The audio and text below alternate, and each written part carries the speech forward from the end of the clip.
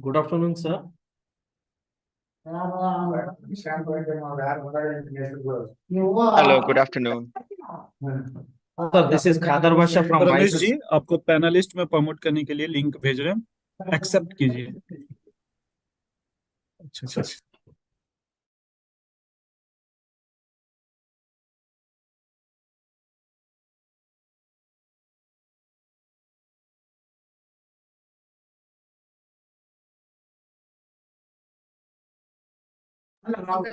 Ramesh Sam, sir, kindly accept the link that we are sending you to promote. We are trying to promote you on panelist, so accept it, please.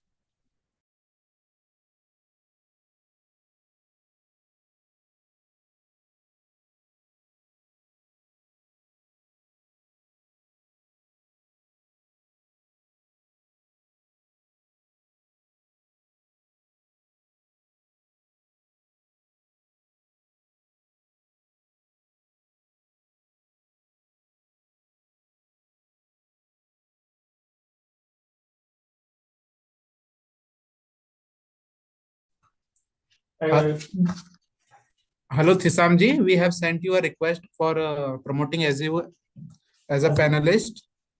Can you accept that request?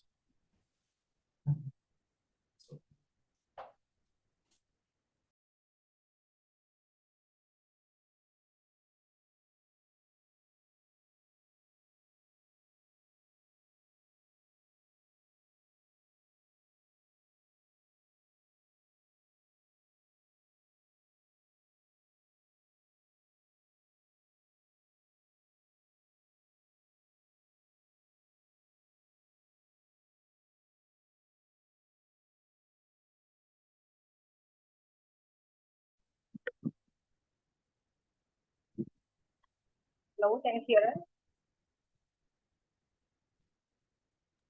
Hi, yes, we can hear you. Yeah, sorry. Hello, good afternoon. Yeah. We will start.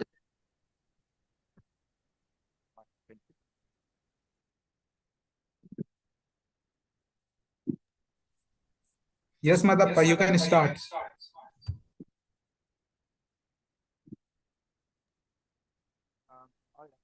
Good afternoon, everybody. A warm welcome to our session 2 of today. We've had some very interesting conversations over the past couple of days, hearing stories from communities across the country and some outside the country as well. Today, for this particular session, we will be talking about the struggles of commoning, where we have stories coming in from Karnataka, we have some stories coming in from Andhra Pradesh, we have some stories coming in from Tamil Nadu, we also have some stories coming in from Rajasthan. We are very excited to be hearing from all of them, to hear from their experiences about how they've been able to manage the whole idea of commons and asserting their rights over these things, and how it's been beneficial to the communities and the larger landscape itself. So I will be speaking in English. I can also speak Kannada. So I think I will switch between the two languages. We also have some of our team members here who can translate it to Hindi and Kannada as well. So a request to all the participants, y'all can talk about your experiences. We'll have somebody from your team translate it from the language that the participants are speaking from. And then we can have a short question and answer session towards the end of the session today. So ಎಲ್ರಿಗೂ ನಮಸ್ಕಾರ. ಇವತ್ತು ಮಧ್ಯಾಹ್ನ session day 3 of community conference ಮಧ್ಯಾಹ್ನ ಸೆಷನ್ಗೆ ಎಲ್ರಿಗೂ ಸ್ವಾಗತ. So ನನ್ನ ಕನ್ನಡ ಸ್ವಲ್ಪನೇ English ಬಂದ್ಬಿಡುತ್ತೆ ಮಧ್ಯದಲ್ಲಿ, ಆದರೂ ಮ್ಯಾನೇಜ್ ಮಾಡ್ತೀನಿ. ಸೊ ಇವತ್ತಿನ ಸೆಷನ್ ನಾವು ಸ್ಟ್ರಗಲ್ಸ್ ಆಫ್ ಕಾಮನಿಂಗ್ ಅದ್ರ ಬಗ್ಗೆ ರಾಜಸ್ಥಾನ್, ಆಂಧ್ರ ಪ್ರದೇಶ್ ಮತ್ತು ಕರ್ನಾಟಕ ಮತ್ತೆ ತಮಿಳುನಾಡು ಈ 4 ಸ್ಟೇಟ್ಗಳಿಂದ ಸ್ಟೋರೀಸ್ ಬಂದಿದೆ. ಸೊ ಅವ್ರ ಎಕ್ಸ್ಪೀರಿಯನ್ಸಸ್, ಅವ್ರ ಸ್ಟೋರೀಸ್ ನ ಶೇರ್ ಮಾಡ್ಕೋತಾರೆ. ಸೊ ಅದ್ರ ಬಗ್ಗೆ ಕೇಳೋಣ. So I think we have a small video clipping that we want to share with everybody. ನಮ್ಮ ಕಡೆಯಿಂದ ಒಂದು ಸಣ್ಣ ವಿಡಿಯೋ ಇದೆ about the past 2 days of the sessions. ಕಳೆದ 2 ದಿವಸ ನಮ್ಮ ಕಾನ್ಫರೆನ್ಸ್ ಹೆಂಗ್ ನಡೆದಿದೆ ಅಂತ. So it's just a small glimpse.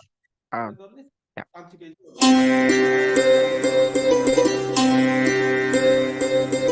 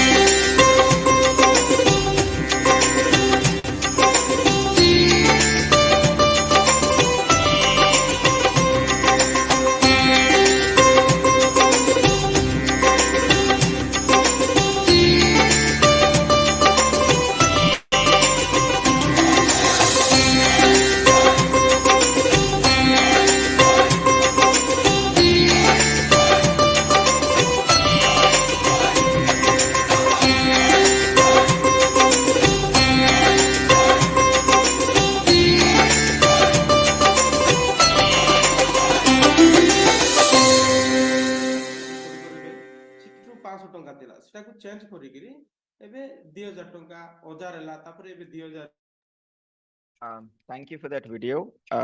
Yeah, so that's just a glimpse of what we've seen yesterday, different stories, different themes, and some very interesting anecdotes from different parts of the country and outside as well. So I am sure we will have similar sessions today as well. So great to see everybody be here. So ಅದೇ ಆ video ತೋರಿಸಿದ್ದು ನಿನ್ನೆ ಬೇರೆ ಬೇರೆ ತರದ sessions ಬೇರೆ ಬೇರೆ topics ಇತ್ತು ಅದ್ರ ಬಗ್ಗೆ ನಡೆದಿದೆ ಯಾವ ತರದ ಫೀಡ್ಬ್ಯಾಕ್ಸ್ ಬಂದಿದೆ ಮತ್ತೆ ಜನರಿಗೆ ಏನ್ ಅನ್ಸಿದೆ ಅಂತ ಶೇರ್ ಮಾಡಿದ್ದಾರೆ. ಸೊ ಇವತ್ತು ಅದೇ ತರ ಇನ್ಫಾರ್ಮೇಟಿವ್ ಆಗಿರುತ್ತೆ ಅಂತ ಅನ್ಕೋತೀನಿ. So without any further delay, I will just introduce what we have planned for today. So we have around 5 presentations where we will have Ebziba. I hope I'm pronouncing your name right.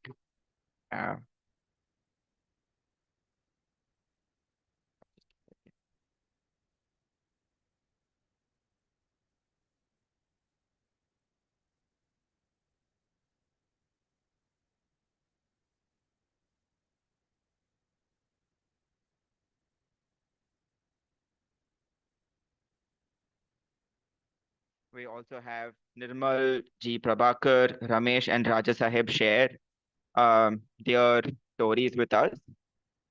So I will hand it over to our first presenter today so that we can get started with the session.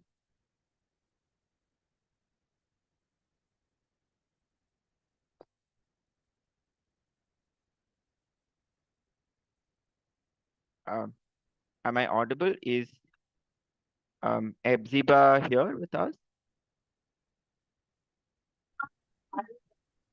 ଆମେ କହିବା ପାଇଁ You're not audible. ଏବେ ଯୋଉ stand ଯୋଉଟା କି ଆମେ collector ପାଖରେ ଯାଇକିରି ଆମେ ତାଙ୍କୁ ଆଗରେ ଯୋଉ ଆମ ଯୋଉ ଗ୍ରିଭେନ୍ସ କହିଛୁ ତାପରେ ଆମ ଏରିଆ ବି ଜାଗାରେ କିଛି ନାଲକୋ ଜାଗା ପାଇଁ ଲାଗିଛି ସେଥିପାଇଁ ଯୋଉ ପଟ୍ଟାଟା ମିଳି ପାରୁନଥିଲା ସେଥିପାଇଁ ତାପରେ ବହୁତ ଜାଗାରେ ଗ୍ରିଭେନ୍ସ ଦେଲା ପରେ ତାପରେ କଲେକ୍ଟର ସାର୍ ଯୋଉ ଗ୍ରିଭେନ୍ସ 2-3 ଥର ଦେଲା ପରେ ତାପରେ ଆମେ ପଟ୍ଟା ପାଇଛୁ ଆଉ ଯୋଉ ଆମର ଯୋଉ କୋରାପୁଟରେ ତ ଆପଣ ମାନେ ଜାଣିଥିବେ ଯୋଉ ଶିକାର ଯୋଉ ଚୈତି ଟ୍ରାଇବ ରେ ଆମେ ଶିକାର Madhapa, is something playing in your background? ସେଇଟା ମାନେ ଆମେ ସେଟାକୁ ବନ୍ଦ କରିଛୁ ସେଟା 4 ବର୍ଷ ହେଲାଣି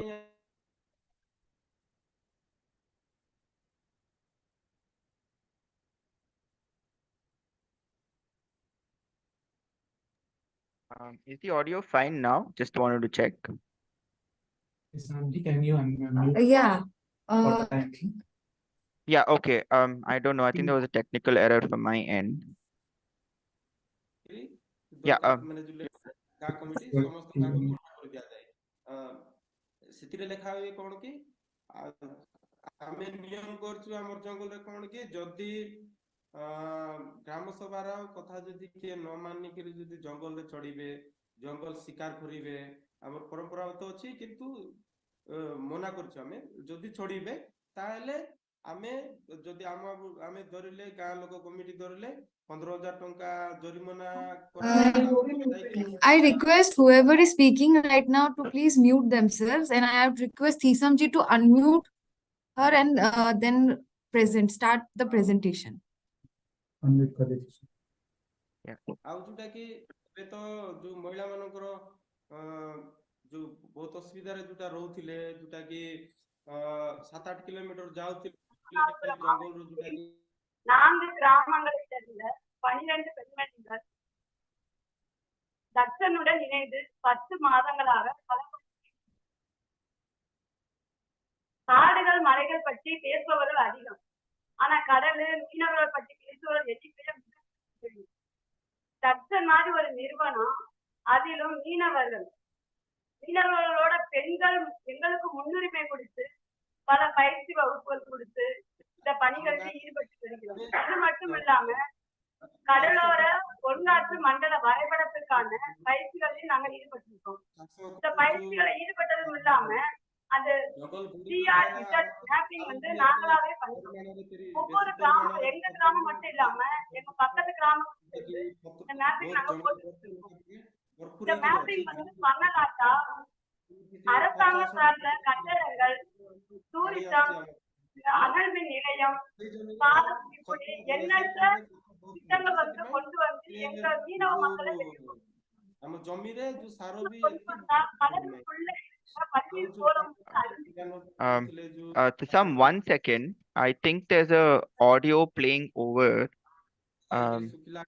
Debelina, can you just help me out with what's happening with the tech side? Yeah, we are also figuring it out. I'll just let you know in 2 minutes. Yeah, Tisam, I'm so sorry. Can you give us 2 minutes? I think there's some issue with the technical thing. Really sorry about that. Yeah, okay. Thank you. Just give us 2 minutes.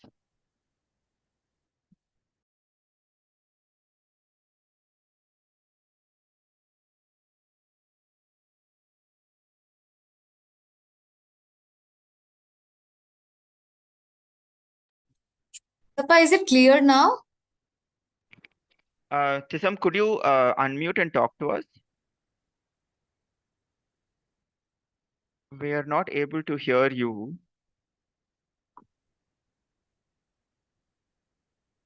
No. Debelina, is it just me or are they audible?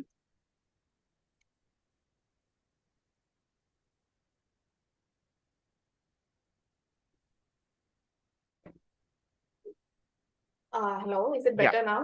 Yeah, it's better now. Yeah, we can hear you. Hello. Yeah, can you hear us? Yeah, I can hear you. Is Okay, it better? great. Yes, it's better now. Yeah. Yeah, so we'll start from the beginning, sir. Yes, that sounds great. Can we have the presentations? வணக்கம், என் பேர் முத்துலட்சுமி. இந்தியாவின் கடைக்கோடி மாநிலமான தமிழ்நாட்டின் கடைசி புள்ளியில் இருக்கும் ராமநாதபுரம் மாவட்டத்தில் 4 கிராமங்களைச் சேர்ந்த மீனவ பெண்மணிகள் 12 மீனவ பெண்மணிகள் தக்சனுடன் இணைந்து 10 மாதங்களா பணியாற்றி வருகிறோம். தக்சன் கொடுத்த பல பட்டறைகள் பயிற்சி வகுப்புகளில் நாங்க கலந்துருக்கிறோம். கலந்துகிட்டது மட்டும் இல்லாம கடற்கரை ஒழுங்காற்று மண்டல வரைபடத்திற்கான பயிற்சி வகுப்புல நாங்க ஈடுபட்டு எங்க கிராமங்களுக்கான மேப்பிங் வந்து நாங்க பண்ணிக்கிட்டு இருக்கிறோம்.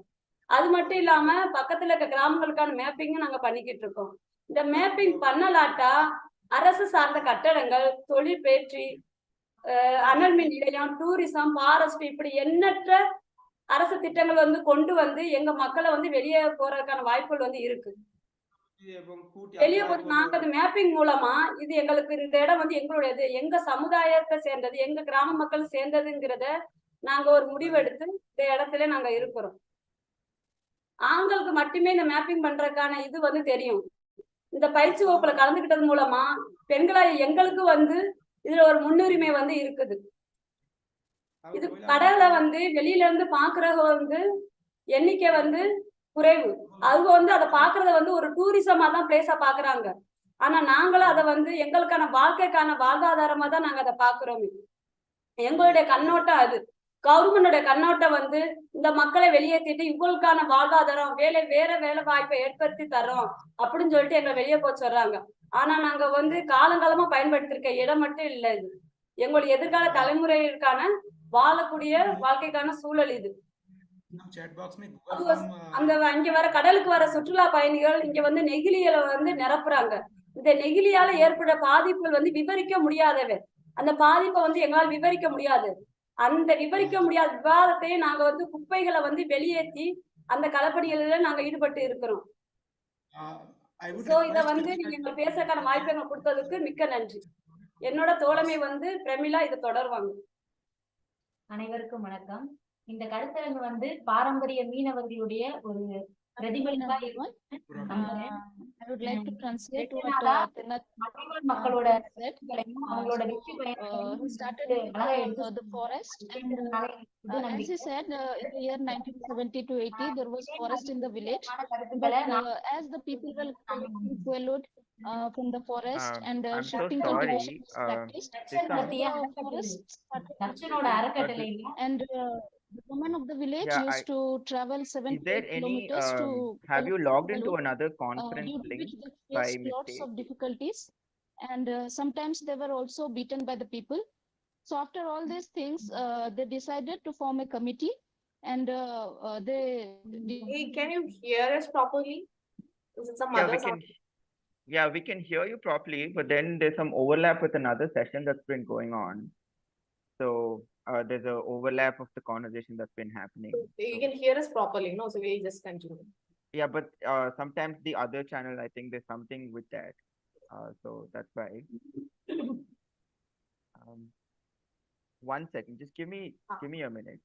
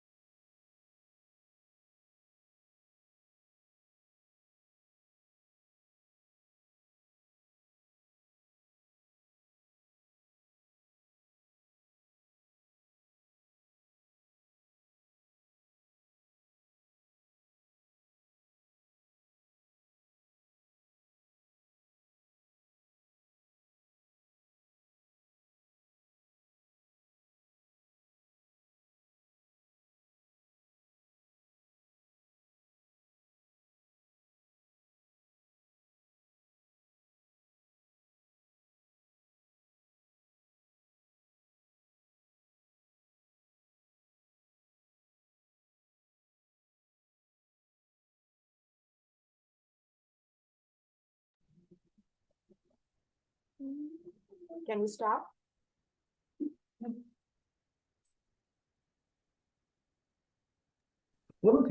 Yes, ma'am, you can start it now. Okay, thank you. வணக்கம். இந்த கருத்தரங்கு பாரம்பரிய மீனவர்களோட ஒரு பிரதிபலிப்பா இருக்கும்னு நான் நம்புறேன். இந்த 2 நாளா நீங்க நடத்திய உங்க கருத்துக்களை பகிர்ந்துகிட்ட மலைவாழ் மக்களோட கருத்துக்களும் அவங்களோட வெற்றி பயணங்களும் எங்களுக்கு ஒரு முன்மாதிரியா இருந்துச்சு. கண்டிப்பா அடுத்த கருத்தரங்குல எங்களோட வெற்றிகளையும் நாங்க பதிவு செய்வோம்னு நாங்க நம்புறோம். தக்ஷன் அறக்கட்டளை நடத்திய தலைமைவாதிகளுக்கான பயிற்சி அரங்குல மீனவ கிராமத்தை சேர்ந்த ஒரு 12 பெண்கள் நாங்க கலந்திருக்கோம். இந்த 12 பேருமே வெவ்வேறு கிராமத்தை சேர்ந்த வெவ்வேறு கால சூழ்நிலையில் வாழக்கூடிய வெவ்வேறு குடும்பத்தை சேர்ந்த பெண்மணிகள். இவங்க எல்லாருமே தங்களோட மீனவ மக்களோட வாழ்க்கை முறையையும் அவங்களோட வாழ்வாதாரத்தையும் அவங்களோட பிரச்சனைகளையும் கவிதையாகவும் கதையாகவும் கட்டுரையாகவும் கவிதைகள் கூறும் புகைப்பட வடிவிலும் வெளியில எடுத்து சொல்றதுக்கான எல்லா பயிற்சிகளையும் தக்ஷன் அறக்கட்டளை மூலமா எங்களுக்கு வழங்கப்பட்டுச்சு. அந்த பயிற்சிகள்ல ஒண்ணுதான் சிஆர்செட் மேப்பிங். இந்த மேப்பிங், இந்த நோட்டிபிகேஷனை பத்தி எங்களுக்கு பயிற்சி வகுப்புகள் எடுக்கப்பட்டுச்சு. சிஆர்செட் மேப்பானது மத்திய அரசோட மேப். இந்த மேப் வந்து கரையோர மீனவ கிராமங்களோட ஒட்டி இந்த மேப் வெளியிட்டாங்க. இந்த மேப்ல கடற்கரையோரத்துல இருக்க நிறைய கிராமங்களோட பேரு விடுபட்டு இருந்துச்சு. இந்த விடுபட்ட கிராமங்களோட பேர்களையும் பதிவு செய்யப்பட்ட கிராமங்கள்ல விடுபட்ட பகுதிகளையும் இணைக்கிறதுக்காக எங்க கிராமங்கள் மட்டும் இல்லாம சுற்றி இருக்க அனைத்து கிராமங்கள்ல இருந்தும் நாங்க வேலை பார்த்துக்கிட்டு இருக்கோம். எங்களோட கிராம தலைவர்களையும் எங்க ஊராட்சி மன்ற தலைவர்களையும் ஒன்று சேர்த்து கிராமத்துல ஒரு நடைபயணம் மேற்கொண்டு எந்தெந்த பகுதிகள் விட்டு போயிருக்கோ அந்த இடங்களையும் பதிவு செய்யப்படாத பெயரிடப்படாத பல இடங்களையும் சேர்த்து எங்களோட மேப்ல நாங்க குறியிட்டு அத பதிவு செய்யறதுக்கான வழிமுறையில நாங்க ஈடுபட்டிருக்கோம். மாவட்ட ஆட்சியர் அலுவலகத்திற்கு சென்று அதற்கான ஒப்புதலையும் நாங்க பெறுவதற்கான முயற்சியில நாங்க ஈடுபட்டிருக்கோம். இது எல்லாமே எங்களோட பொதுவெளிகளை நாங்க பாதுகாக்கிறதுக்கும் அதை கண்டறியறதுக்குமான ஒரு வழிமுறையா தான் இருந்திருக்கு. இது எங்க கிராமம் மட்டும் இல்லாம சுற்றி இருக்கிற எல்லா மீனவ கிராமங்களையும் சென்றடையணும்னு அந்த ஊர் தலைவர்களையும் கூப்பிட்டு எல்லார்கிட்டையும் சிஆர்செட் மேப்பிங் பத்தின விழிப்புணர்வை ஏற்படுத்தியிருக்கோம். அது எங்களோட கருத்துக்களை அவங்க முன்னில் வச்சு அவங்க கிராமத்திற்கான மேப்பிங்க அவங்களே செய்யறாங்க. அதுக்கு தக்ஷன் உதவியா இருக்கு. அடுத்தது சொல்லணும்னா பொதுவெளிகளை அதிகமா பாதிக்கிற இன்னொரு விஷயம் நெகிழிதான். பிளாஸ்டிக்ங்கிறது கடற்கரையை மட்டும் இல்லாம கடையோர நிலங்களை மட்டும் இல்லாம கடலையும் அதிகமாகவே பாதிக்குது. ஒரு வளத்தோட உணவு சங்கிலியவே அதை அழிக்கிற அளவுக்கு அந்த பிளாஸ்டிக்கோட எஃபெக்ட் இருக்கு. நாங்க அதை சுத்தப்படுத்துறதுக்கான எல்லா வேலையையும் நாங்க பார்த்துக்கிட்டு இருக்கோம். பீச் கிளீனிங் ஒவ்வொரு மாசமும் தக்ஷனோட தக்ஷன் அறக்கட்டளையால நடத்தப்பட்டு வருது. அரசாங்கம் வந்து சமூகம் சார்ந்த இடங்களை ஒரு திட்டத்தை நிறைவேற்றதுக்கான ஒரு இடமா மட்டும்தான் பார்க்கிறாங்க. அந்த சமூகம் சார்ந்த மக்களுக்கு வந்து அது ஒரு வாழ்வாதாரத்தை உருவாக்கிக்கிற இடம். அந்த இடத்தை பொறுத்துதான் அந்த மக்களோட வாழ்வாதாரம் இருக்கும், அவங்களோட பயன்பாடு இருக்கும். அதனால சுற்றுலா பயணிகள் வந்து அந்த இடத்த அவங்கள ஒரு காட்சி பொருளா ஒரு சந்தோஷத்தை கொடுக்குற இடமா மட்டும்தான் பாக்குறாங்க. அதை அவங்க பாதுகாக்கணுங்கிற கொள்கையையும் நாங்க விழிப்புணர்வா ஏற்படுத்திக்கிட்டு இருக்கோம். நெகிழியோட தாக்கத்தை கம்மி பண்ணுங்கிறதுக்காக நாங்க விழிப்புணர்வு நடத்திக்கிட்டு இருக்கோம். தேங்க்யூ. Thanks to all. இந்த வாய்ப்பை கொடுத்ததுக்கு நன்றி.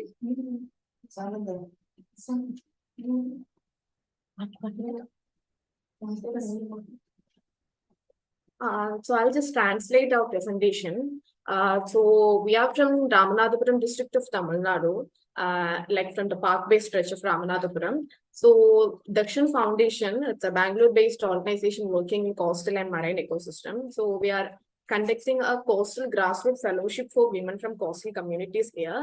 So we have 12 women joined with us today, and they are working with us for like a 1-year program. So our fellows, they have been working with relation to commons and commons mapping in mainly four coastal villages in this area. So they were really sharing the process in which they are getting to know about this idea and how they are spreading the knowledge that they have received.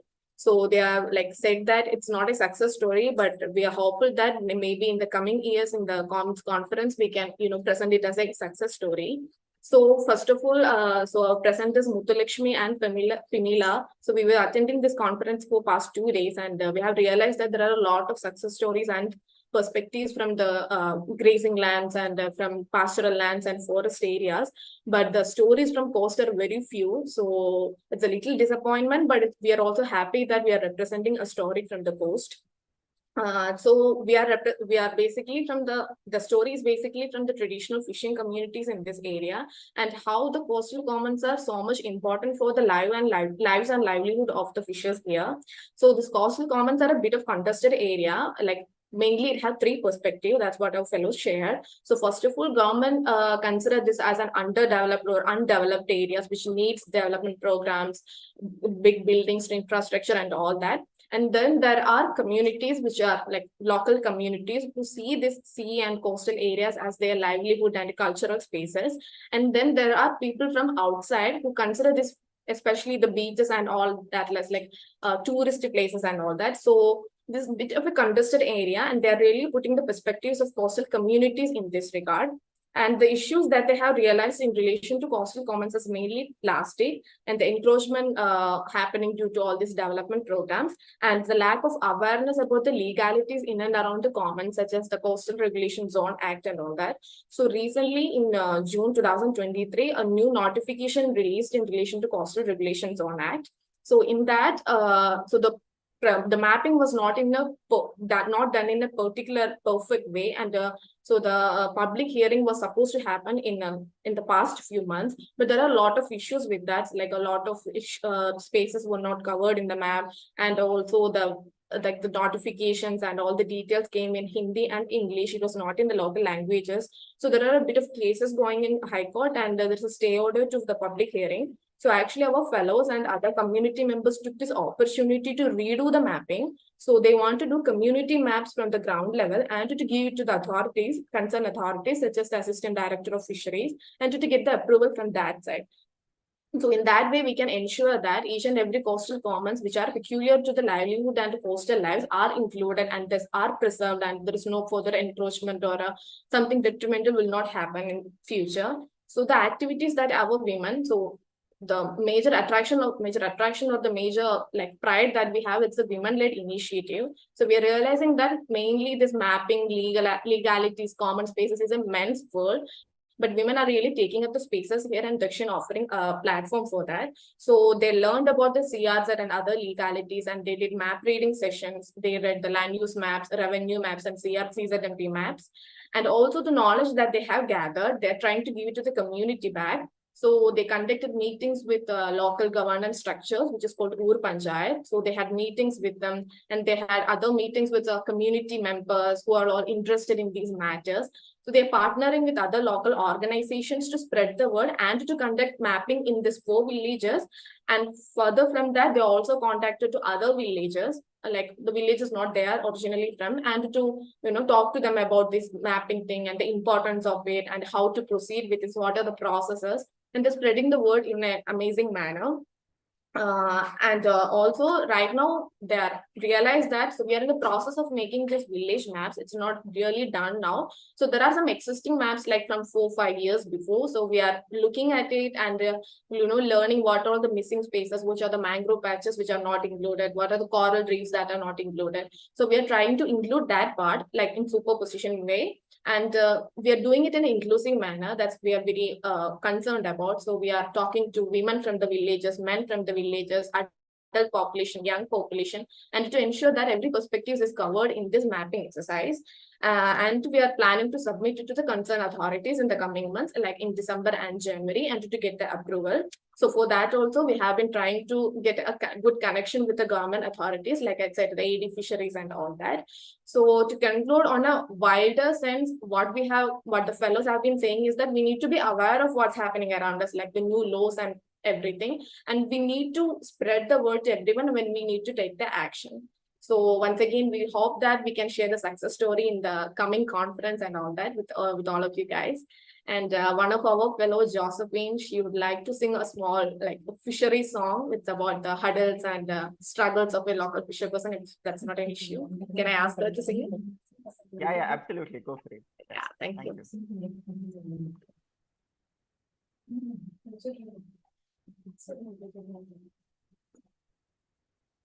Is it okay if I just quickly translate what you said before we do the song? Yeah. So I will ನಾನು ಕನ್ನಡದಲ್ಲಿ ಹೇಳ್ತೀನಿ ಇವ್ರು share ಮಾಡಿರೋ ಸ್ಟೋರಿನ. So ಇವ್ರು Ramanathapuram Tamil Nadu coastal ಕಡೆಯಿಂದ ಕರಾವಳಿ ಅಂತ ಕರಿತೀವಲ್ವಾ ನಮ್ ಕರ್ನಾಟಕ ಕಡೆ, ಆ ತರ ಜಾಗದಿಂದ ಅವ್ರ ಸ್ಟೋರಿ ಹೇಳ್ತಾ ಇದ್ದಾರೆ. ಸೊ ಅವ್ರು ಹೇಳ್ತಾ ಇದ್ದಿದ್ದು ಏನಂದ್ರೆ, ಅವ್ರು ಕೆಲಸ ಮಾಡ್ತಿರೋ ಆರ್ಗನೈಸೇಷನ್ಸ್ ಜೊತೆ ಅಲ್ಲಿ ಕಮ್ಯುನಿಟಿ ಫೆಲೋಶಿಪ್ ಅಂತ ಒಂದು ಪ್ರೋಗ್ರಾಮ್ ಇಟ್ಕೊಂಡು ಅದರಲ್ಲಿ ಅಲ್ಲಿರೋ local Fisher men, Fisher women, I think ಇಲ್ಲಿ ವಿಮೆನ್ ಜಾಸ್ತಿ ಪಾರ್ಟಿಸಿಪೇಟ್ ಮಾಡ್ತಾ ಇದ್ದಾರೆ. ಇಟ್ಸ್ ಅ 1 year ಫೆಲೋಶಿಪ್ ತರ ಇಟ್ಟು, ಸೊ ಅಲ್ಲಿ ಯಾವ್ದು ಕೋಸ್ಟಲ್ ರೆಗ್ಯುಲೇಷನ್ಸ್ ಇರ್ಬೋದು, ಅದ್ರ ಲೈವ್ಲಿಹುಡ್ ಪ್ರಕಾರ ಇರ್ಬೋದು, ಅದ್ರ ಬಗ್ಗೆ ಎಲ್ಲ ಜಾಸ್ತಿ ತಿಳ್ಕೊತಾ ಇದ್ದಾರೆ. ಸೊ ಇದನ್ನ ಅವರು ಬ್ಯಾಕ್ ಗ್ರೌಂಡ್ ಆಗಿ ಇಟ್ಕೊಂಡು ಅಲ್ಲಿನ ಕರೆಂಟ್ ಆಗಿ ಯಾವ ತರದ ಪ್ರಾಬ್ಲಮ್ಸ್ ಆಗ್ತಾ ಇದೆ, ಸೊ ಡೆವಲಪ್ಮೆಂಟ್ ಇಂದ ಏನಾದ್ರು ಪ್ರಾಬ್ಲಮ್ಸ್ ಆಗ್ತಾ ಇದೆಯಾ, ಮತ್ತೆ ಅವ್ರು ಹೇಳ್ತಾ ಇದ್ರು. ಸೊ ಈ ಕೋಸ್ಟಲ್ ರೆಗ್ಯುಲೇಷನ್ ಝೋನ್ಸ್ CRZ ಅಂತ ಬರುತ್ತೆ, ಸೊ ಅದಿರ್ಬೋದು. ಇವಾಗ ನಮ್ ಗ್ರಾಸ್ಲ್ಯಾಂಡ್ಸ್ ಕಡೆ ಎಲ್ಲ ಮ್ಯಾಪ್ಸ್ ಎಲ್ಲ ಈಸಿಯಾಗಿ ಅವೈಲಬಿಲಿಟಿ ಇರ್ಬೋದು, ಆದ್ರೆ ಕೋಸ್ಟಲ್ಗೆ ಬಂದಾಗ ಸ್ವಲ್ಪ ಅದು ಗವರ್ಮೆಂಟ್ ಕಡೆಯಿಂದನೂ ಆಗಿರ್ಬೋದು, ಜನರಲಿ ಆರ್ಗನೈಸೇಷನ್ಸ್ ಕಡೆಯಿಂದನೂ ಅಷ್ಟೊಂದು ಫೋಕಸ್ ಆಗಿ ಮಾಡಿರಲ್ಲ. ಸೊ ಅವ್ರ ಐಡಿಯಾ ಏನಂದ್ರೆ to bring it to the limelight, ಅಂದ್ರೆ ಆ ಕೋಸ್ಟಲ್ ಕಾಮನ್ಸ್ ಇಂಪಾರ್ಟೆಂಟ್ ಇರುತ್ತೆ, ಕೋಸ್ಟಲ್ ಲೈವ್ಲಿಹುಡ್ಸ್ ತುಂಬಾ ಇಂಪಾರ್ಟೆಂಟ್ ಇರುತ್ತೆ. ಸೊ ಅದನ್ನ ಮೇನ್ ಸ್ಟ್ರೀಮಿಗೆ ತರಕ್ಕೆ ಅವ್ರ ಕಡೆಯಿಂದ ಪ್ರಯತ್ನ ಮಾಡ್ತಾ ಇದ್ದಾರೆ.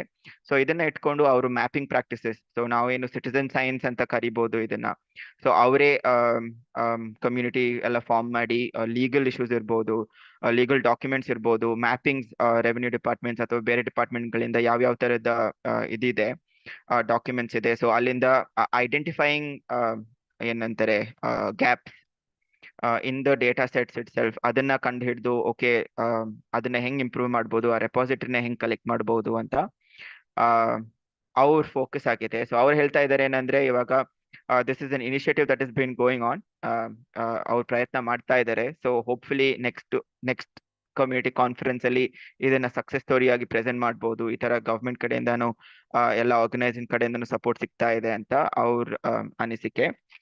But yeah, that's a very short brief of what they were saying. ಅದೊಂದು ಸಣ್ಣ translation for the people who speak ಕನ್ನಡದಲ್ಲಿ ಮಾತಾಡೋರಿಗೆ. ಅಂಡ್ ಅವ್ರು ಇವಾಗ ಅವ್ರ ಕಡೆಯಿಂದ ಒಬ್ರು ಒಂದು ಫೋಕ್ ಸಾಂಗ್ ನ ಸಿಂಗ್ ಮಾಡ್ತಾರೆ. ಸೊ ಓವರ್ ಟು ಯು ತಿಸಾಮ್. Thank you.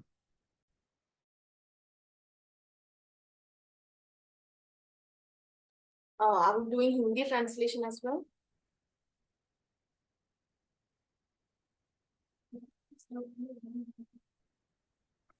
We can have the song and then maybe we can come back to it. Yeah.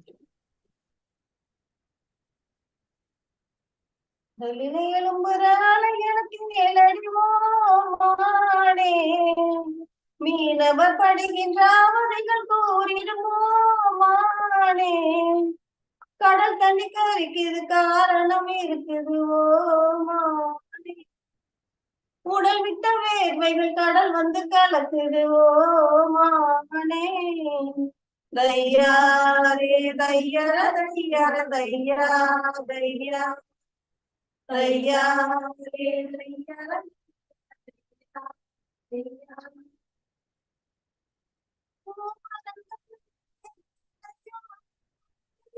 காய்க்குது பாய் மறந்தா நாங்க கொண்ட பட்டினிய தீர்க்குது, பிள்ளை குட்டி எங்களுக்கு பாசவளை வீசுது, எங்க சனம் மீன் பிடிக்க ஈரவளை வீசுது, ஊரை நம்பி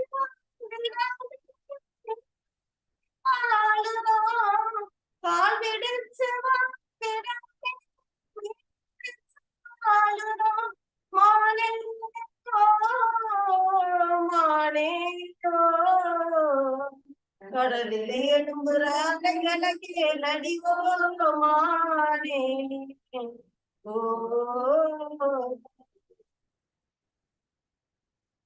தையாரே தையர தையர தையா தையா தையாரே தையர தையர தையா தையா.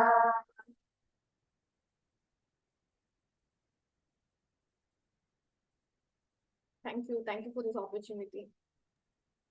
Thank you. If you could just very quickly maybe like translate that for us in English. Sorry? If it's possible, could you just translate that song for us? what's the essence of the song? So the essence is about how the fisher people are dependent on the sea, not on the land like most of the people, and what are the challenges and uncertainties that is bringing forth. That's the essence.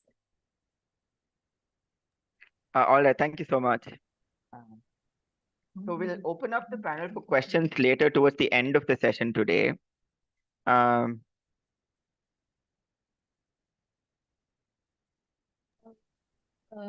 Can I ask a question now? Oh, okay, a quick one is possible. Yeah. நான் தமிழ்ல தான் கேக்குறேம்மா. எல்லாருக்கும் வணக்கம். என் பேர் ராணி. நான் FS இந்த சம்ஸ்தால நான் வேலை பண்றேன். இப்போ நீங்க எல்லாம் சொல்லிருக்கீங்க இல்லையா, இது நீங்க எதை பண்ணும்போது இது எல்லாமே வந்து பொருளாதாரமா பார்க்காம ஒரு டூரிசமா பாக்குறாங்கன்னு சொல்லி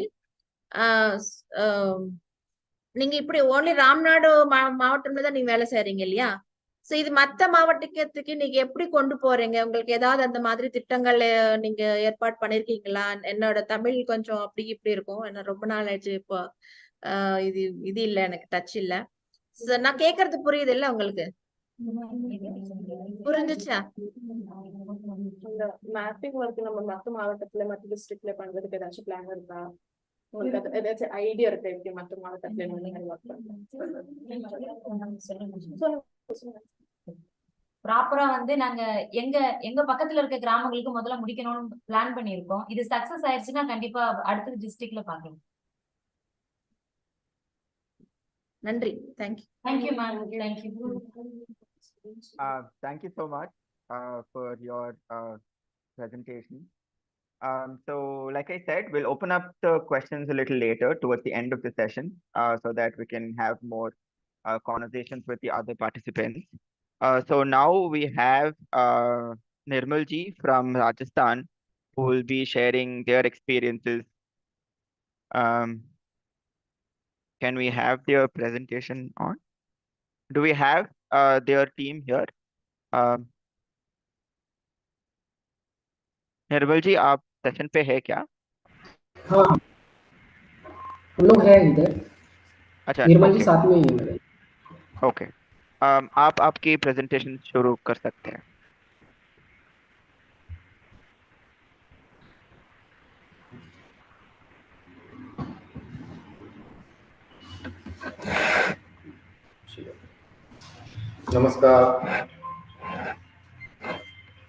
नमस्कार सर, राम राम सर। मैं गांव नांदवा से निर्मल जी बोल रहा हूँ। चारागाह विकास समिति नांदवा। हमने समिति संगठन किया 2017 में। आसपास के गांवों में जाकर देखा तो अच्छा चल रहा है, तो मैं गांव में बैठकर हमने समिति संगठन किया, 2017 में किया। और गांव में हमने चेक डैम भी बनाए थे, ट्रेन से भी बनाए और एडीएम भी बनाया। थोड़े दिन बाद में आचार संहिता लग गई। चार दीवारी का काम चालू करने के लिए हमने काम शुरू करने की बात की। गांव में अकेटे भी हुए और गांव में 4-5 बार हमने अकेटे करवाए और गांव का संगठन चालू करवाया। और चार दीवारी की बात चली और आचार संहिता लग गई तो गांव वालों ने, बहुत सारे आदमियों ने वहाँ कब्जा भी कर दिया और जैसे जैसे पत्थर लगवा दिए। तो गांव में हमने हमारी समिति के सभी भाई आए और गांव में बैठकर 2-4 दिन शाम को इकट्ठे हो समिति बनाते और सुबह वापस पत्थर लगवा देते हैं। जिससे हमारे को बहुत तकलीफ पड़ी और गांव वालों ने समझाया, ताकि चार दीवारी हमने चालू करवाई और वो चार दीवारी अभी चल रहा है। और दूसरे डांगरी गाँव में जाकर हमने सभी गाँव में देखा तो काम अच्छा चल रहा है। समिति ने हमारे को बहुत समर्थन किया है और चार दीवारी हमारी चल रही है और अधूरा काम है वो भी हो रहा है। अभी तक काम चल रहा है और गांव में बहुत सारे लोग इसको बंद करवाने के लिए भी बोला थे, पर गांव की समिति संगठन बहुत अच्छा चल रहा है, इसलिए हमारा काम अच्छा हो रहा है। ये समिति बहुत अच्छी चल रही है और 4 दीवारी अभी चल रही है।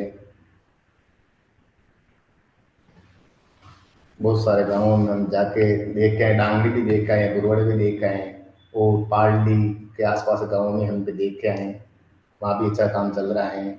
इसीलिए हम एक दूसरे गांव से देख करके हमने 4 दीवारी चालू की और हमारे गांव वालों ने समझाया कि हमारे गांव में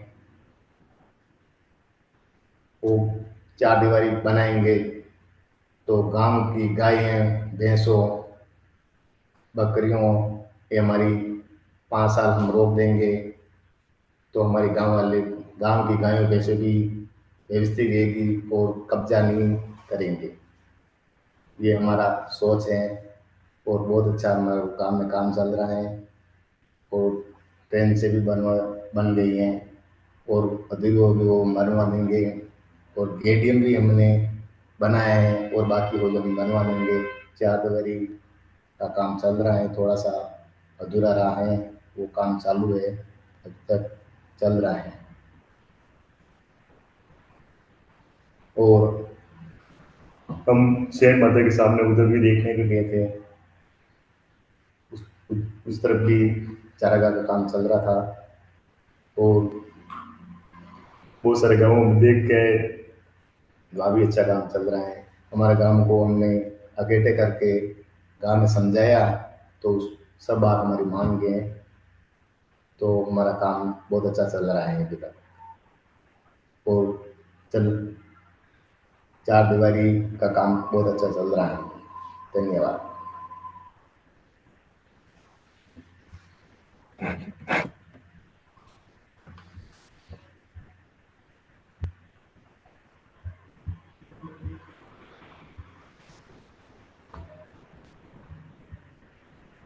Do you need any translation for this? Yeah, if you could translate it to English, that would be great. Yeah, I'm sure. Thank you. So, like we have Nirmal ji. He's from the village called Nandwa. It is just located in Devgarh block, nearby to the Devgarh. So actually, the story is all about the how they, with the community participation, how they safeguarded the common land in the times of code of conduct.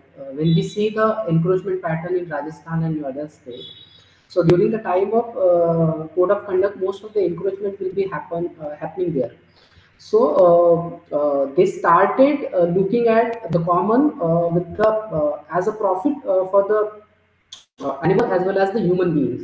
So initially, when they want to start the stone wall there, some of the influential people of the villages they came there and they stopped the work whatever is going on there.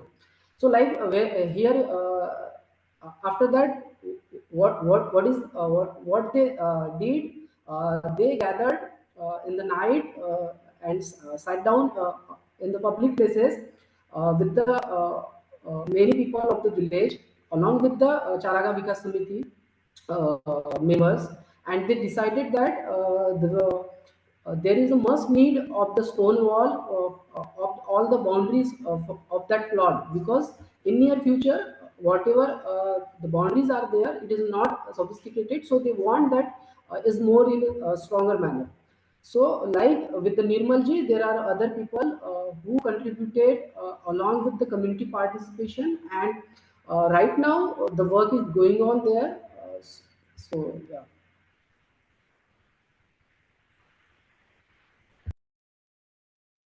Right. Okay. Thank you so much. I will ಇದು ಕನ್ನಡದಲ್ಲಿ ಹೇಳ್ಬೇಕಂದ್ರೆ ಈ story Nirmal G ಅವರು share ಮಾಡ್ತಾ ಇರೋದು ರಾಜಸ್ಥಾನ್ ಇಂದ. So usually Commons ಪ್ರೊಟೆಕ್ಷನ್ಗೆ ಮತ್ತೆ Commons related issue ಅಂತ ನೋಡಿದಾಗ ಕೋಡ್ ಆಫ್ ಕಾಂಡಕ್ಟ್ ಟೈಮ್ ಅಲ್ಲಿ ಜಾಸ್ತಿ ಒತ್ತುವರಿ ಆಗ್ತದೆ. ಸೊ ಅದನ್ನ ಒತ್ತುವರಿ ಮಾಡೋದು, ಲ್ಯಾಂಡ್ ಅಕೋ ಚೇಂಜ್ ಆಗೋದು ಆ ಟೈಮಲ್ಲಿ ಈಸಿ ಆಗ್ತಾ ಇತ್ತು ಅಂತ ಹೇಳ್ತಾ ಇದ್ದಾರೆ. So so I'm just clarifying here. So it means that during code of conduct is when the commons are at risk, right? Is that what I picked up? Yeah, okay. So ಅದೇ ಟೈಮ್ಗೆ ಹೆಂಗ್ protect ಮಾಡ್ಬೋದು ಈ code of conduct ಇದ್ರೂನು. So ಅಲ್ಲಿರೋ community ಎಲ್ಲ ಜೊತೆ ಬಂದು so Commons ಇರೋ ಅಲ್ಲಿ ಬಾರ್ಡರ್ಸ್ ಅಂತ ಏನಿರುತ್ತೆ ಫೆನ್ಸಿಂಗ್ ಆ ತರ ಅದನ್ನ ಸ್ಟ್ರೆಂಥನ್ ಮಾಡ್ತಾ ಇದ್ದಾರೆ ಇವಾಗ. ಸೊ ಅವರು ಆಕ್ಟಿವ್ ಆಗಿ ಕೋಡ್ ಆಫ್ ಕಾಂಡಕ್ಟ್ ಇದ್ರೂನು ಇಲೆಕ್ಷನ್ ಟೈಮ್ಸ್ ಇರ್ಬೋದು ಅಥವಾ ಯಾವುದೇ ಈ ತರ ರೆಸ್ಟ್ರಿಕ್ಷನ್ಸ್ ಅಂತ ಬಂದಾಗ ಜಾಸ್ತಿ ಕೇರ್ಫುಲ್ ಆಗಿರ್ತಾರೆ. ಮತ್ತೆ ಆ ಫೆನ್ಸಿಂಗ್ ಅಂತ ಏನ್ ಬರುತ್ತೆ ಅದನ್ನ ಸ್ಟ್ರೆಂಥನ್ ಮಾಡ್ತಾ ಎಲ್ಲ ವಿಲೇಜ್ ಇನ್ಸ್ಟಿಟ್ಯೂಷನ್ಸ್ ಅಲ್ಲಿನ ಜನ ಎಲ್ಲ ಸೇರಿ ಈ ಡಿಸಿಷನ್ಸ್ ತಗೋತಾ ಇದ್ದಾರೆ ಅಂತ ಪ್ರೆಸೆಂಟ್ ಮಾಡಿದ್ದಾರೆ. I C one hand up. Gangamani, could you let us know, is it a question that you have for the participant?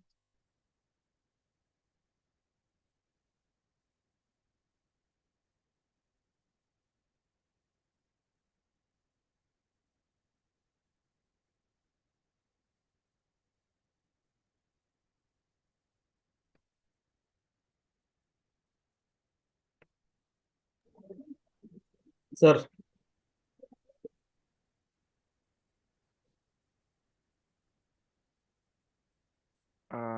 Okay. Yeah, Nagraj, Nagraj, you have a question?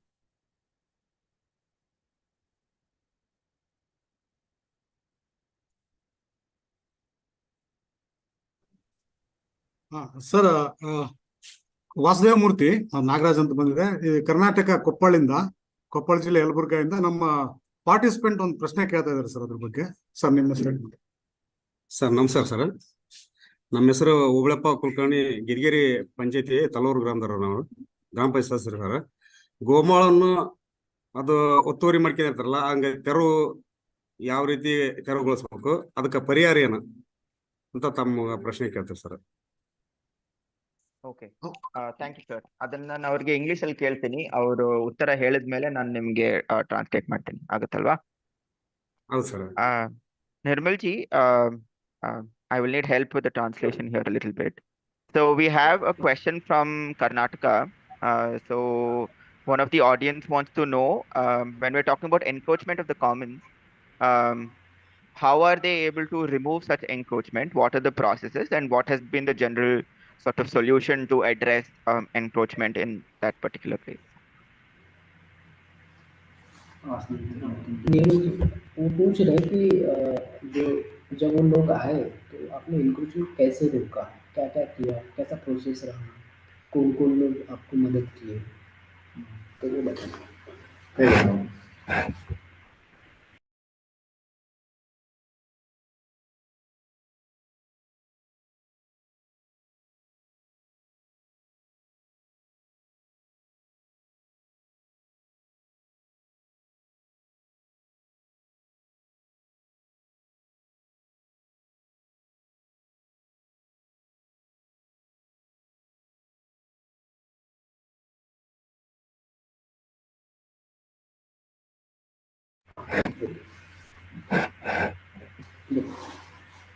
आचार संहिता में गांव वालों ने जमीन को कब्जा किया. इसमें हमने गांव में संगठन करके इकट्ठे होकर के चारागाह गए, तो चारागाह गए और गांव वाले हमारे साथ में आए और समिति वाले भी हम साथ में गए और उस तहसील वाला कोई विवाद निकलवाया और गांव वाला ने बैठ के समझाया सभी को कि ऐसे मत करो, अपनी गायों भैंसों बकरियों ऊँट सब कहाँ जाएंगे, इसलिए उसको सबको समझा के उसको कब्जा एक कर दिया और चारागाह में हमारा काम का कब्जा रखा. उसको समझा के एक तरफ उसको मकान बनाने की जमीन दिया हमने और चारागाह की जमीन को हमने बचाया. और काम को सुबह जाते 1-2 दिन और चला था काम, तो बाद में उसको सभी कोई नहीं समझ रहा, उसको भी हमने समझाया गाँव वालों ने कि ऐसे मत करो. सभी लोग नहीं थे, एक दो आदमी ऐसे काम चालू करवा देते हैं, उसको हमने वापस 2-3 बार समिति वाले भी आए, गांव वाले भी, हमने साथ में रह करके हमारा उसको सब कुछ समझा के रात को समझाया, वो सुबह में कर देते तो शाम को वापस इकट्ठे होकर के उसको सभी को हमने समझाया कि ऐसे मत करो, तुम्हारा गायों के, भैंसों के, बकरियों के, ऊँट के, बैलों के सबके लिए हमारा ये जंगल रह जाएगा, चरेगा। तो इसलिए हमने सबको संगठन करके एक तरफ हमारा गांव का चारा का विकास के पास में जमीन थी, उसको हमने गांव वालों को सभी को जिसको चाहिए मकान की जमीन उसको हमने दिया और सबको एक समिति के साथ में हमने रखा। जय Hind.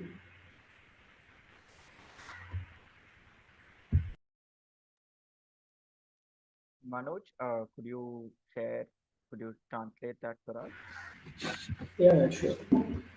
So what the issue is that some of the people of the village wants that plot for the residential use. They want to build the home on that plot. So Nirmal ji and along with all the members of Charaga Vikas Samiti, they discussed the thing with the villagers in the night, along with minimum 4 to 5 meetings they did on that. After the discussion, what is the output is that people, those who are the influential people are not satisfied because they need that plot only. But due to the village participation, community gatherness, after the successful meeting and the help of the panchayat, those a few of the panchayat members, they interact with these people, and finally they save that land, and now they are using that complete land as a common land. Yeah. So it's involved a lot of conversations and back and forth with the people who've been encroaching such lands, right? Okay, great. All right, thank you so much for that. Sir, ನಿಮ್ ಪ್ರಶ್ನೆಗೆ ಉತ್ತರ ಅವ್ರು ಹೇಳ್ತಾ ಇದ್ದಾರೆ ಏನಂದ್ರೆ so ಈ Commons ಏನಿತ್ತು ಅಲ್ಲಿ ಸೊ ಆ ಜಾಗನ ಮನೆ ಕಟ್ಟಕ್ಕೆ ಅಂತ ಜನರು ಒತ್ತುವರಿ ಮಾಡ್ತಾ ಇದ್ರಂತೆ. ಸೊ ಅದನ್ನ ಅವರಿಗೆ ಕನ್ವಿನ್ಸ್ ಮಾಡೋದಕ್ಕೆ ಸ್ವಲ್ಪ ಕಷ್ಟ ಆಗ್ತಾ ಇತ್ತು. ಬಟ್ ಕಾನ್ಸ್ಟೆಂಟ್ ಆಗಿ ವಿಲೇಜ್ ಲೆವೆಲ್ ಅಲ್ಲಿ ಮೀಟಿಂಗ್ ಮಾಡ್ತಾ ಇದ್ರು, ರಾತ್ರಿ ಮೀಟಿಂಗ್ಸ್ ಒಂದು 5-6 ಬಾರಿ ಆಗಿದೆ. ಸೊ ವಿಲೇಜಸ್ ಎಲ್ಲ ಸೇರಿ ಮಾತಾಡಿದ್ದು ಕಾಮನ್ಸ್ ಇಂಪಾರ್ಟೆನ್ಸ್ ಬಗ್ಗೆ. ಮತ್ತೆ ಇದಲ್ದೇನೆ ಅವ್ರ ಜೊತೆ 1-2 ಸತಿ ಮಾತಾಡಿದಾಗ ಅವ್ರು ಬಿಡ್ತಾ ಇರ್ಲಿಲ್ಲ ಅಂತೆ.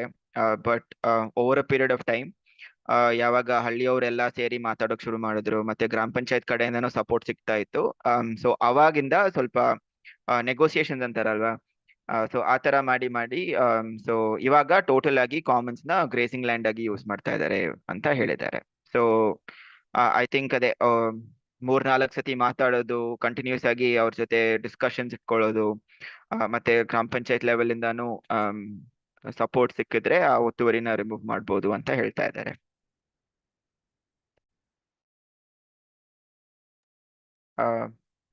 We have a couple of more questions. I think there's one from Shivam. Shivam will take it towards the end, if that's okay. Kader avare nim hand raise agide. Kader sir, your hand is raised. If you could let us know if you have a question athwa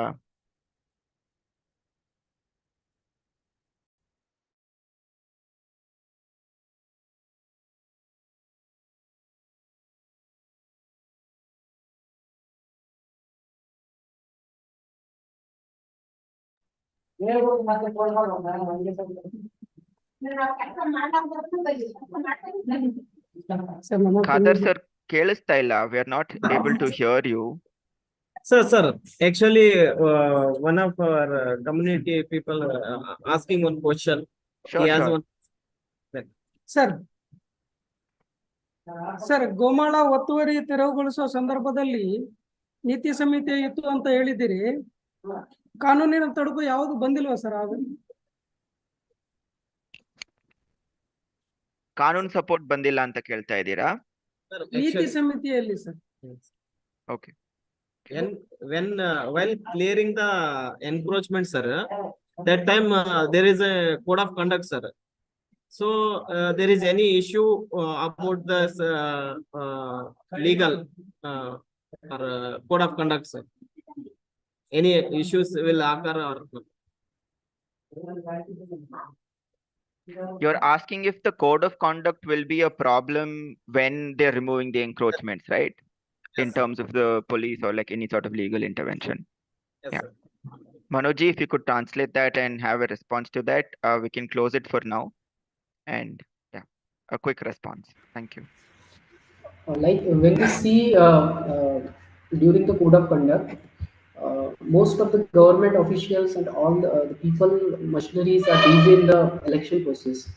So it is not easy to have a complaint or to have any advisory from the government during that time.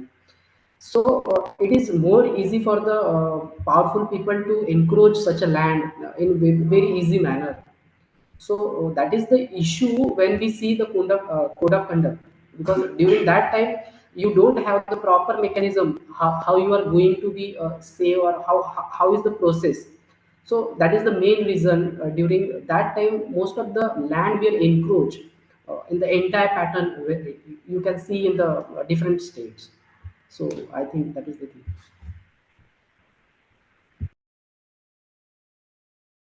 But there haven't been any sort of issues sir. when they're removing the encroachment? Yes, sir. Yes, sir. Actually, once please explain in Kannada, sir. Okay.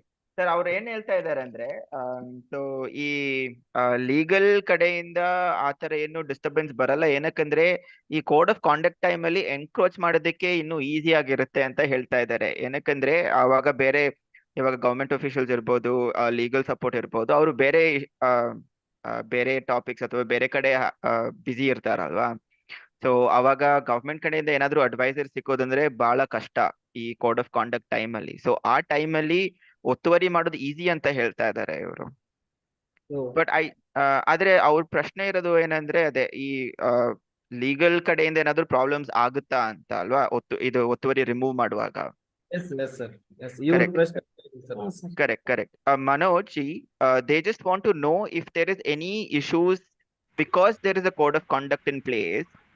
So removing any type of encroachment, does that invite any sort of legal repercussions?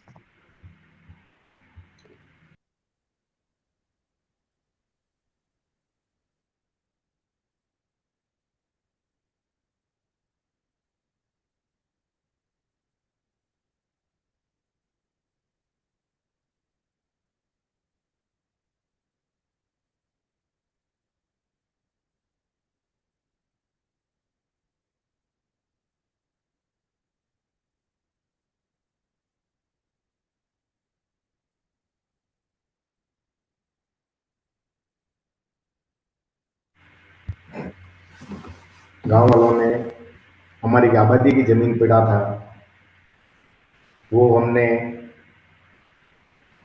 Ward panchayat था और गांव वालों भी हमारे साथ में रहा, वो समिति वाले भी साथ में थे। उसमें हमने आबादी की जमीन पास में पड़ी थी, उसमें हमने गांव वालों ने और समिति वालों ने हमने उसको प्लॉट काट के दिए। उसमें वो राजी हो गए, दे दिए। हमारे को तो जमीन चाहिए हमारे मकान बनाने के लिए। इसलिए हमने चारागाह में हमको उसको प्रेम से समझाया कि आप चारागाह में मत करो और दूसरी जगह ले लो।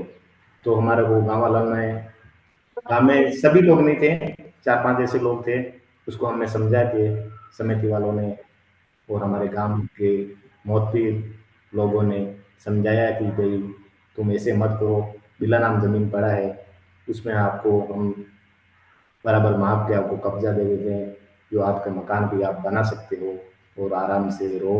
और हमारे चारागाह बन जाएगी तो पेड़ पौधे भी बड़े होंगे और हमारे गांव की हरियाली भी होगी और गांव के हमारे छोटे मोटे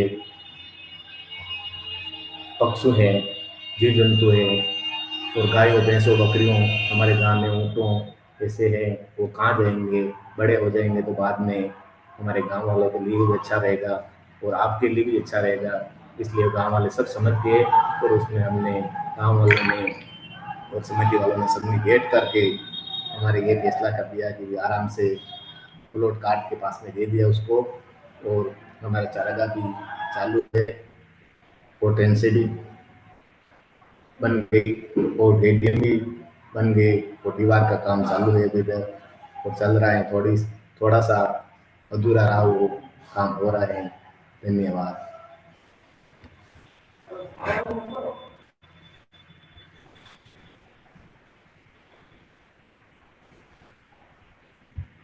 What they did, like they give that influential people the alternative land. So due to that thing, they will manage to operate that common land plot. Yeah, so that is the thing. So they're able to navigate it because the commons is beneficial for others, right? Sir ನಿಮ್ ಪ್ರಶ್ನೆಗೆ ಉತ್ತರ ಏನಂದ್ರೆ so ಅವ್ರಿವಾಗ ಅದು ಅಲ್ಲಿರೋ ಗೋಮಾಳ ಇರ್ಬೋದು, common lands ಇರ್ಬೋದು, ಅದು ಹಳ್ಳಿಯವ್ರಿಗೆ ಸೇರೋದ್ರಿಂದ ಮತ್ತೆ ಅವ್ರಿಗೆ ಬೇರೆ ತರದ ಬೆನಿಫಿಟ್ಸ್ ಆಗುತ್ತೆ. ಅದ್ರ ಬಗ್ಗೆ ಡಿಸ್ಕಷನ್ಸ್ ನಡೆಯೋದ್ರಿಂದ ಕೋಡ್ ಆಫ್ ಕಾಂಡಕ್ಟ್ ಟೈಮ್ ಅಲ್ಲಿ ಅಷ್ಟೇನು ಪ್ರಾಬ್ಲಮ್ಸ್ ಆಗಲ್ಲ. ಆದ್ರೆ ಇಟ್ಸ್ ಇಂಟರ್ನಲ್, ಅದೇ ಮಾತಾಡ್ಕೊಂಡು ಅವ್ರು ಹೆಂಗ್ ಮ್ಯಾನೇಜ್ ಮಾಡ್ತಾರೆ ಅದ್ರ ಮೇಲೆ ಡಿಪೆಂಡ್ ಆಗ್ತದೆ ಅಂತ ಹೇಳ್ತಾ ಇದ್ದಾರೆ. Thank you, sir. I request all the participants to stay back till the end of today's session because we have set aside about half an hour or so for a question and answer session where after all the presentations are done, you can pose questions to any specific speaker or to the general crowd as it is. ಎಲ್ರು ದಯವಿಟ್ಟು ಈ session ಮುಗಿಯೋ ತನಕ online ಈ session ಅಲ್ಲಿ ಇರಿ. ಏನಕ್ಕಂದ್ರೆ last half an hour ನಾವು question and answer session ಅಂತ ಇಟ್ಕೊಂಡಿದೀವಿ. So ಆವಾಗ ನಿಮ್ಗೆ ಏನಾದ್ರು ಬೇರೆ ಕ್ವೆಶನ್ಸ್ ಇದ್ರೆ, ಯಾವ್ದಾದ್ರು ಪ್ಯಾನೆಲ್ಗೆ ಸ್ಪೆಸಿಫಿಕ್ ಆಗಿ ಕೇಳಬೇಕು, ಇವ್ರಿಗೆ ಕೇಳಬೇಕು, ಇಲ್ಲಾಂದ್ರೆ ಜನರಲ್ ಆಗಿ ಏನಾದ್ರು ಕ್ವೆಶನ್ ಕೇಳಬೇಕು ಅಂದ್ರೆ ಕೇಳ್ಬಹುದು. So I request everybody to stay back. We also have a few feedback forms that has been put up on the chat. This is for the audience. Requesting all of you to please fill in some details related to that. It's essentially a feedback form which will help us understand what you all think of the session so far. It's also a great platform for you all to let us know where we can improve the next few sessions or the next set of conferences that we will be planning. And of course, it's always great to know what you all think of it. So please do take some time off. It won't take a lot of time. Please fill those forms so that we can improve on the sessions, on the conferences, and help us do better. So ಈ chat box ಅಲ್ಲಿ ಒಂದು Google form ಹಾಕ್ತಾ ಇದೀವಿ. So ಎಲ್ಲ languages ಅಲ್ಲಿ ಇದೆ ಅದು. So ದಯವಿಟ್ಟು ಆಡಿಯನ್ಸ್ ಯಾರಿಗೆಲ್ಲ ಆಗುತ್ತೆ ಪ್ಲೀಸ್ ಅದನ್ನ ಫಿಲ್ ಮಾಡಿ. ಏನಕ್ಕಂದ್ರೆ ನಮ್ಗೆ ನಿಮ್ ಅನಿಸಿಕೆ ಅದ್ರ ಬಗ್ಗೆ ಗೊತ್ತಾಗುತ್ತೆ. ಸೊ ಈ ಕಾನ್ಫರೆನ್ಸ್ ಬಗ್ಗೆ ಆಗಿರ್ಬೋದು, ಏನ್ ಚೆನ್ನಾಗಿತ್ತು, ಏನು ಇಂಪ್ರೂವ್ ಮಾಡ್ಬೋದು, ಅದ್ರ ಬಗ್ಗೆ ನಮ್ಗೆ ತಿಳಿಸಿದ್ರೆ ನೆಕ್ಸ್ಟ್ ಕಾನ್ಫರೆನ್ಸ್ ಆಗಿರ್ಬೋದು ಅಥವಾ ನಮ್ ಟೀಮ್ ಕಡೆಯಿಂದ ಇಂಪ್ರೂವ್ಮೆಂಟ್ಸ್ ಏನಿದೆ ಅದನ್ನ ಖಂಡಿತ ಮಾಡ್ಬೋದು. ಸೊ ಪ್ಲೀಸ್ ಒಂದು 5 minutes ತಗೊಂಡು ಅದನ್ನ ಫಿಲ್ ಮಾಡಿ ಅಂತ ರಿಕ್ವೆಸ್ಟ್ ಮಾಡ್ಕೋತೀನಿ. With that, I think we'll move ahead for the next session that we will be having. We have Prabhakar ji from Chittoor, Andhra Pradesh. So we've gone from Tamil Nadu to Rajasthan and now we're coming back to Andhra. So we have Rani ma'am facilitating the session. So over to you, ma'am. If you can help us with the translation, that will be great. So ivaga namge Andhra Pradesh inda Prabhakar ಅವರು ಅವ್ರ experience share ಮಾಡ್ಕೋತಾ ಇದ್ದಾರೆ ಇವಾಗ. Communities endless effort to safeguarding commons ಅಂತ. So we will have Rani ma'am translating and over to you. నమస్తే sir. నేను Chittoor district Chowdapalli మండలము చిందమాకల్పల్లి panchayat B కదిరేపల్లి నుండి మాట్లాడుతున్నాను. ఇప్పుడు ఫస్ట్ ఈ ఉమ్మడి వనరులు అంటే మనకి సంబంధించిన ఉమ్మడి ఆస్తి గురించి మాకు సార్ వాళ్ళు చెప్పినారు. దానికన్నా ముందు ఈ మాకు ఒక చిన్న మణుకూరమ్మ గుట్ట అని చెప్పనేసి ఒక చిన్న గుట్ట ఒకటి ఉండదు. దాన్ని కాపాడుకోవడానికి మేము చాలా ప్రయత్నం చేసినాము. దాంతో ఫస్ట్ నేను ఒక ఇది కవితతో స్టార్ట్ చేస్తాను. He wanted to start with his presentation with his poem which has written by him, his own poem. అడవితో నా అనుబంధం. నాకు ఊహ తెలిసినప్పటి నుంచి ఈ అడవితో నాకు మాటలతో చెప్పలేనంత అనుబంధం ఉంది. పేదరికంలో ఉన్నప్పుడు ఆదాయ వనరు అయింది. తీయటి తేనె తొట్టులు, కమ్మని పండ్ల పొలాలు, ఇలా చెప్పుకుంటూ పోతే ఎన్నో నా చిన్ననాటి జ్ఞాపకాలు అడుగుతో. శృతి చేసిన మనసు బాధపడిన పచ్చని చెట్టు కింద చల్లని కొండగాలితో ఎన్నెన్నో ఊసులు, ఎన్ని మరిచిపోవడానికి అవునా. ఈ అడవితో ప్రతి అణువు నాకు సుపరిచితం. ఏ మూల, ఏ చెట్టు, ఏ దారిలో ఎన్నెన్ని మాటలో, ఎన్నెన్ని పుట్టలో, ఎన్నెన్ని గుండులో, ఎన్నెన్ని బండలో ఉంటాయో నాకు బాగా ఎరుక. నా చిన్నతనం నుండి ఇన్ని ఇచ్చిన ఈ అడవిని నా సహధర్మచారికి కూడా పరిచయం చేయించాను. అలాగే నా వారసత్వానికి కూడా దీనిని గురించి విడమర్చి చెప్పాను. ఆ సమయం దొరికినప్పుడల్లా వారితో ఇంటెల్లిపాది అడవిలో వాలిపోతాం. ఎంతో సరదాగా ఆడుకుంటాం. అందుకే నేను కొంచెం ఎదిగిన తర్వాత ఇంత అనుబంధం ఉన్న ఈ అడవిని చిన్నదైనా కానీ కాపాడుకోవాలని తెలుసుకున్నాను. అలాగే అడవితో అనుబంధం ఉన్న వారందరినీ కలుపుకొని నా వారసత్వాన్ని, సంపదను భవిష్యత్ తరాల కోసం అందివ్వాలని కంకణం కట్టుకున్నాను. కొండను తొలసి బండలను మోసేయకుండా, చెట్టును కొట్టి కలపను కొల్లగొట్టేయకుండా, ఆక్రమణకు అవకాశం ఇవ్వకుండా కాపాడుకోవాలని ముందుకు అడుగు వేసిన మాకు సహకారం అందించి ఈ ఉమ్మడి వనరుల అభివృద్ధి సమితి శ్రీనివాసులు సార్ గారు, మేడం రెడ్డిరాణి మేడం గారు మాకు పరిచయం అయినారు. అలాగే తహసీల్దార్ గారిని కూడా వీళ్ళు పరిచయం చేయించే సార్ వాళ్ళు దీన్ని ఎట్లా అభివృద్ధి చేయాలని చెప్పేసి మేము ఎక్కువ థింక్స్ చేస్తా ఉంటే అప్పుడు వీళ్ళు మాకు పరిచయం అయినారు. అడవిని అభివృద్ధి చేస్తే అందమైన ఆడపిల్లలాగా పూలు పళ్ళతో కలకలలాడుతుంది. అదే కబలిస్తే మానవాళికి రాక్షసి అలల రావణ కాస్ట్ లాగా భయంకరంగా ఉంటుంది మన ముందర భవిష్యత్తు. చెట్లెందుకు లే, డబ్బు ఉంటే చాలు ఏసీలు పెట్టుకోవచ్చు అనుకుంటే ఆ ఏసీలకు కావాల్సిన గాలి కూడా చెట్టు నుండి రావాల్సిందే కదా. ఒక చెట్టు 100 ఏసీలతో సమానం. ఉంటాను. జై హింద్, జై భారత్, జై వందే మాతరం. ఇట్లు మీ చౌడపల్లి ప్రభాకర్. Thank you. ఇలా చెప్పుకుంటూ పోతే మాకు ఈ అడవిని చిన్నప్పటి నుంచి చాలా ఇది ఎఫెక్షన్ గా ఉండేదండి అడవికి. తర్వాత కొన్ని రోజుల తర్వాత మేము 20 years బ్యాక్ వెళ్ళిపోయినాము. తర్వాత ఏం చేయాలా, దీని గురించి కొద్దిగా ఎదిగిన తర్వాత ఏం చేయాలా అని చెప్పి ఆలోచన చేస్తా ఉంటే FES వాళ్ళు మా ఊరికి రావడం జరిగింది. అప్పుడు వీళ్ళు చెప్పారనమాట, ఇలా కాపాడుకోవచ్చు ఉమ్మడి వనరులు. అంటే ఇది మన ఒక్కరి సొత్తు కాదు, చుట్టుపక్కల 8 గ్రామాలు ఉన్నాయి. ఆ 8 గ్రామాలకే సంబంధించిన పశు సంపద కానీ మాకు ఏమన్నా దాంట్లో చీతాఫలం కానీ మళ్ళీ ఏమన్నా కానీ దాంట్లో కట్లు, ఎండిన కట్లు ఇవంతా తీసుకొని దాంట్లో ఆదాయ వనరు మనకి సృష్టిస్తుంది. 255 ఎకరాలు దాంట్లో అడవి ఉంది. దాన్ని కాపాడుకోవాలని చెప్పేసి అంటామంటే ఇక్కడ మేడం గారు, రెడ్డిరాణి మేడం గారు, శ్రీనివాస సార్ మా ఊరికి ఒకసారి వచ్చినారు FES. మళ్ళీ దాన్ని ఏం చేయాలని చెప్పంటే వాళ్ళు చెప్పినారు, ఇట్లా POV పుస్తకం ఒకటి ఉంటుంది, దానిలోకి ఎక్కించి దాని తర్వాత మళ్ళీ POV బుక్లోకి ఎక్కించి దానికి పావుమస తీసుకోవాలని చెప్పినారు. దాని తర్వాత అంటే సార్ వాళ్ళు చెప్పేసి వెళ్ళిపోయినాక మేము చాలా సార్లు ట్రై చేసాం, కానీ కుదరకుండా పోతే మళ్ళీ వీళ్ళనే పట్టుకున్నాం. వీళ్ళనే సార్ని అడిగితే వీళ్ళు చాలా మాకు చాలా ఓపికగా చాలా రోజులు మా దగ్గరకు వచ్చి అన్ని ప్రతి ఒక్కటి మా దగ్గరుండి చేయించి ఇప్పుడు ఏం చేసిన ఇది ఉపాధి హామీ పథకం కింద కూడా మాకు చెరువులు ఎలా కాపాడుకోవాలి, చెరువుల్లో ఇప్పుడు చెరువుల్లో ఉంటే ఆవులకి, పశు సంపదలకి, గొర్రెలకి అంతా మేపుకోవడానికి, నీళ్ళకి అందరికి చెరువులు కాపాడుకోవాలి కదా. వాటర్ స్టోరేజ్ మళ్ళీ వచ్చి మనకి బోర్వెల్స్ ఖాళీ అయిపోతున్నాయి. దానికంతా మనం ఏం చేయాలంటే ఈ చెరువులు కూడా కాపాడుకోవాలని చెప్పేసి మనకి మేడం గారు, ఈ సార్ వాళ్ళు, వీళ్ళు టీం చాలా మంది మాకు చాలా హెల్ప్ చేశారు. నిజంగా చెప్పాలంటే వీళ్ళ వల్లనే ఇప్పుడు ఇంతవరకు నేను రావడము, దీని గురించి ఇట్లా తెలుసుకోవడం. అంటే దీన్ని కాపాడుకోవాలంటే కూడా మనకి బ్యాక్ సపోర్ట్ ఎవరు, రాజకీయంగా మీకు తెలుసు, రాజకీయంగా చాలా ప్రెజర్స్ ఉంటాయి కదా. అక్కడ వచ్చి మా కొండ వచ్చి ఇది దాంట్లో ఈ గ్రానైట్ చాలా వాల్యుబుల్ గ్రానైట్ ఉంది.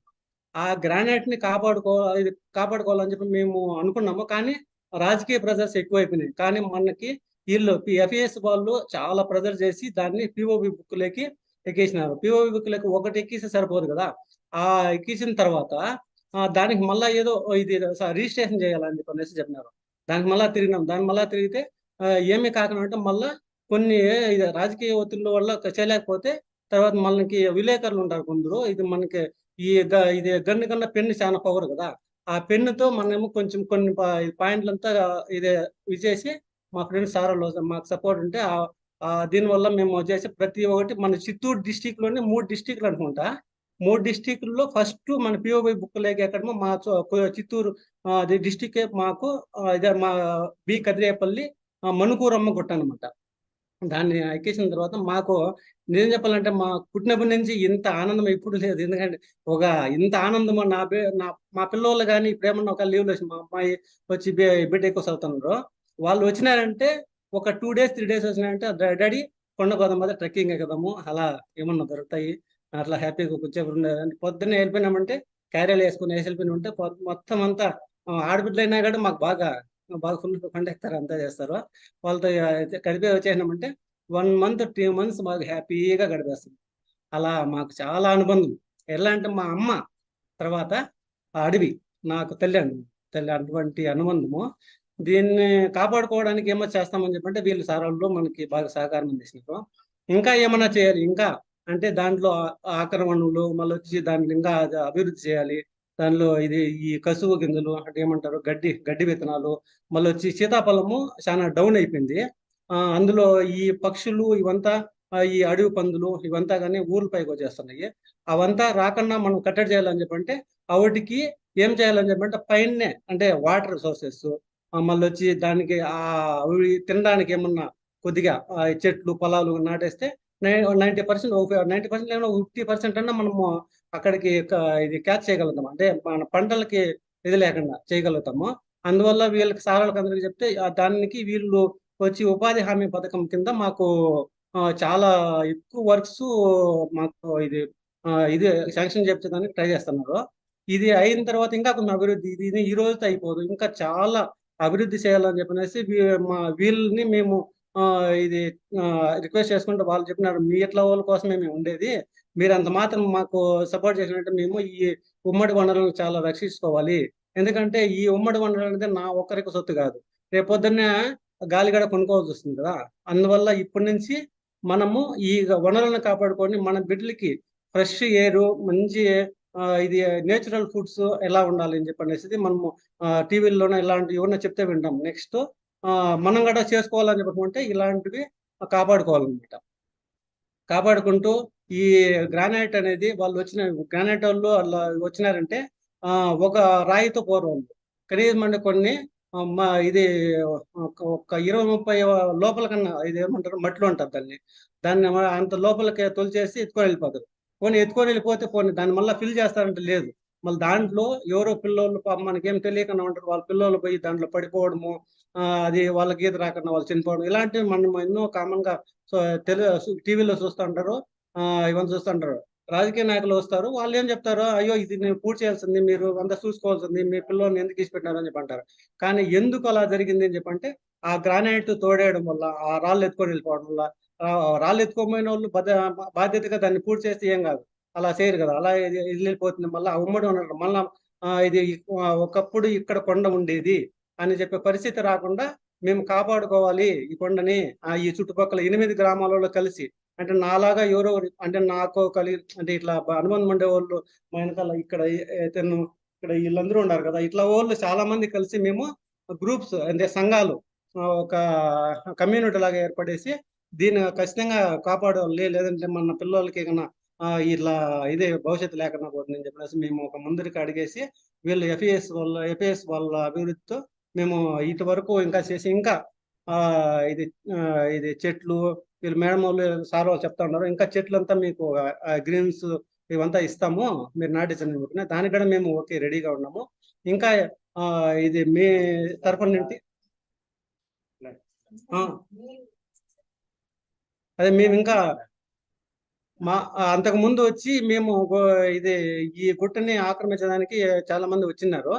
దాంట్లో మేము ఊరంతా కలిసి, ఊరంతా అంటే మా ఊరే కాదు చుట్టుపక్కల ఏరియాల్లో చాలా ఊర్లు ఉన్నాయి, ఆ ఊర్లో అంతా కలిసి ఇది మాకు చాలా చిన్న అడవి, దీనిపైన పడద్దండి, మీరు ఏమన్నా కావాలంటే ఇంకేమన్నా చూసుకోండి, మాకు ఇది ఖచ్చితంగా మాకు ఈ జీవనాధారము, దీన్ని కొట్టేస్తే ఆవులు ఈ గొర్రెలు ఇవంతా మేము ఎక్కడ మెప్పుకుండేది అని చెప్పనేసి మేము గట్టిగా పోరాడితే అప్పటిగా వెళ్ళిపోయినారు. ఇంకా ఈ పిఓబి బుక్ దగ్గర ఎక్కితే ఇంకేం రారు అని చెప్పనేసి ఇది మాకు ధైర్యం ఇచ్చినారు సార్ వాళ్ళు.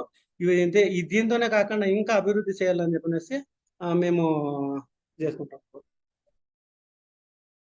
Rani ma'am, could you translate what he shared so far, and then again they can share their experience if that's okay. Okay. See, his name is G. Prabhakar. He belongs to B. Kadarepalli village, 29A Chintamakulpalli Panchayat and Chaudepalli Mandal in Chittoor district. So he started with a poem which is written by him own. In the gist of that poem is he said that I cannot explain my bondage with the forest. Because when I'm young, I used to go to forest and I used to play. When I fell sick and that forest is like a medicine. Even not only me, even I introduced the comments to my wife and children. The common is like a mother to me. So that's why that only made me to work towards this commons protection and all. So 20 since 20 years, there is, the Chittoor is very highly political influential area. So there was always a threat on commons. It is even that Manapuramma Gutta is a very quality granite is there. And Chittoor, one deputy CM and ministers and MP are all belong to Chittoor only. There was a threat always, but we don't know where to go and how to protect our lands. In 2019, FES came to our village and they explained about the importance of commons and know how to protect and all. So then only we are very happy and we are very firm to protect our commons. First of all, we formed UVS, Ummadi Vandala Abhiruddhi Samiti. Then our Ummadi Vandala Abhiruddhi Samiti recognized as a subcommittee of NRM. It is mainly it is there in the clause AP Panchayati Act. Then we approached so many times to MRO, but it didn't work. Again, we approached FES. So they helped us, and at last we succeeded in getting the POB letter. So, but we didn't satisfied with the letter. So we wanted literally entered into our comments in the book, POB book. So he said that even the 3 districts now, that Chittoor divided into three districts. And now that only Chaudepalli, our village only literally entered into the commons book. That is first village. Then what to do? It is a 255 acres, but we don't know how many. We got 166 acres of land, but we don't know where is that. So then we asked FES, how do we recognize our POB land? Again, we approached MRO office. Then we demarcated our lands. Even you can see that photos. Then demarcation, after demarcation, for that confirm that we received a certificate from the MR Tahsildar. So after that, so it is commons are in the panchayat, but panchayat has no stake on the commons, but all commons are under custody of revenue department. So again, we went and approached Gram Panchayat to enter our common lands into their asset register. This is also first time happened.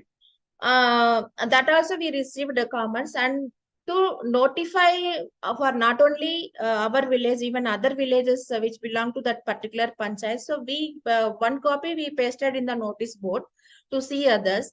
That is what he told, and also that commons that wild animals that threat is there.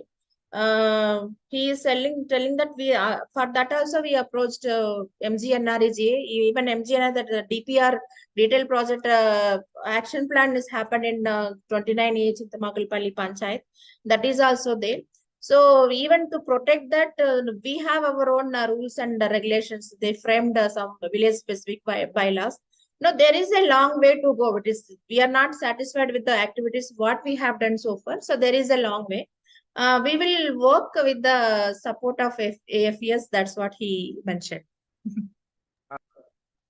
If you could just let the audience know what a POB is, for those who may not know. It is a prohibitory order book. It is called. It is only that is relevant to Andhra Pradesh. If you see the other states are all the common lands are under Panchayati, in the asset register of Panchayati. But only in Andhra, we have a POB list, the prohibitory order list. These lands once entered into the POB, then it is very difficult to just like that. Even the government department, even MRO, they cannot just like that take away the reverse this POB. So there is a long process. The collector has to instruct the tahsildars, and they have to do the detailed survey, and it has to go to state government. It is a long process. It's not like that once we enter into the POP, it's like we cannot take away. There are many Supreme Court orders, High Court orders are there. So we are taking all the legalities, whatever we can use this as a weapon, and even this revenue department POP. So that's why we are approaching revenue department. So that is the. Okay, thank you so much. Do they have anything quick to add, or do I translate this to Kannada? ఇంకేమన్నా add చేసేదన్నా ఇంకేమన్నా చెప్పేది ఉంటే చెప్పండి.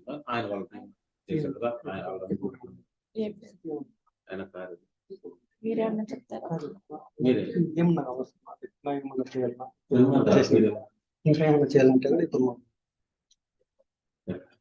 Okay, you can transfer. Yes.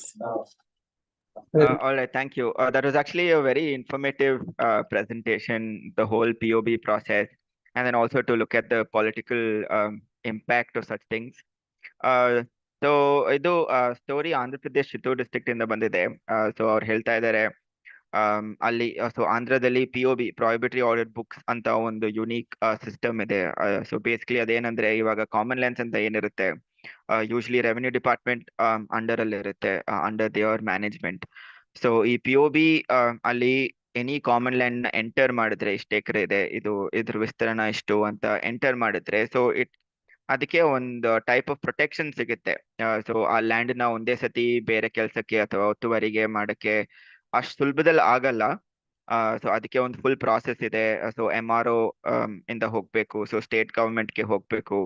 So ಈ ತರ ಡಿರೆಕ್ಟಿವ್ಸ್ ಗಳನ್ನ ಈ community members, specially presenter Prabhakar ಅವರು,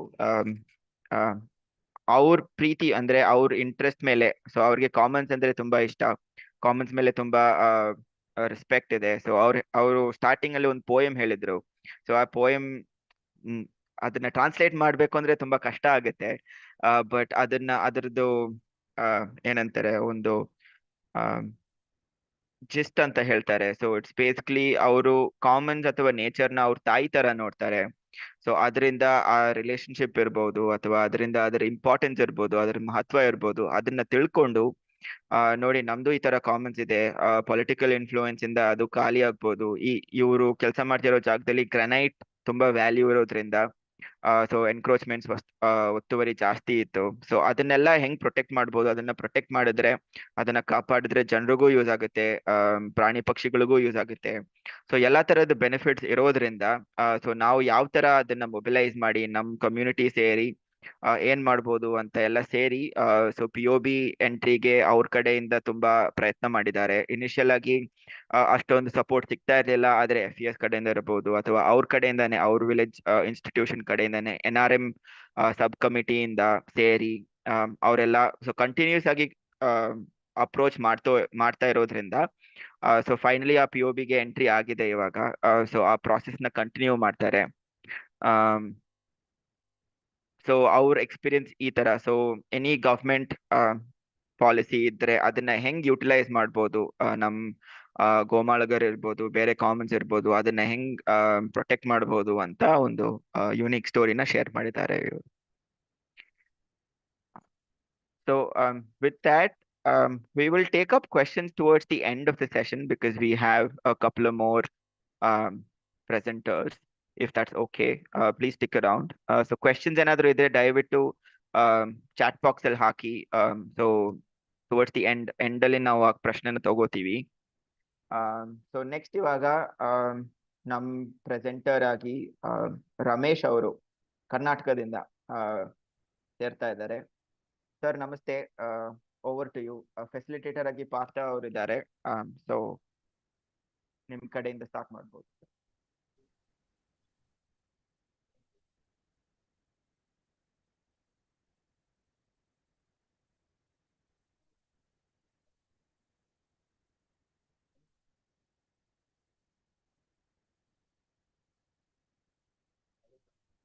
Can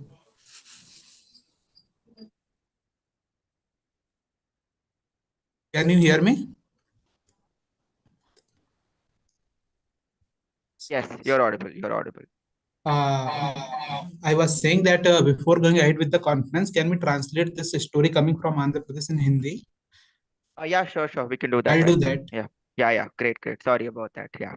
ಸರ್ ಒಂದ್ ನಿಮಿಷ ಈ ಆಂಧ್ರದಿಂದ ಬಂದಿರೋ You're on ಸ್ಟೋರಿನ mute. ಅವರು ಹಿಂದಿಯಲ್ಲಿ ಟ್ರಾನ್ಸ್ಲೇಟ್ ಮಾಡ್ತಾರೆ ಒಂದ್ಸತಿ ಅದಾದ್ಮೇಲೆ ಈ ಪ್ರೆಸೆಂಟೇಶನ್ ಸ್ಟಾರ್ಟ್ ಮಾಡುವಂತೆ. Hello. Can I do that? Yeah, go ahead. Okay, thank you. तो मैं यहाँ पर प्रभाकर जी की स्टोरी को हिंदी में ट्रांसलेट करूंगा। जी प्रभाकर जी जो है कादिरेपल्ली विलेज गांव से आते हैं, चित्तूर डिस्ट्रिक्ट आंध्र प्रदेश से। और ये कहानी है आंध्र प्रदेश की कहानी है, जहां पर वो ग्रेजिंग लैंड की बात कर रहे हैं, कि उनके कॉमन्स का बात कर रहे हैं। वो बताते हैं कि वो सबसे पहले उन्होंने अपनी जो अनुभव साझा किए थे, तो उन्होंने अपनी शुरुआत करी थी एक पोयम के साथ, जिसमें वो बताते हैं कि फॉरेस्ट के साथ उनके जो संबंध है उसके बारे में बताते हैं। और उन्होंने अपनी कविता के दौरान ये कहा कि अगर उनकी माँ के जो जंगल है वो उनकी माँ के समान है। आगे बढ़ते हुए उन्होंने बताया कि जो चित्तूर है बहुत पॉलिटिकल इन्फ्लुएंस्ड प्लेस है, वहां पर सारे एमपी एमएलए होते हैं। तो वहां पर जो कॉमन लैंड में जो सबसे बड़ा प्रॉब्लम था वो था वहां इंक्रोचमेंट में अतिक्रमण का जो सबसे बड़ा प्रॉब्लम था, जिसके लिए उन्हें प्रयास करना था। इसके बाद उन्हें कुछ साल पहले एफईएस संस्था के बारे में पता चला। वो एफईएस कुछ साल पहले उन्हें एफईएस संस्था के बारे में पता चला और वो एफईएस संस्था से मिले। एफईएस संस्था से मिलने के बाद उन्हें यूवीएस कमेटी फॉर्मेशन के लिए बताया गया। यूवीएस कमेटी जो है गांव के पर्यावरण संरक्षण के लिए बनाई गई समिति का नाम है, जो आंध्र प्रदेश में पंचायती राज अधिनियम के तहत बनाई जाती है। इस यूवीएस समिति के माध्यम से गांव के जो लोग हैं, प्रभाकर जी, इन सभी लोगों ने साथ आकर ग्रेजिंग लैंड की सुरक्षा के लिए काम करना चालू किया। इन्होंने जो पहली चीज की थी वो ये कि वहां पर जो कॉमन्स लैंड था उनको सबसे पहले डिमार्केशन का काम किया, और उसके लिए उसकी एंट्री करवाने के लिए उन्होंने पीओबी जो प्रोहिबिटरी ऑर्डर बुक है उसका यूज किया था। Prohibitory order book Andhra Pradesh का एक ऐसा बुक है जहां पर जो वहाँ के जो कॉमन लैंड होते हैं, वहाँ के जो सामुदायिक संसाधन होते हैं, जैसे जल भू सामुदायिक संसाधन है, उनको पीओबी में एंट्री दिलवाने के बाद उन संसाधनों का डायवर्सन रुक जाता है। मतलब विदाउट परमिशन आप उन कॉमन लैंड्स पर अतिक्रमण नहीं कर सकते हैं। तो जब पीओबी में बहुत सारे संघर्षों के प्रयास के बाद जब पीओबी में उनका कॉमन लैंड एंट्री हुआ, तो उन्हें जो सर्टिफिकेट मिला था वो 255 एकड़ का मिला था, वो बताते हैं। लेकिन जब उन्होंने असल में ग्राउंड में ये चीज देखी तो केवल उनके पास 100 एकड़ of land they were able to see. तो उसके बाद उन्होंने गांव के लोगों ने साथ में आकर और पंचायत के साथ मिलकर वहां गए और फिर उन्होंने पूरा डिमार्केशन किया, पूरा मैपिंग करी, सीमाकरण किया उस पूरे पीओबी लैंड का, कॉमन लैंड का। और उसके बाद वो यहाँ तक नहीं रुके, उन्होंने ना केवल अपना जो कॉमन लैंड है, अपने जो सामुदायिक संसाधन है उसे सिक्योर किया है, कम्युनिटी की ऑनरशिप में लाया है, बल्कि अब वो नरेगा का यूज करके, महात्मा गांधी नरेगा फंड का यूज करके उसे रिस्टोर भी करने का काम कर रहे हैं, और उसमें मल्टीपल एक्टिविटीज वो कर रहे हैं। Thank you Madappa, you can go ahead. Thank you so much, Shivam, for the translation. That was very helpful. Partha sir and team, over to you now.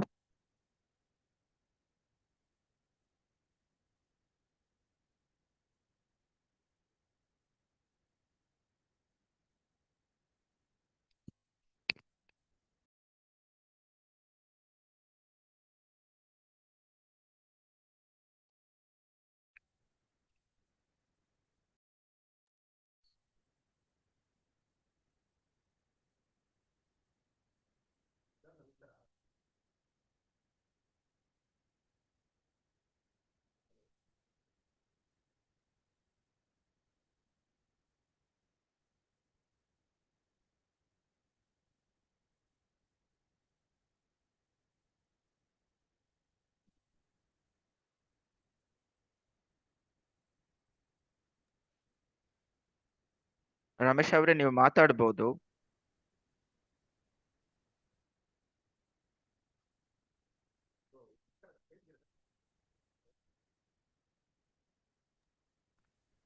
Sir ನಿಮ್ ವಾಯ್ಸ್ ಕೇಳಿಸ್ತಾ ಇಲ್ಲ. ಕಂಪ್ಯೂಟರ್ ಹತ್ರ ಇಟ್ಕೊಳಕ್ಕಾಗುತ್ತಾ?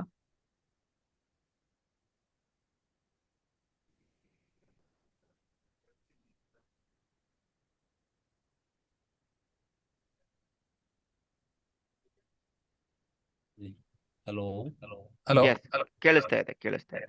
ಮಾದಪ್ಪಜಿ, ಇದು Ramesh K session ಇರಬಹುದು. ನಂದು Ramesh M.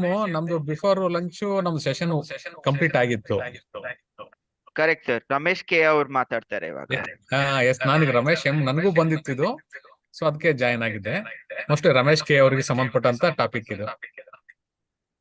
Correct correct. ಹಾ, Ramesh K ಅವರೇ, ನೀವು ಮಾತಾಡ್ಬೋದು.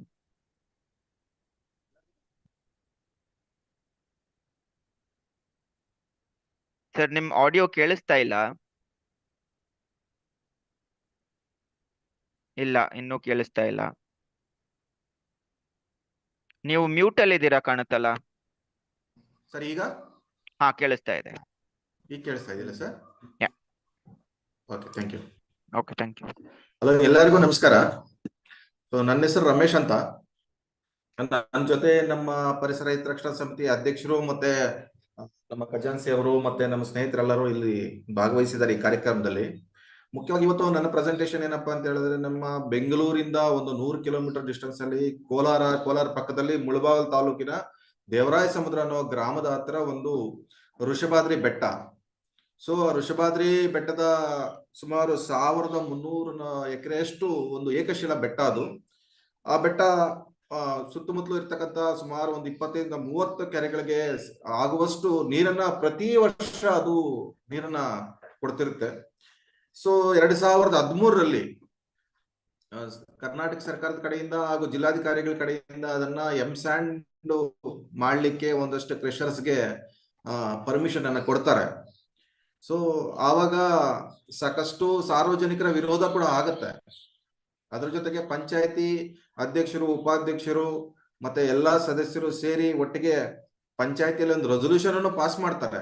ನಮ್ಮ ಒಂದು ಜಾಗದಲ್ಲಿ ಯಾವುದೇ ರೀತಿ ನೀವು ಗಣಿಗಾರಿಕೆಯನ್ನ ನಡೆಸಬಾರದು ಅಂತೇಳಿ.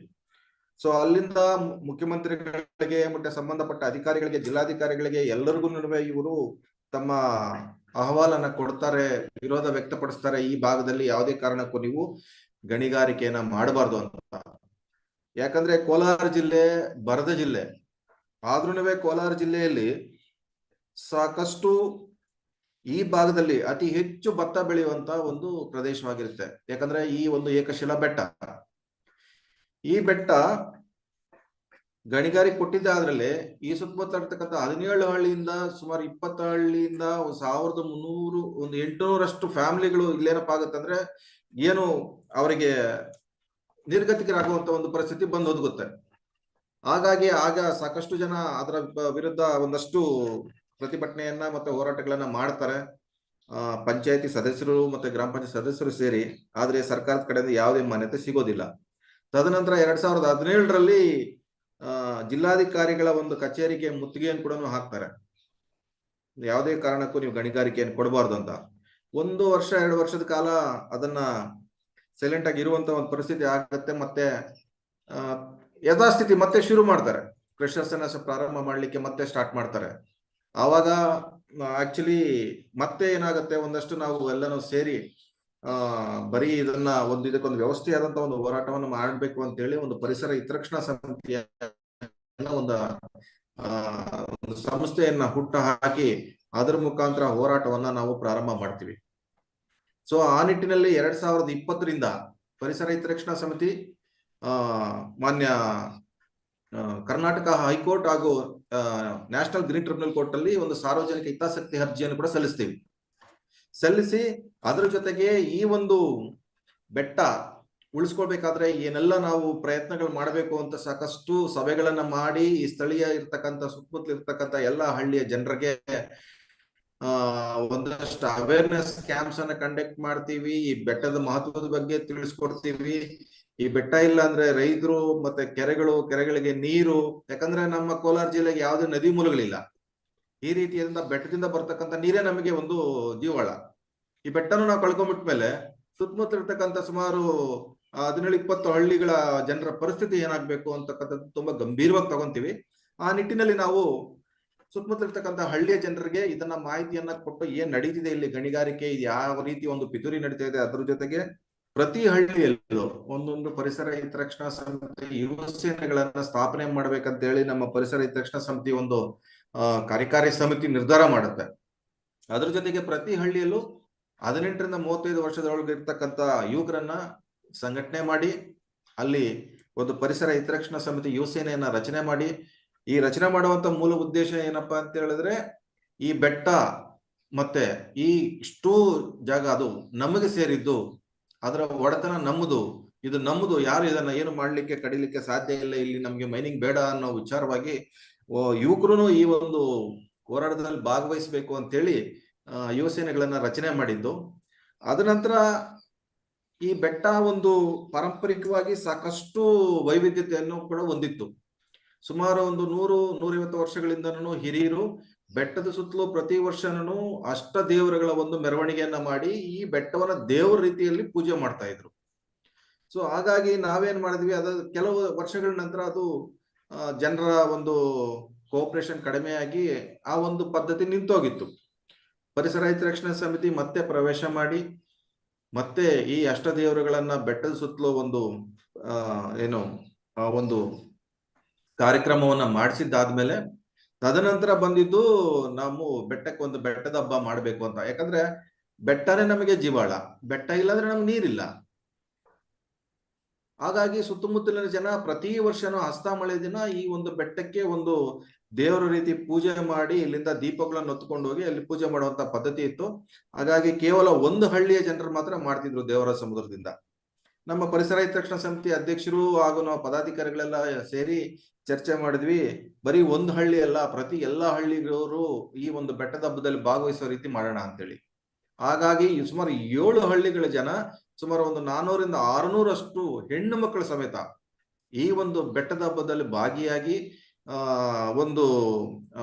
ಭಾಗಿಯಾಗಿರುವಂತದ್ದು, ಈ ಬೆಟ್ಟವನ್ನೇ ತಾವು ಜೀವಾಳವಾಗಿ ತಗೊಂಡಿರತಕ್ಕಂಥದ್ದು ತುಂಬಾ ವಿಶೇಷತೆ ಇರ್ತಕ್ಕಂಥದ್ದು ಇಲ್ಲಿ. ಅದ್ರ ಜೊತೆಗೆ ನಾವು ಮತ್ತೊಂದು ಪ್ರಯತ್ನ ಮಾಡ್ಲಿಕ್ಕೆ ನಾವು ಪರಿಸರ ಹಿತರಕ್ಷಣಾ ಸಮಿತಿ ಆಲೋಚನೆ ಮಾಡಿದ್ವಿ. ಈ ಬೆಟ್ಟವನ್ನ ಪ್ರವಾಸೋದ್ಯಮ ಮಾಡಿದ್ದೆ ಆದಲ್ಲಿ ನಮ್ಗೆ ಬೆಟ್ಟನ ಉಳಿಸ್ಕೋಬಹುದು ಅನ್ನೋ ಒಂದು ಆಲೋಚನೆ ಕೂಡ ನಮಗ್ ಬಂತು. ಸೊ ಆ ನಿಟ್ಟಿನಲ್ಲಿ ನಾವೇನ್ ಯೋಚನೆ ಮಾಡಿದ್ವಿ, ನಮ್ಮ ಪರಿಸರ ಪ್ರವಾಸೋದ್ಯಮ ಅಭಿವೃದ್ಧಿ ಮಂಡಳಿಗೆ ನಾವೊಂದು ಅರ್ಜಿಯನ್ನ ಕೊಟ್ಟು, ದಯವಿಟ್ಟು ನಾವು ಇಲ್ಲೊಂದು ನೇಚರ್ ಕ್ಯಾಂಪ್ ಸೈಟ್ ಅನ್ನ ಮಾಡಬೇಕು, ಒಂದು ಎಕೋ ಟೂರಿಸಂ ಅನ್ನ ಪ್ರಮೋಟ್ ಮಾಡಬೇಕು ಅಂತೇಳಿ. ಯಾಕಂದ್ರೆ ಕೇಂದ್ರ ಸರ್ಕಾರದ ಕೂಡ ಆದೇಶ ಕೂಡ ಇತ್ತು, ಎಲ್ಲ ಗ್ರಾಮ ಪಂಚಾಯತಿ ಮಟ್ಟದಲ್ಲಿ ಮತ್ತು ಹಳ್ಳಿಯ ಮಟ್ಟದಲ್ಲಿ ಒಂದು ವಿಲೇಜ್ ಟೂರಿಸಂ ಅನ್ನ ಡೆವಲಪ್ಮೆಂಟ್ ಮಾಡಬೇಕು ಅಂತ. ಯಾಕಂದ್ರೆ ನಮ್ಮ ಬೆಟ್ಟ ಸುತ್ತಲೂ ತುಂಬಾ, ನಾನು ಬೇರೆ ಇನ್ನೊಂದು ಫೋಟೋಸ್ದಲ್ಲೂ ಕಳಿಸ್ಕೊಟ್ಟಿದ್ದೀನಿ, ಬೆಟ್ಟದ ಸುತ್ತಲೂ ಬೆಟ್ಟಕ್ಕೆ ಹೊಂದ್ಕೊಂಡೇ ಇರತಕ್ಕಂಥ ಕೆರೆಗಳು ಇರೋದ್ರಿಂದ, ಸೊ ಆ ಕೆರೆ ನೀರು ಮತ್ತೆ ಆ ಕೆರೆ ದಡದಲ್ಲೇ ಒಂದು ನಾವು ಎಕೋ ಟೂರಿಸಂ ಅನ್ನು ಪ್ರಮೋಟ್ ಮಾಡಿದ್ದೆ, ನೇಚರ್ ಕ್ಯಾಂಪ್ ಸೈಟ್ ಅನ್ನು ಪ್ರಮೋಟ್ ಮಾಡಿದ್ದೆ. ಅದರಲ್ಲಿ ಜನ ಬಂದು ಹೋಗಿ ಮತ್ತೆ ಬೆಟ್ಟಕ್ಕೆಲ್ಲ ಟ್ರೆಕ್ಕಿಂಗು, ಆಮೇಲೆ ಅದು ಒಂದು GPS ದಾಖಲೆ ಆಗುವಂಥದ್ದು, ಇದೊಂದು ಟೂರಿಸಂ ಪ್ಲೇಸ್ ಆಗಿದೆ ಅಂತ ಹೇಳಿದ್ರೆ, ಸೊ ಬಹುಶಃ ಮೈನಿಂಗ್ ಇಂದ ನಾವು ಸ್ಟಾಪ್ ಮಾಡಿಸ್ಬೋದು ಅನ್ನುವಂಥದ್ದು ನಾವೊಂದು ಚರ್ಚೆ ಮಾಡಿ ಅದನ್ನ ನೇಚರ್ ಕ್ಯಾಂಪ್ ಸೆಟ್ ಅನ್ನು ಮಾಡಿದ್ವಿ. ಸೊ ಅದ್ರ ಜೊತೆಗೆ ಇಲ್ಲಿ ಮಕ್ಕಳಿಗೆ ಸಾಕಷ್ಟು ಮಕ್ಕಳನ್ನ ಕರ್ಕೊಂಡ್ಬಂದು ನಾವು ಒಂದು ನೇಚರ್ ಕ್ಯಾಂಪ್ ಸೆಟ್ ಅನ್ನು ಕಂಡಕ್ಟ್ ಮಾಡುವಂಥದ್ದು, ಅವರಿಗೆ ಬರ್ಡ್ಸು ಮತ್ತೆ ಇಲ್ಲಿ ಏನು ಸುತ್ತಮುತ್ತ ಇರ್ತಕ್ಕಂಥ ಸ್ಥಳೀಯ ಒಂದು ಜೀವರಾಶಿಯ ಬಗ್ಗೆ ಮಕ್ಕಳು ತಿಳಿಸ್ಕೊಡುವಂಥದ್ದು, ಈ ನಿಟ್ಟಿನಲ್ಲಿ ನಾವು ಸಾಕಷ್ಟು ಮಾಡಿದ್ವಿ. ಅದ್ರ ಜೊತೆಗೆ ಒಂದು ಪಾಂಪ್ಲೆಟ್ ಅನ್ನ ಪ್ರಿಂಟ್ ಮಾಡಿ ಆಟೋ ಅನೌನ್ಸ್ ಮುಖಾಂತರವಾಗಿ ಪ್ರತಿ ಹಳ್ಳಿಗೂ ಈ ಏನು ಬೆಟ್ಟದ ಸುತ್ತಲೂ ಏನ್ ನಡೀತಾ ಇದೆ, ಮತ್ತೆ ಬೆಟ್ಟದ ಯಾಕೆ ಉಳಿಸ್ಕೋಬೇಕು, ಈ ಒಂದು ಹೋರಾಟದಲ್ಲಿ ತಾವೆಲ್ಲರೂ ಭಾಗಿಯಾಗಬೇಕು ಅಂತೇಳಿ ನಾವು ಸಾಕಷ್ಟು ಅನೌನ್ಸ್ ಅನ್ನ ಮಾಡಿದ್ವಿ. ಅದ್ರ ಜೊತೆಗೆ ಅತಿ ಹೆಚ್ಚು ಈ ಬೆಟ್ಟದ ಸುತ್ತಲಿರ್ತಕ್ಕಂಥ ಮಹಿಳಾ ಸ್ವಸಹಾಯ ಸಂಘಗಳು ಅವರನ್ನು ಸಹ ಈ ಒಂದು ಬೆಟ್ಟ ಉಳಿಸುವಂತ ಹೋರಾಟದಲ್ಲಿ ನಾವು ಭಾಗಿದಾರರನ್ನ ಮಾಡಿದ್ವಿ. ಸೊ ಅದ್ರ ಜೊತೆಗೆ ನೆಕ್ಸ್ಟ್ ಸ್ಲೈಡ್ ಪ್ಲೀಸ್. ಸೊ ಅದ್ರ ಜೊತೆಗೆ ನೆಕ್ಸ್ಟ್ ಸ್ಲೈಡ್ ಸರ್. ಸೊ ಅದ್ರ ಜೊತೆಗೆ ನಮಗೆ ಇಲ್ಲಿ ನಮ್ಮ ಋಷಭಾದ್ರಿ ಬೆಟ್ಟದ ಪಕ್ಕದಲ್ಲಿ ಸೊ ಎಂಡೇಂಜರಸ್ ಸ್ಪೀಸೀಸ್ ಒಂದು ದುರ್ಗಾದಾಸ್ ಲೀಫ್ ನೋಟ್ ಬ್ಯಾಟ್ ಅಂತ, ಕೇವಲ ಋಷಭಾದ್ರಿ ಬೆಟ್ಟದಿಂದ 1.5 ಕಿಲೋಮೀಟರ್ ದೂರದಲ್ಲಿರ್ತಕ್ಕಂಥ ಹನುಮನಹಳ್ಳಿ ಬೋರ್ಡ್ಬಂಡ ಅಂತೇಳಿ, ಅದು ತೀರಾ ವರ್ಲ್ಡ್ ಎಂಡೇಂಜರಸ್ ಸ್ಪೀಸೀಸ್. ಅದು ಸೊ ಸರ್ಕಾರದ ಕಡೆಯಿಂದ ಅದನ್ನ ಈಗಾಗ್ಲೇನೆ ಅದನ್ನ ಸಂರಕ್ಷಣೆ ಮಾಡಬೇಕು ಅಂತ ಹೇಳಿ ಅದು ಕನ್ಸರ್ವೇಷನ್ ಇದರ ಅಡಿಯಲ್ಲಿ ಅದನ್ನ ಸಂರಕ್ಷಣೆ ಮಾಡಲಿಕ್ಕೆ ಮಾಡಿದ್ದಾರೆ. ಆ ಬ್ಯಾಟ್ಸುನುವೆ ಸಾಕಷ್ಟು ಈ ನಮ್ಮ ವೃಷಭಾದ್ರಿ ಬೆಟ್ಟಕ್ಕೆ ಬರ್ತಾ ಇರ್ತಾವೆ. ಯಾಕಂದ್ರೆ ಒಂದು ಬ್ಯಾಟು ಒಂದು ರಾತ್ರಿಗೆ ಕನಿಷ್ಠ 5 ಕಿಲೋಮೀಟರ್ ಜರ್ನಿ ಮಾಡುತ್ತೆ ಅಂತ ಹೇಳಿ ತಜ್ಞರು ಹೇಳಿದ್ದಾರೆ. ಹಾಗಾಗಿ ಈ ಬೆಟ್ಟದಲ್ಲೂ ಸಾಕಷ್ಟು ಲೀಫ್ ನೋಟ್ ಬ್ಯಾಟ್ ಇದಾವೆ. ಯಾವುದೇ ರೀತಿ ಇಲ್ಲಿ ನೀವು ಗಣಿಗಾರಿಕೆ ಮಾಡಬಾರದು ಅಂತ ಹೇಳಿ ನಾವು ಮಾನ್ಯ ನ್ಯಾಷನಲ್ ಗ್ರೀನ್ ಟ್ರಿಬ್ಯುನಲ್ ಕೋರ್ಟ್ಗೆ ಅಪೀಲು ಮಾಡಿದೀವಿ. ಅದ್ರ ಜೊತೆಗೆ ಇನ್ನೊಂದು ಸ್ಲೈಡ್ ಅಲ್ಲಿ ನೋಡ್ತಿದ್ದೀವಿ ನಾವು ಯುವಕರನ್ನೆಲ್ಲ ಈ ಒಂದು ಸಾಮೂಹಿಕ ಆಸ್ತಿಗಳ ಬಗ್ಗೆ ಅವ್ರ ಜೊತೆ ನಾವು ಸಾಕಷ್ಟು ಚರ್ಚೆ ಮಾಡಿ ಇದಕ್ಕೊಂದು ರೂಪರೇಷೆಗಳನ್ನು ನಾವು ಅಲ್ಲಿ ಮಾಡಿದೀವಿ. So next slide please. Next slide please.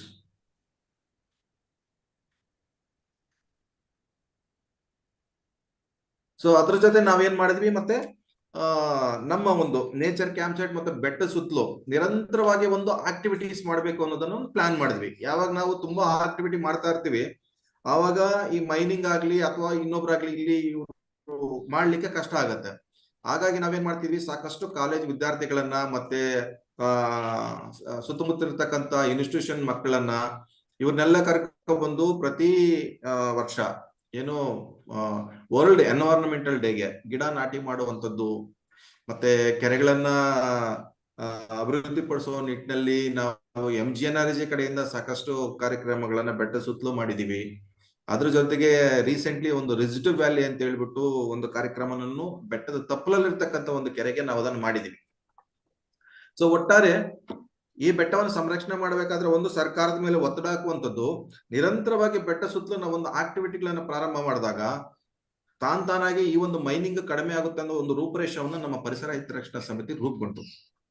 So ಹಾಗಾಗಿ ಈಗ ನೇಚರ್ ಕ್ಯಾಂಪ್ ಸೈಟ್ ಪ್ರಾರಂಭ ಆಗಿದೆ. ಸಾಕಷ್ಟು ಬೆಂಗಳೂರಿಂದ ಒಂದಷ್ಟು ಜನ ಬಂದು ಇಲ್ಲಿ ನೇಚರ್ ಕ್ಯಾಂಪ್ ಸೈಟ್ ಅಲ್ಲಿ ತಂಗಿ ಮತ್ತೆ ಬೆಟ್ಟದೆಲ್ಲ ನೋಡುವಂಥದ್ದು, ಮತ್ತೆ ನ್ಯಾಚುರಲಿಸ್ಟ್ಗಳು ಮತ್ತೆ ಕ್ಯಾಥಲಿಸ್ಟ್ಗಳು ಸಾಕಷ್ಟು ಜನ ಬಂದು ಬೆಟ್ಟದ ಮೇಲೆಲ್ಲ ಹತ್ತಿ ಅಲ್ಲೆಲ್ಲ ನೋಡಿ ತುಂಬಾ ಖುಷಿ ಪಟ್ಟು, ಇಷ್ಟು ಅದ್ಭುತವಾದಂತ ಬೆಟ್ಟ ಇದು, ಏಕಶಿಲಾ ಬೆಟ್ಟ, ತುಂಬಾ ಅತಿ ಎತ್ತರವಾದಂತ ಬೆಟ್ಟ, ಸುಮಾರು 1300 ಎಕರೆ ಜಾಗದಲ್ಲಿರ್ತಕ್ಕಂಥ ಈ ಬೆಟ್ಟ ನೋಡ್ಲಿಕ್ಕಿನ ತುಂಬಾ ಅದ್ಭುತವಾದ ಇದೆ. ಹಾಗಾಗಿ ನಮಗೆ ಒಂದು ಇದು ಟೂರಿಸಂ ಕೂಡ ವ್ಯವಸ್ಥೆ ಮಾಡಿದ್ವಿ ಈ ಗಣಿಗಾರಿಕೆ ನಾವನ್ನು ತಡಿಲಿಕ್ಕೆ. ಅದ್ರ ಜೊತೆಗೆ ಸಾಕಷ್ಟು ಅಧಿಕಾರಿಗಳನ್ನ ಈ ಬೆಟ್ಟ ಸುತ್ತಲೂ ನಾವು ತರಿಸ್ಬೇಕು, ಇಲ್ಲಿ ಕಾರ್ಯಕ್ರಮಗಳನ್ನು ರೂಪಿಸ್ಬೇಕು. ಈಗ MGNRG ಅಲ್ಲಿ ನಾವು ರಿಜಿಟಿವ್ ವ್ಯಾಲಿ ಪ್ರೋಗ್ರಾಮ್ ಅನ್ನ ಮಾಡ್ಲಿಕ್ಕೆ ಬಂದಾಗ ನಮ್ಮ ಕಾರ್ಯನಿರ್ವಾಹಕರು, ಉಪ ಕಾರ್ಯನಿರ್ವಾಹಕರು, ಜಿಲ್ಲಾ ಪಂಚಾಯತ್ ಅವರೆಲ್ಲ ಬಂದು ಇದೆಲ್ಲ ನೋಡಿ ಇಷ್ಟು ಬೆಟ್ಟ ಚೆನ್ನಾಗಿದೆಯಲ್ಲ ಅಂತ ಹೇಳಿ ಅವ್ರ ಅಭಿಪ್ರಾಯನೂ ತಗೊಂಡು ಮತ್ತೆ ಅವ್ರ ಸಪೋರ್ಟ್ ತಗೊಂಡು ನಾವು ಈ ಬೆಟ್ಟವನ್ನ ಉಳಿಸುವಂತ ನಿಟ್ಟಿನಲ್ಲಿ ನಾವು ಒಂದಷ್ಟು ಹೆಜ್ಜೆ ಹಾಕಿದೀವಿ. ಅದ್ರ ಜೊತೆಗೆ ಕೆಲವು ದಾನಿ ಸಂಸ್ಥೆಗಳ ಕಡೆಯಿಂದ ಕೆರೆಗಳಲ್ಲಿ ಹೂಳು ತೆಗೆಯುವಂತ ಕಾರ್ಯಕ್ರಮವನ್ನು ಮಾಡಿದ್ವಿ. ಬೆಟ್ಟದ ಸುತ್ತಲೂ ಸಾಕಷ್ಟು ಕೆರೆಗಳಲ್ಲಿ ಹೂಳು ತೆಗೆದು ಕೆರೆಗಳ ಪುನರ್ಚೇತನ ಒಂದು ಕಾರ್ಯದಲ್ಲಿ ನಾವು ಭಾಗಿಯಾಗಿದ್ವಿ. ಸೊ ಹಾಗಾಗಿ ಒಟ್ಟಾರೆ ಈ ಒಂದು ವೃಷಭಾದ್ರಿ ಬೆಟ್ಟ ಐತಿಹಾಸಿಕ ಬೆಟ್ಟ, ಅದ್ರ ಜೊತೆಗೆ ಈ ವೃಷಭಾದ್ರಿ ಬೆಟ್ಟಕ್ಕೆ ಹೊಂದಿಕೊಂಡಂತೆ ಹಾವಳಿ ಜವಳಿ ಬೆಟ್ಟಗಳಾದಂತ ಹಾವಣಿ ಬೆಟ್ಟ ಕೂಡ ಇದೆ ಅಲ್ಲಿ. ಸೊ ಇಲ್ಲಿ ಹಾವಣಿ ಬೆಟ್ಟ ತಪ್ಪಲಲ್ಲಿ ರಾಮಲಿಂಗೇಶ್ವರ ಟೆಂಪಲ್ ಒಂದಿದೆ, ಅಲ್ಲಿ ಅದು ನ್ಯಾಷನಲ್ ಮಾನ್ಯುಮೆಂಟ್ ಆಗಿರೋದ್ರಿಂದ ಅದು ಅದರದ್ದು ಒಂದು ನಾವು ತಗೊಂಡ್ವಿ. ಕಾನೂನಾತ್ಮಕವಾಗಿ ಏನೆಲ್ಲ ನಾವು ಮಾಡ್ಬೋದು, ನ್ಯಾಷನಲ್ ಮಾನ್ಯುಮೆಂಟ್ಗೆ ಏನು ಒಂದು ಆಕ್ಟ್ ಇದೆಯಲ್ಲ ಅದು ತಗೊಂಡು. ಅದ್ರ ಜೊತೆಗೆ ನಾವು ಮುಖ್ಯವಾಗಿ ಇನ್ನೊಂದನ್ನ ಮಾಡಿದ್ವಿ, ವೃಷಭಾದ್ರಿ ಬೆಟ್ಟದ ತಪ್ಪಲಲ್ಲಿ ಸಾಕಷ್ಟು ನಾವು ವೈಲ್ಡ್ ಲೈಫ್ ಡಾಟಾನ ಮಾಡಿದ್ವಿ. ಮೊದಲನೇದಾಗಿ ವೈಲ್ಡ್ ಲೈಫ್ ಡಾಟಾ ಮಾಡಿದ್ದು ನಮ್ಗೆ ಅದರಲ್ಲಿ ಲೆಪರ್ಡ್ಸು, ಸ್ಲಾತ್ ಬೇರು, ಬ್ಲಾಕ್ ಬಗ್ಸು, ಮತ್ತೆ ಸ್ಲೆಂಡರ್ ಲಾರಿಸ್, ಇಂಡಿಯನ್ ರಾಕ್ ಪೈಥಾನು, ಮತ್ತೆ ನಮ್ಗೆ ಪಿಕಾಕು, ಸಾಕಷ್ಟು ಬಯೋಡೈವರ್ಸಿಟಿ ಮತ್ತೆ ಜೀವ ವೈವಿಧ್ಯತೆ ಇಲ್ಲಿ ಇದೆ ಅನ್ನುವಂಥದ್ದು ನಮ್ಗೆ ದಾಖಲಾಯಿತು. ಇದನ್ನೆಲ್ಲ ದಾಖಲು ಮಾಡಿ ನಾವು ನ್ಯಾಷನಲ್ ಗ್ರೀನ್ ಟ್ರಿಬ್ಯುನಲ್ ಕೋರ್ಟ್ ಕೊಟ್ಟಿದ್ದೀವಿ. ಈಗಾಗಲೇ ನ್ಯಾಷನಲ್ ಗ್ರೀನ್ ಟ್ರಿಬ್ಯುನಲ್ ಕೋರ್ಟ್ ಇಲ್ಲಿ ಮೈನಿಂಗ್ ನ ಸ್ಟಾಪ್ ಮಾಡಬೇಕು ಅಂತ ಆದೇಶ ಕೂಡ ಹೊರಡಿಸಿದೆ ಮತ್ತೆ ಕೇಸ್ ನಡೀತಾ ಇದೆ. MOF ಅವರು ಮತ್ತು ಸಿಯಾದವರು minister of environment and forest climate change ಅವರು ಬಂದು ಇಲ್ಲೆಲ್ಲ ಸರ್ವೆ ಮಾಡಿ ಅವ್ರದ್ದಾದ ರಿಪೋರ್ಟ್ ಕೊಟ್ಟರು.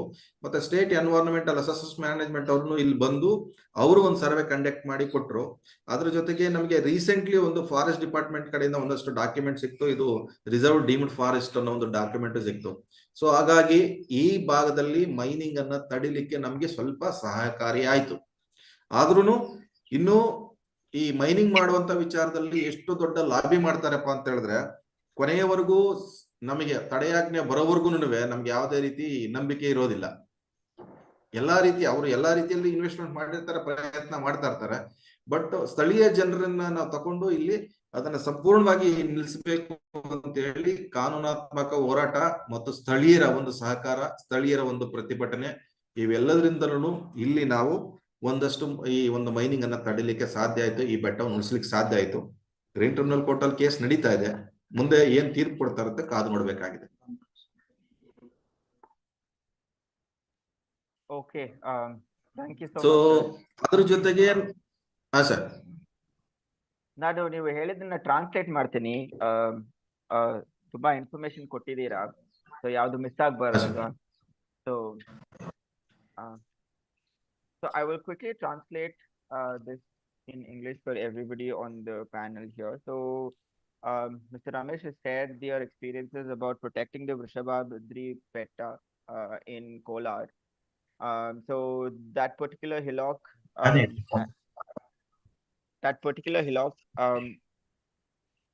is responsible for water for almost 30 lakes in and around that particular place. And Kolar doesn't have any river, so people are dependent on water bodies like these lakes for their agriculture inputs and other consumption. But around 2013, if I'm not wrong, there was a government permission for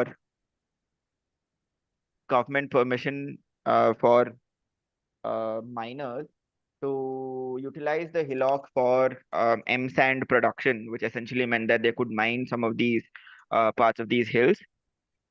So which was then met with a bit of resistance from the communities in and around the particular hillock, where they decided that allowing any sort of mining in this particular place would be detrimental to the ecology and the dependence of water supplied to the villages in and around that particular place. So Kolar is prone to drought and it's a water deficit place. So there's always a question of water availability throughout the year. And a lot of people are dependent on agriculture. So they realized that this could be a direct threat because of the M-sand mining permissions that were given out. So the committees, the people some of them who are present here in the panel today, they got together, they started realizing that, okay, we need to mobilize a lot more. We need to inform the communities, we need to inform the villages in and around this particular hill in terms of its ecological importance, in terms of its services, in what would support water management and water conservation. So initially they've tried to have these conversations with the local panchayat, with the tahsildars, in terms of really understanding that we don't want any sort of mining activities in and around this place because it poses a direct threat to the ecology of the particular place. But then there wasn't a lot of support from the government or the government officials. And then I think after a little more convincing and conversations and back and forth, the DC's office was able to put a stay order in terms of the mining that was happening for a couple of years. There's a little bit of respite in that way. But then again, it started after some point, the mining resumed. And that is when the committee sort of came together, the Parisara Hita Rakshana Samiti, and then they filed a PIL in the High Court, if I'm not wrong, and with the NGT, the National Green Tribunal, to sort of say that, okay, look, this place has a lot of ecological importance. And we as a committee, we as people who live and are dependent on this particular hillock would not like the mining to continue. So this is when they started to do a lot of these awareness programs. They realized that, okay, we need to also talk to our villagers, we need to talk to people, we need to engage with the youth as well, we need to engage with schools. So that's when they started to do that. They started to interact with the community. They also realized that the youth are also very important stakeholders in the whole conversations, and then they were able to set up Yuva Senas, and just generally come to the understanding that these are common property resources. This is for everybody. This is important to whoever is living around these particular places. So this is when they started mobilizing communities. At the same time, they also started to explore the cultural values of this particular hillock. It was So there have been traditional practices where temple jatras or the yatras that happen around the particular place used to take place yearly, and then that had been stopped for a bit. So they started to revive this. So they started engaging with the local communities. They even engage with women from self-help groups to continue these processes. And they have this thing, they have this cultural festival that happens every year. And then they also realize that we need to celebrate the hill itself as a part of the cultural identity that we have. And they came up with something called the Betta the Habba, which brought together about 7 villages, about 400 to 700 villages who would be participating in these cultural events, these traditional practices that were already existent. So this way they were able to strengthen the presence of the community and the relationship with the particular hillock. So this also translated to, let's say, exploring a ecotourism angle to the whole thing, that, when we know that these things are possible, why not do it? So they started to approach centers to have some of these ecotourism aspects as well. And then slowly they also started to do biodiversity mapping of some of these places just to identify and record the flora and fauna, where they realized that the kolar leaf nose bat, which is an endangered species, is also present about 1.5 kilometers from the particular hillock that we're talking about.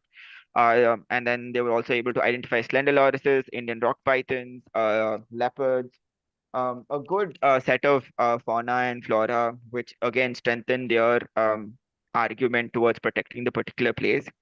And I think very recently that they've been able to also get independent studies done by the Ministry of Environment and Forestry.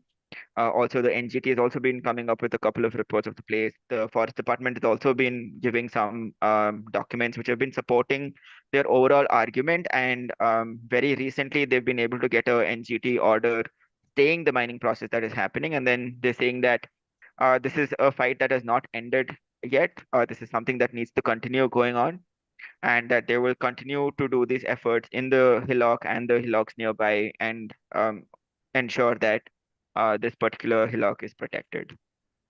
So quite an informative session, a lot of work that has happened. So it was very nice.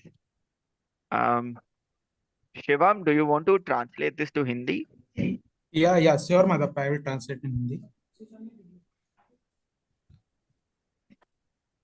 तो हमारे पास जो कहानी आ रही है रमेश जी की, वो आते हैं कर्नाटका में देवराय समुद्रम गांव से, मुलबागल ब्लॉक से, कोलार डिस्ट्रिक्ट कर्नाटका से। इनकी जो कहानी है वो कहानी है एक हिलक के बारे में, एक पहाड़ के बारे में, जो मोनोलिथिक पहाड़ था, मतलब जो पत्थरों का पहाड़ है बेसिकली देखा जाए तो बेसिकली जो वो पहाड़ था वो जो है लगभग 1200 से 1300 एकड़ में फैला हुआ एक हिल है, एक पर्वत है, जिसमें देखा जाए तो जिससे जो स्रोत है, कम से कम 20 जो ऐसी झीलों के लिए पानी का एक स्रोत बनता है। कोलार को देखा जाए तो कोलार जो जियोग्राफिकली देखा जाए तो वहां पर पानी के लिए लोगों की डिपेंडेंसी लेक पर ही है, पर 2013 के आसपास देखा जाए तो गवर्नमेंट ऑर्डर के कारण इस हिल पर माइनिंग एक्टिविटीज चालू हुई थी, और ये माइनिंग एक्टिविटीज लगातार बढ़ते रही 2013 के बाद से। देवराय समुद्रम गांव की बात करें तो जब फर्स्ट टाइम 2013 में जब माइनिंग स्टार्ट हुई, वहां पर जब स्टोन माइनिंग स्टार्ट हुई तो वहां के गांव के लोगों ने साथ में आकर इसको रजिस्टर किया, वहां पर कम्युनिटी के लोगों ने इसे रजिस्टर किया, क्योंकि ये वहां से आने लोगों ने इस चीज को समझ पाया कि अगर ये यहाँ पर माइनिंग होगा तो हमारे जो जल स्रोत हैं वो प्रभावित होंगे, वो प्रदूषित होंगे, जिससे हमारा खेती बाड़ी से लेकर हमारा जनजीवन प्रभावित होगा। इसके बाद इनके कई प्रयासों के बाद लगातार इनके प्रयासों से देखा जाए तो डिस्ट्रिक्ट कलेक्टर के द्वारा एक स्टे ऑर्डर लगाया गया माइनिंग एक्टिविटीज में, पर वो कुछ सालों तक ही रहा। उसके बाद फिर से माइनिंग एक्टिविटीज उस में चालू हो गई। इसके बाद देखा जाए तो इन्होंने जो कमेटी थी उसको फिर से स्ट्रेंथन किया, जिसे परिसर हित संरक्षण समिति इन्होंने बोला, विलेज कमेटी, और इन्होंने साथ में आकर एक पब्लिक इंटरेस्ट लिटिगेशन फाइल किया कोर्ट में। तो कोर्ट में ये पहुंचे, लेकिन इसके साथ ही साथ इन्होंने कम्युनिटी का जो एंगेजमेंट है उस कॉमन्स को लेकर उसको स्ट्रेंथन करने का काम चालू किया। तो इन्होंने सबसे पहले देखा जाए तो ये युवा सेना का निर्माण किया, युवा सेना के माध्यम से उनको एंगेज करने का प्रयास किया कॉमन्स से। इसके अलावा इन्होंने कम्युनिटी एंगेजमेंट में कल्चरल प्रैक्टिसेस को बढ़ावा दिया। वहां पर जो सांस्कृतिक विरासत थी उस पर्वत से जुड़ी हुई, जो सांस्कृतिक विरासत थी वहां के समुदाय से जुड़ी हुई उस पर्वत को लेकर उसको बढ़ावा दिया। वहां पर उन्होंने मेले का आयोजन किया, साथ ही साथ उन्होंने वार्षिक उत्सव के आयोजन करे पर्वतों को लेकर। उस पर्वत को एक जो सांस्कृतिक विरासत को उन्होंने पुनः स्थापित करने का प्रयास किया। इसके साथ ही उन्होंने इको टूरिज्म, जिसे हम पर्यावरण हितैषी पर्यटन बोलते हैं, इसको लेकर बहुत सारे काम किए और इसको बहुत सारा बढ़ावा दिया। आसपास की स्कूलों के बच्चों को से सहित युवाओं सहित सभी को इसमें साथ लाने का प्रयास किया। फाइनली उनके कई सारे प्रयासों से अभी देखा जाए तो जो नेशनल ग्रीन ट्रिब्यूनल है उन्होंने एक स्टे ऑर्डर लगाया है, पर वो ये मानते हैं कि ये लड़ाई अभी खत्म नहीं हुई है और ये लड़ाई चलती रहेगी कॉमन्स को बचाने की। शुक्रिया। Thank you Madhappa, you can go ahead. Yeah, thanks so much, Shivam.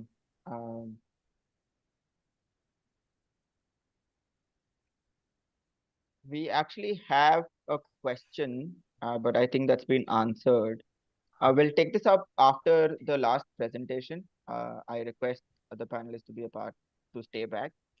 So ನಿಮ್ಗೊಂದು 2 ಕ್ವೆಶ್ಚನ್ ಇದೆ, ಸೊ ಅದನ್ನ ಇನ್ನೊಂದು ಪ್ಯಾನಲ್ ಆದ್ಮೇಲೆ ನಮ್ ಕ್ವೆಶ್ಚನ್ ಆನ್ಸರ್ ಸೆಷನ್ ಅಲ್ಲಿ ತಗೊಳ್ಳೋಣ ಅಂತ ರಿಕ್ವೆಸ್ಟ್ ಮಾಡ್ಕೋತೀನಿ. ಸೊ ದಯವಿಟ್ಟು ಈ ಪ್ಯಾನಲ್ ಇರಿ. ಸರ್ ಪಾರ್ಥ ಸರ್ ಇದ್ರು, ಪಾರ್ಥ ಸರ್ ಒಂಚೂರು ಮಾತಾಡೋದಿತ್ತು. ಹಾ, ಶೋರ್. ಸೊ ಇಲ್ಲಿ ಒಂದು ಬಹಳ ಇಂಪಾರ್ಟೆಂಟ್ ವಿಚಾರ ಅವರು ಮಿಸ್ ಮಾಡಿದ್ರು. ಅದೇನಂದ್ರೆ ಇತ್ತೀಚೆಗೆ ಇಲ್ಲಿ ಒಬ್ರು ಎನ್ವಿರಾನ್ಮೆಂಟಲಿಸ್ಟ್ ಇದ್ರು ಇದು ಕೋಲಾರದಲ್ಲಿ, ತ್ಯಾಗರಾಜ್ ಅಂತ. ಈಸ್ ನೋ ಮೋರ್, ಬಟ್ ಅವರು WWF ಅಲ್ಲಿ ಕೂಡ ಕೆಲಸ ಮಾಡಿದ್ರು, ವರ್ಲ್ಡ್ ವೈಲ್ಡ್ ಲೈಫ್ ಫಂಡ್ ಅಲ್ಲಿ. ಸೊ ಅವರು ಒಂದು ಮೋಟಿವೇಶನ್ ಅಲ್ಲಿ ಇಲ್ಲಿ ಒಂದು ಬಟರ್ಫ್ಲೈ ಪಾರ್ಕ್ ಕೂಡ ಇನಾಗ್ರೇಷನ್ ಮಾಡಿದ್ರು ಈಗ ಒಂದು 6 ತಿಂಗಳ ಕೆಳಗಡೆ. ಸೊ ಅದಕ್ಕೆ ಬೇಕಾದಂತ ಸ್ಪೀಸೀಸ್ ನ ಅಲ್ಲಿ ಪ್ಲಾಂಟ್ ಮಾಡೋದಕ್ಕೆ ಅವರು ಇವಾಗ ಒಂದು ಸಣ್ಣ ಪ್ರಯತ್ನ ಮಾಡಿದ್ದಾರೆ. ಅದಕ್ಕೆ ರೈನ್ ಮ್ಯಾಟರ್ ಫೌಂಡೇಶನ್ ಅವರು ಸಪೋರ್ಟ್ ಮಾಡ್ತಾ ಇದ್ದಾರೆ.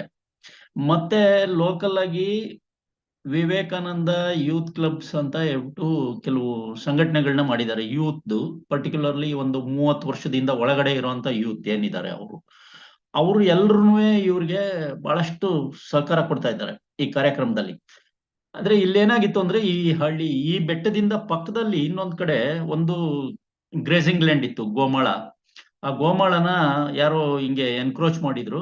ಅದನ್ನ ನಾವು FES ನಲ್ಲಿ ನಾನು ವರ್ಕ್ ಮಾಡೋವಾಗ ನಾನು ಅಲ್ಲಿ ಒಂದು ಆರ್ಗನೈಸ್ ಮಾಡಿ ಜನಗಳನ್ನ 61A ಸಬ್ ಕಮಿಟಿ ಎಲ್ಲ ಮಾಡಿ ಆ ಎನ್ಕ್ರೋಚ್ಮೆಂಟ್ ಅನ್ನ ಬಿಡಿಸಿದ್ವಿ.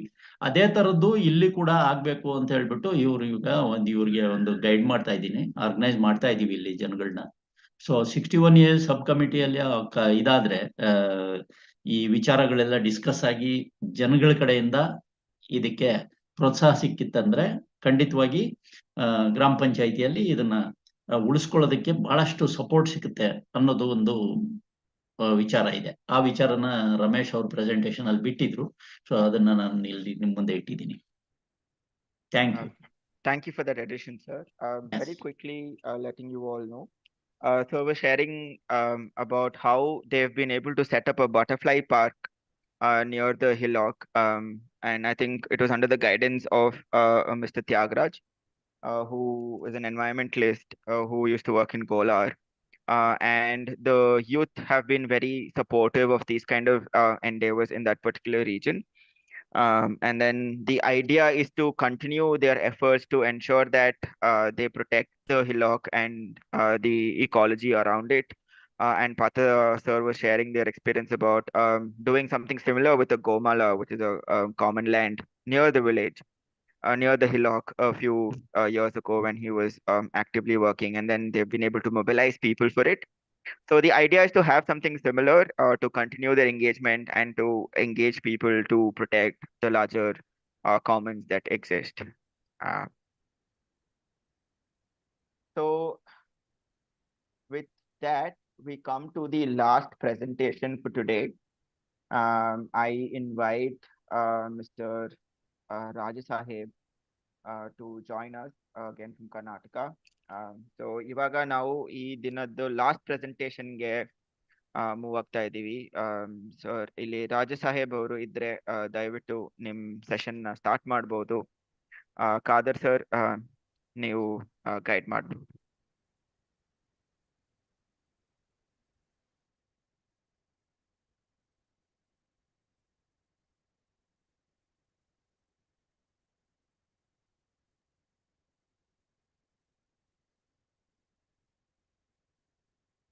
ಸರ್ ಸ್ಟಾರ್ಟ್ ಮಾಡ್ಬೋದು ಸರ್.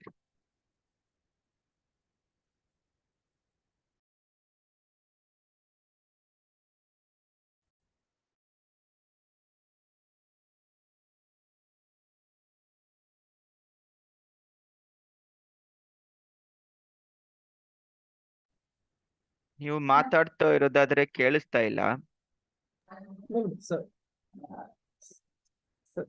ಸರ್ ನಮಸ್ತೆ ಸರ್. ಹಾ, ಕೇಳಿಸ್ತಾ ಇದೆ ಖಾದರ್ ಅವರೇ, ಮಾತಾಡಿ. ಸರ್ ಕೇಳಿಸ್ತಾ ಇದೆ ಸರ್.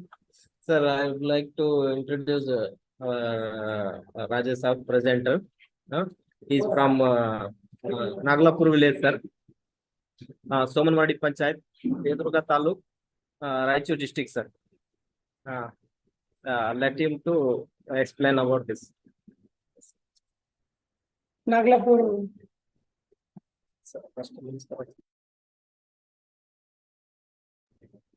ಸರ್ ನಮಸ್ತೆ ಸರ್. ನಮ್ಮ ಹೆಸರು ರಾಜೇಶ್ ಸಾಬ್ ಅಂತ, ನಾಗಲಾಪುರ ಅವರು, ಸೋಮನವಾಡಿ ಗ್ರಾಮ ಪಂಚಾಯತಿಂದ.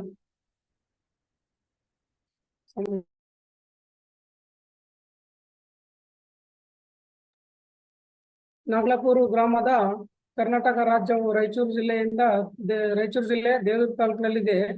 ಇದು ಜಿಲ್ಲೆಯ ಉಪಕೇಂದ್ರವಾದ ದೇವದುರ್ಗದಿಂದ 30 ಕಿಲೋಮೀಟರ್ ದೂರದಲ್ಲಿದೆ ಮತ್ತು ಜಿಲ್ಲಾ ಕೇಂದ್ರ ರಾಯಚೂರಿನಿಂದ 80 ಕಿಲೋಮೀಟರ್ ದೂರದಲ್ಲಿದೆ. ಸೋಮನವಾಡಿ ಗ್ರಾಮ ಪಂಚಾಯಿತಿಯ ವ್ಯಾಪ್ತಿಯಲ್ಲಿ ಬರುವಂತ ನಾಗಲಾಪುರ ಗ್ರಾಮದ ಸರ್ವೆ ನಂಬರ್ 20, ವಿಸ್ತೀರ್ಣ 297.19 ಎಕರೆ ಮತ್ತು ಸರ್ವೆ ನಂಬರ್ 32 ರಲ್ಲಿ 99.38 ಎಕರೆ ಗೋಮಾಳ ಭೂಮಿ ಇದೆ. ಆದರೆ ಈಗ ಈ ಗ್ರಾಮದ ಕೆಲವರು ಗೋಮಾಳ ಭೂಮಿಯನ್ನು ಒತ್ತುವರಿ ಮಾಡಿಕೊಂಡಿದ್ರು. ಅಕ್ರಮವಾಗಿ ಕೃಷಿ ಮಾಡುತ್ತಿರುವುದನ್ನು ಕಂಡು ಜಮೀನು ರಹಿತ ಕೃಷಿ ಕಾರ್ಮಿಕರು ಹಾಗೂ ಜಾನುವಾರು ಸಾಕಣೆ ಮಾಡುವವರು ಗ್ರಾಮದ ಸಮುದಾಯದವರಿಗೆ ಹುಲ್ಲಿನ ಅವಶ್ಯಕತೆ ಪೂರೈಸಲು ಗೋಮಾಳ ಒತ್ತುವರಿ ತೆರವುಗೊಳಿಸಲು ಶ್ರೀ ಹನುಮಂತರಾಯ ಪಾಟೀಲ್ ಎಂಬುವರು ಚಿಂತಿಸ್ತಾ ಇದ್ರು. ಗೋಮಾಳ ಭೂಮಿಯ ಒತ್ತುವರಿ ತೆರವಿಗೆ ಸಂಬಂಧಿಸಿದಂತೆ ನಾಗಲಾಪುರ ಗ್ರಾಮದ ಗ್ರಾಮಸ್ಥರಾದ ಸಾಹೇಬ್ ಪಾಟೀಲ್, ಸಾಬಣ್ಣ, ಬಸವರಾಜ್ ನಾಯಕ್, ಶಿವರಾಜ್ ನಾಯಕ್, ಬಸವರಾಜ್, ಅಮರೇಶ್ ನಾಯಕ್, ಜಂಬಣ್ಣ ಅವರೊಂದಿಗೆ ಊರಿನ ಹಿರಿಯರೆಲ್ಲ ಅವರೊಂದಿಗೆ ಚರ್ಚಿಸಿ ಅವರೆಲ್ಲರೂ ಗೋಮಾಳ ಒತ್ತುವರಿ ತೆರವಿಗೆ ನಿರ್ಧರಿಸಿದರು. ಹಾಗೆ ನಾಗಲಾಪುರ ಗ್ರಾಮದ ಕೆಲ ಗ್ರಾಮಸ್ಥರು ಗೋಮಾಳ ಭೂಮಿಯನ್ನು ಅಕ್ರಮವಾಗಿ ಒತ್ತುವರಿ ಮಾಡಿಕೊಂಡಿರುವುದನ್ನು ತೆರವುಗೊಳಿಸುವಂತೆ ದೇವದುರ್ಗ ತಾಲೂಕಿನ ತಹಸೀಲ್ದಾರರಿಗೆ ಮನವಿ ಸಲ್ಲಿಸಲಾಯಿತು.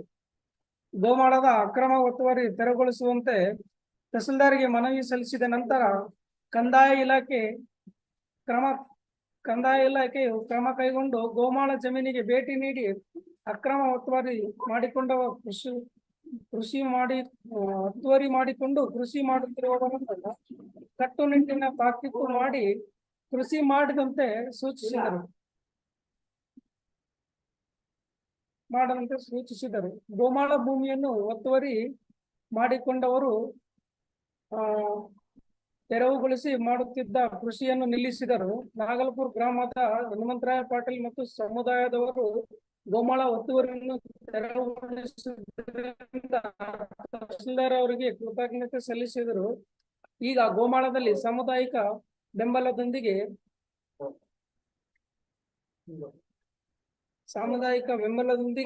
ಗ್ರಾಮ ಪಂಚಾಯತಿಯಿಂದ NGNREG ಅಡಿಯಲ್ಲಿ ಕಂದಕಗಳಂತಹ NRM ಕಾಮಗಾರಿಗಳು ಮಾಡುತ್ತಿದ್ದು ಸಮುದಾಯವು ಗೋಮಾಳದಲ್ಲಿ ಹೆಚ್ಚಿನ NRM ಕೆಲಸಗಳಾದ ಹುಲ್ಲು ಬೆಳೆಸುವುದು, ತೋಟಗಾರಿಕೆ ಮತ್ತು ಅರಣ್ಯ ಕೃಷಿ ಮಾಡುವುದರ ಮೂಲಕ ತಮ್ಮ ಜಾನುವಾರುಗಳಿಗೆ ಹುಲ್ಲು ಒದಗಿಸಬೇಕೆಂದು ಬೇಡಿಕೆಯನ್ನು ಇಟ್ಟಿದ್ದರು ನಾಗಲಾಪುರ ಗ್ರಾಮಸ್ಥರು. ಹಾಗೂ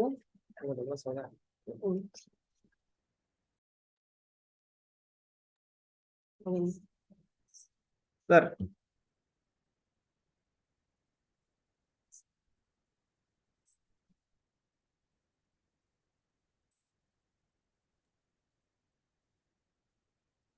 Sir, Sir. Father, translate ಮಾಡ್ತೀರಾ? Okay, sir. Sir, this is the success story of Gomala encroachment cleared by the community in Naglapur village, sir, Somanmadi. Naglapur village, sir, in the Naglapur village, there was a Gomala land in survey number 20, area 297.19 acre, and also number 32 area is the 99.38, sir. But some of the villagers they were encroached the Gomala land and doing illegally agriculture, sir. When Mr. Hanumantraya Patil was seen this Gomala land which was encroached by the villagers, some of the villagers, they are influenced people in the village, sir. They are influenced people and politically also influenced. So Hanumantraya Patil he thought to clear the encroachment and make it to the grazing land for the community who are landless agriculture laborers and doing cattle farming, doing cattle farming. So he has discussed with the Naglapur villagers regarding clearing the encroachment of Gomala land. Then he discussed with the Sahib Patil villagers, Sahib Patil, Sabanna, Basraj Nayak, Shivraj Nayak, and Basaraj, Amresh Nayak, and Jambana, sir. He expressed his opinion in front of these peoples. Then these peoples also agreed to decided to clear the encroachment of Gomala land. Then they have decided to will give one request application to the Tahsildar for the clear the encroachment who has encroached by the some of the villagers, sir. So then they have decided, and also paper cutting also there, sir. They have given requesting application to the Devdurga Tahsildar.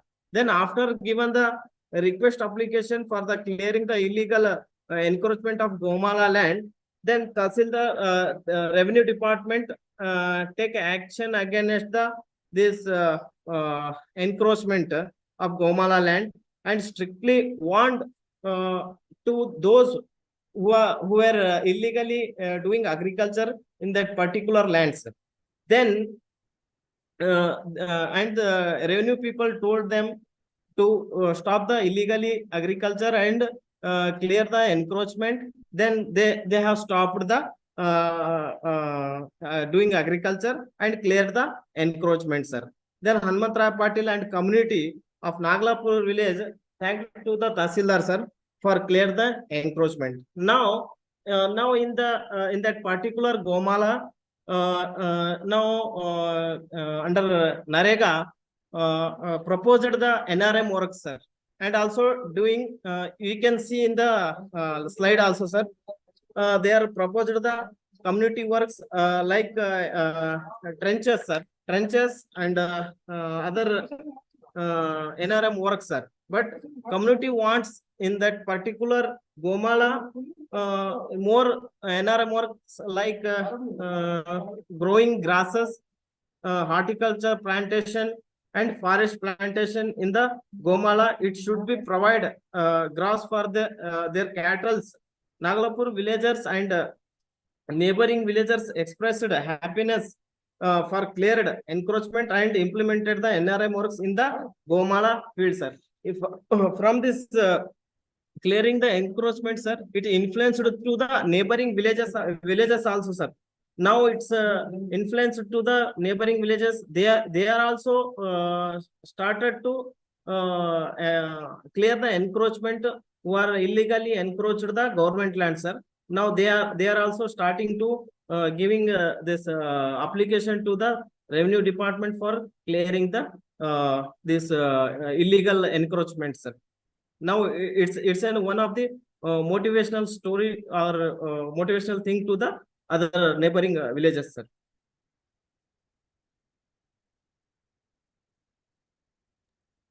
Got it. Thank you so much for the translation, sir. Shivam, would you like to do this in Hindi?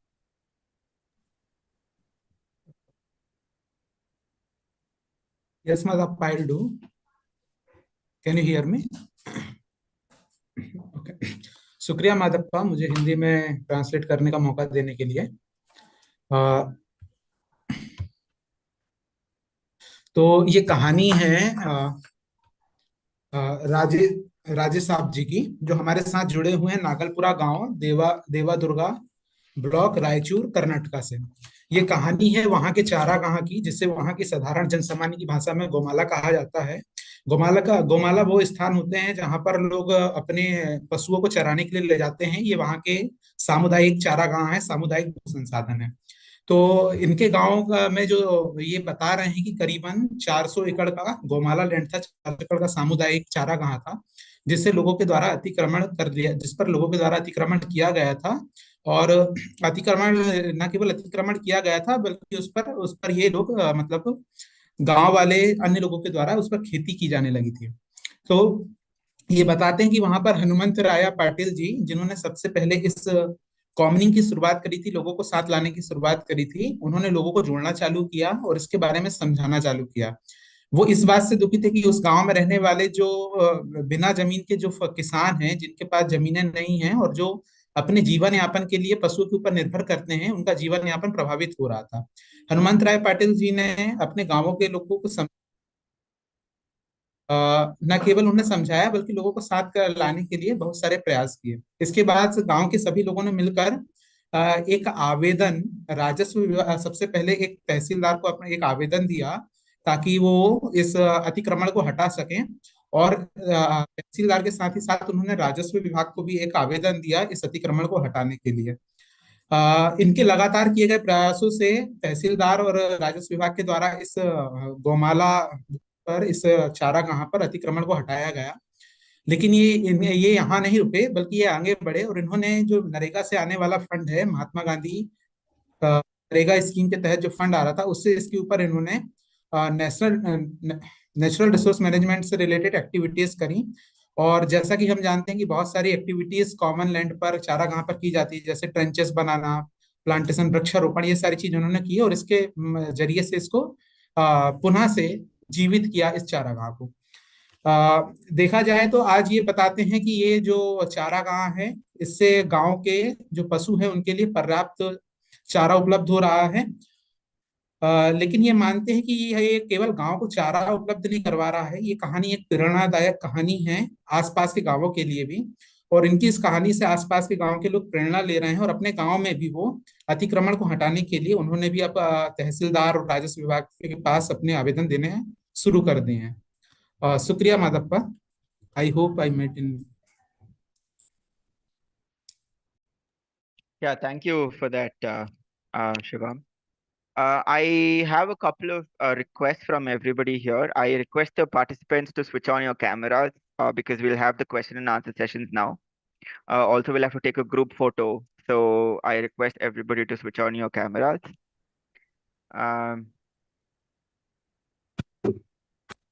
Okay, this is great.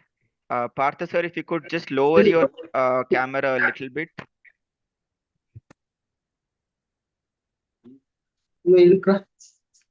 Yes, that's great. Yeah, thank you. Okay. All right. Okay, this is great. All right. Okay. A big thanks to everybody for participating today. I think with that presentation, we conclude the panel's discussions for today. And we'll also be culminating the conference with this particular panel. I think it was very informative for all of us. It was also great to see the coastal common story all the way from Tamil Nadu. So I think quickly summarizing some of the key takeaways I would probably take away with me would be to also to understand when we're looking at the general narrative of struggles of commoning, I think the role of government and governance becomes very important. This could reflect in the way the documents are maintained in the case of the coastal commons, This could also be in the ways of certain government provisions which are state specific, like the POB that we saw with Andhra Pradesh, or even for that matter, panchayat asset registers that happen in Karnataka as well, to see how some of these um, provisions become very important to build evidence and build the larger narrative of protecting commons and preserving commons. We saw that with the citizen science and the women collectives from the coastal commons cases that were presented today, where the community itself takes it on themselves to ensure that the kind of documents that are available are accurate, and to also to push for better ways of maintaining such records. And then we also saw some of how constant monitoring and engaging with different stakeholders, as we like to call it. It could be the women, it could be SHG groups, it could be especially the youth, and schools, colleges outside that particular village, which we saw with the case of Tirusha Bavadri Hill, where it becomes important to engage with people on multiple levels to build that awareness amongst people, saying that, look, this is important. And this is something that we need to do as a group, as a collective, to ensure that our resources are protected well, and also to see very interestingly what certain restrictions like the code of conduct could mean when we're looking at protecting our commons, right? So I think these are some very key important aspects, also to see how certain institutions like the National Green Tribunal could play an important role in protecting some of these interests. Also to see women and the youth be very central to some of these discussions. I think those are some great learnings for us from these discussions. With those few observations, I'd like to open up the session for questions. This is for everybody. Whoever is attending, you can ask questions to any of the presenters today. The presenters can ask questions to the other presenters if you all have any questions related to anything that some of these have presented, and any specific learning, exchange, all of that. So quickly, ಕನ್ನಡದಲ್ಲಿ ಹೇಳ್ಬೇಕಂದ್ರೆ ಈ session ತುಂಬಾ interesting ಆಗಿತ್ತು. So unique problems ಇರ್ಬೋದು, solutions ಇರ್ಬೋದು, ನಾವು ನೋಡಿದೀವಿ. So government roll ಏನಿರುತ್ತೆ ಈ ತರ ಸ್ಟ್ರಗಲ್ಸ್ ಆಫ್ ಕಾಮನ್. ಸೊ ಒಂದೊಂದ್ಸತಿ ಏನಾಗುತ್ತೆ ಅಂದ್ರೆ ಇವಾಗ ಗವರ್ಮೆಂಟ್ ರೆಕಾರ್ಡ್ಸ್ ಕರೆಕ್ಟ್ ಆಗಿರಲ್ಲ. ಸೊ ಅದರಿಂದ ಯಾವ ತರ ತೊಂದರೆ ಆಗುತ್ತೆ, ಮತ್ತೆ ಅದನ್ನ ಹೆಂಗ್ ಮ್ಯಾನೇಜ್ ಮಾಡ್ಬೋದು ಅಂತ ನಾವು ಈ ತಮಿಳ್ನಾಡು ಕೇಸ್ ಇಂದ ನೋಡಿದ್ವಿ. ಮತ್ತೆ ಈ ಸರ್ಟನ್ ಪ್ರಾವಿಷನ್ಸ್ ಅಂದ್ರೆ POB ಇರ್ಬೋದು ಅಥವಾ ಅಸೆಟ್ ರಿಜಿಸ್ಟರ್ ಇರ್ಬೋದು, ನಿಯಮ ನಿರ್ಬಂಧಗಳು ಇರ್ಬೋದು, ಆ ತರ ಇದ್ರೆ ಅದನ್ನ ಹೆಂಗೆ ಯೂಸ್ ಮಾಡಿ ನಮ್ ಕಾಮನ್ಸ್ ಇರ್ಬೋದು, ನಮ್ ಕೋಮಾಳಗಳಿರ್ಬೋದು, ಅದನ್ನ ಹೆಂಗ್ ಪ್ರೊಟೆಕ್ಟ್ ಮಾಡ್ಬೋದು ಅಂತ ತಿಳ್ಕೊಂಡಿದೀವಿ. ಮತ್ತೆ ಜನರಲ್ ಆಗಿ ಯೂತ್ ಆಗಿರ್ಬೋದು, ಮಹಿಳೆಯರಾಗಿರ್ಬೋದು, ಸ್ಕೂಲ್ಸ್, ಕಾಲೇಜಸ್, ಬೇರೆ ಜನರಾಗಿರ್ಬೋದು, ಅವ್ರನ್ನ ಇನ್ವಾಲ್ವ್ ಮಾಡಿ ಅವ್ರಿಗೆ ಅವೇರ್ನೆಸ್ ಕ್ರಿಯೇಟ್ ಮಾಡೋದಿರ್ಬೋದು, ಅಥವಾ ಅವ್ರ ಕಡೆಯಿಂದ ಇನ್ಫಾರ್ಮೇಶನ್ ಜನರೇಟ್ ಮಾಡ್ಬೋದು. ಸೊ ಇದನ್ನೆಲ್ಲ ನಾವು ಯುಟಿಲೈಸ್ ಮಾಡಿದ್ರೆ, ನಾವು ಜನರ ಜೊತೆ ಕಾನ್ಸ್ಟೆಂಟ್ ಆಗಿ ಡಿಸ್ಕಷನ್ಸ್ ಇರ್ಬೋದು, ಮೀಟಿಂಗ್ಸ್ ಇರ್ಬೋದು, ಇದನ್ನೆಲ್ಲ ಮಾಡ್ತಾ ಇದ್ರೆ ಯಾವ ತರದ ಹೊಸ ಚಾಲೆಂಜಸ್ ಅನ್ನ ಮ್ಯಾನೇಜ್ ಮಾಡ್ಬೋದು ಅಂತ ತಿಳ್ಕೊಬಹುದು. ಸೊ ಹಂಗೆ ಈ ಪ್ಯಾನಲ್ ಡಿಸ್ಕಷನ್ಸ್ ಮುಗ್ದಿದೆ ಇವತ್ತಿಗೆ, ಆದ್ರೆ ಕ್ವೆಶನ್ ಆನ್ಸರ್ ಸೆಷನ್ ಓಪನ್ ಮಾಡ್ತಾ ಇದೀವಿ ಇವಾಗ. ಸೊ ನಿಮ್ಗೆ ಏನಾದ್ರು ಕ್ವೆಶನ್ಸ್ ಇದ್ರೆ ಬೇರೆ ಪಾರ್ಟಿಸಿಪೆಂಟ್ಸ್ ಇರ್ಬೋದು ಅಥವಾ ಜನರಲ್ ಆಡಿಯನ್ಸ್ ಇಂದ ಇರ್ಬೋದು, ಏನಾದ್ರು ನಿಮ್ ಕಡೆಯಿಂದ ಏನಾದ್ರು ಸ್ಪೆಸಿಫಿಕ್ ಆಗಿ ನಾವು ಇವತ್ತು ಈ ಸೆಷನ್ ನಾವು ಇದು ಹೊಸದು ಕಲ್ತಿದೀವಿ ಅಂತ ಏನಾದ್ರು ಅನ್ಸಿದ್ರೆ, ಸೊ ನೆಕ್ಸ್ಟ್ 10-15 ಮಿನಿಟ್ಸ್ ಅಲ್ಲಿ ಶೇರ್ ಮಾಡ್ಬೋದು ಅಂತ ಓಪನ್ ಮಾಡ್ತಾ ಇದ್ದೀನಿ. Shivam, if you could open up the floor for discussion, that would be great.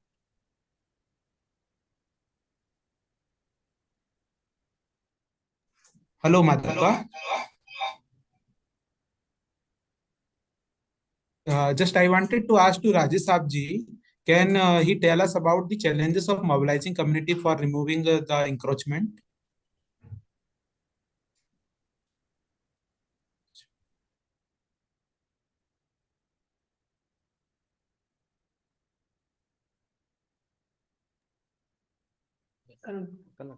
Yes sir. ಊರಿನ ಹಿರಿಯರು ಇರ್ತಾರಲ್ಲ ಸರ್, ಹಿರಿಯರು ಮತ್ತು ದೊಡ್ಡವರೆಲ್ಲ ಊರಿನೆಲ್ಲ ಗಣ್ಯರು ಮತ್ತೆ ಹಳೆ ಜನರಿಗೆ ಗೊತ್ತಿರುತ್ತೆ ಇಷ್ಟೇ ಜಮೀನು ಇರುತ್ತೆ ಹಿಂಗೆ ಹಿಂಗಿರುತ್ತೆ ಅಂತೇಳಿ ಅದ್ರ ಬಗ್ಗೆ ಜಮೀನಿನ ಬಗ್ಗೆ ಎಲ್ಲ ಜನರಿಗೆಲ್ಲ ತಿಳುವಳಿಕೆ ಕೊಟ್ಟು ಜನರನ್ನೆಲ್ಲ ಕರೆಸಿಬಿಟ್ಟು ಎಲ್ಲ ಹೇಳ್ಬಿಟ್ಟು ಮಾತಾಡಿ ಈ ಒಂದು ಲೆಟರ್ನ ತಹಸೀಲ್ದಾರ್ ಅವರಿಗೆ ಕೊಟ್ಟಿವಿ sir.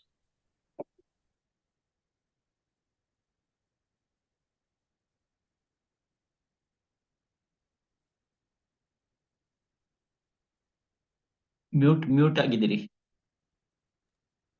Kader sir, can you Okay. translate that? Yes, sir. Yes, sir. Actually, Rajesh sir, what he has done, sir. First approach to the Elders in the village. Elders in the village, sir. Who has known about this the government land. Because of that, old people's who has elders is there in the village, sir. Then they known about much about this the Gomala land, sir. Then he convenienced to the villagers also, community convenienced this much of land is there, so we have to make it a grazing land. It helps to the landless people who are doing cattle farming, and also it helps to the our neighbor villages also. Then they convenienced and they agreed to the give the requesting application to the Tahsildars.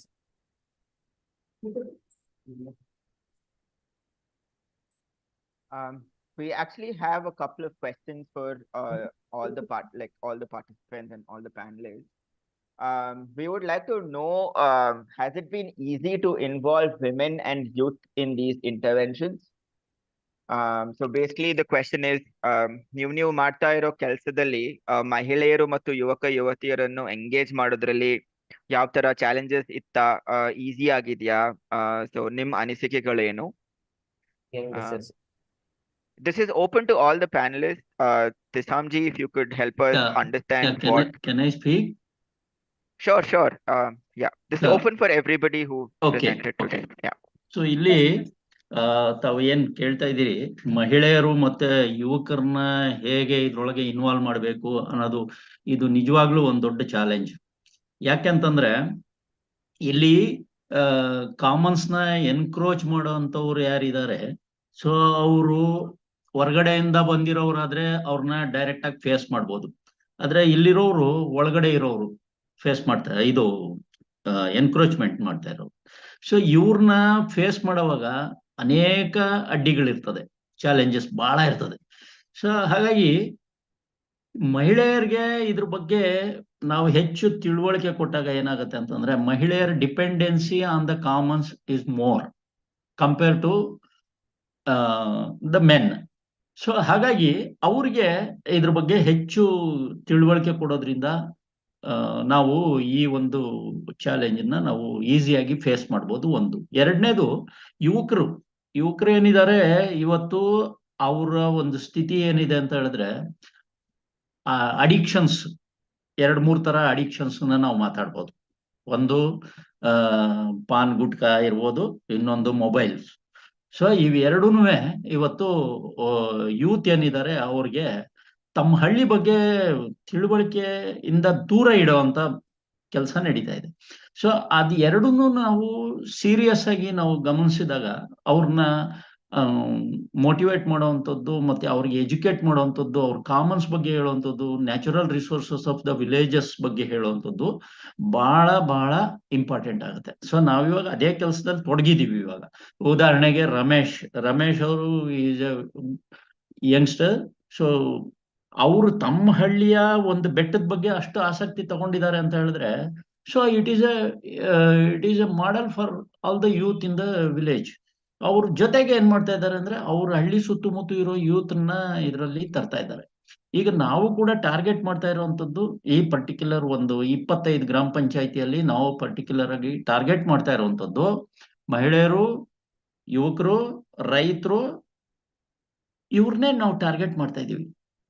ಯಾಕೆ ಅಂತ ಹೇಳಿದ್ರೆ, ಇವ್ರನ್ನ ನಾವು ಸರಿಯಾದ ರೀತಿಯಲ್ಲಿ motivate ಮಾಡಿ ಅವ್ರಿಗೆ Commons ಬಗ್ಗೆ ಎಜುಕೇಟ್ ಮಾಡಿದ್ರೆ ಡೆಫಿನೆಟ್ ಆಗಿ ಅವರು ಅದರಿಂದ ಉತ್ತೇಜಿತರಾಗಿ ತಮ್ಮ ಹಳ್ಳಿಯ ಕಾಮನ್ಸ್ ಅನ್ನ ಉಳಿಸ್ಕೊಳ್ಳೋದಕ್ಕೆ ಖಂಡಿತವಾಗಿ ಇದು ಮಾಡ್ತಿದ್ದಾರೆ. ಮತ್ತೆ ಕಾಮನ್ಸ್ ರಿಲೇಟೆಡ್ ಏನು ನಿಯಮಗಳಿದಾವೆ, ಸರ್ಕಾರದ ನೀತಿ ನಿಯಮಗಳಿದಾವೆ. ಇವು ಜನರಿಗೆ ಪ್ರಚಾರ ಆಗ್ಬೇಕು. ಸೊ ಅದರಲ್ಲಿ ಕೆಲವು ಕೊರತೆಗಳಿದಾವೆ. ಸೊ ಆ ಕೊರತೆಗಳು ಒಂದಷ್ಟು ದೂರ ನಾವು ತಗೊಂಡೋದ್ವಿ. ನಾವು FES ನಲ್ಲಿ ಇದ್ದಾಗ ನನಗೆ ಚೆನ್ನಾಗಿ ಜ್ಞಾಪಕ ಇದೆ.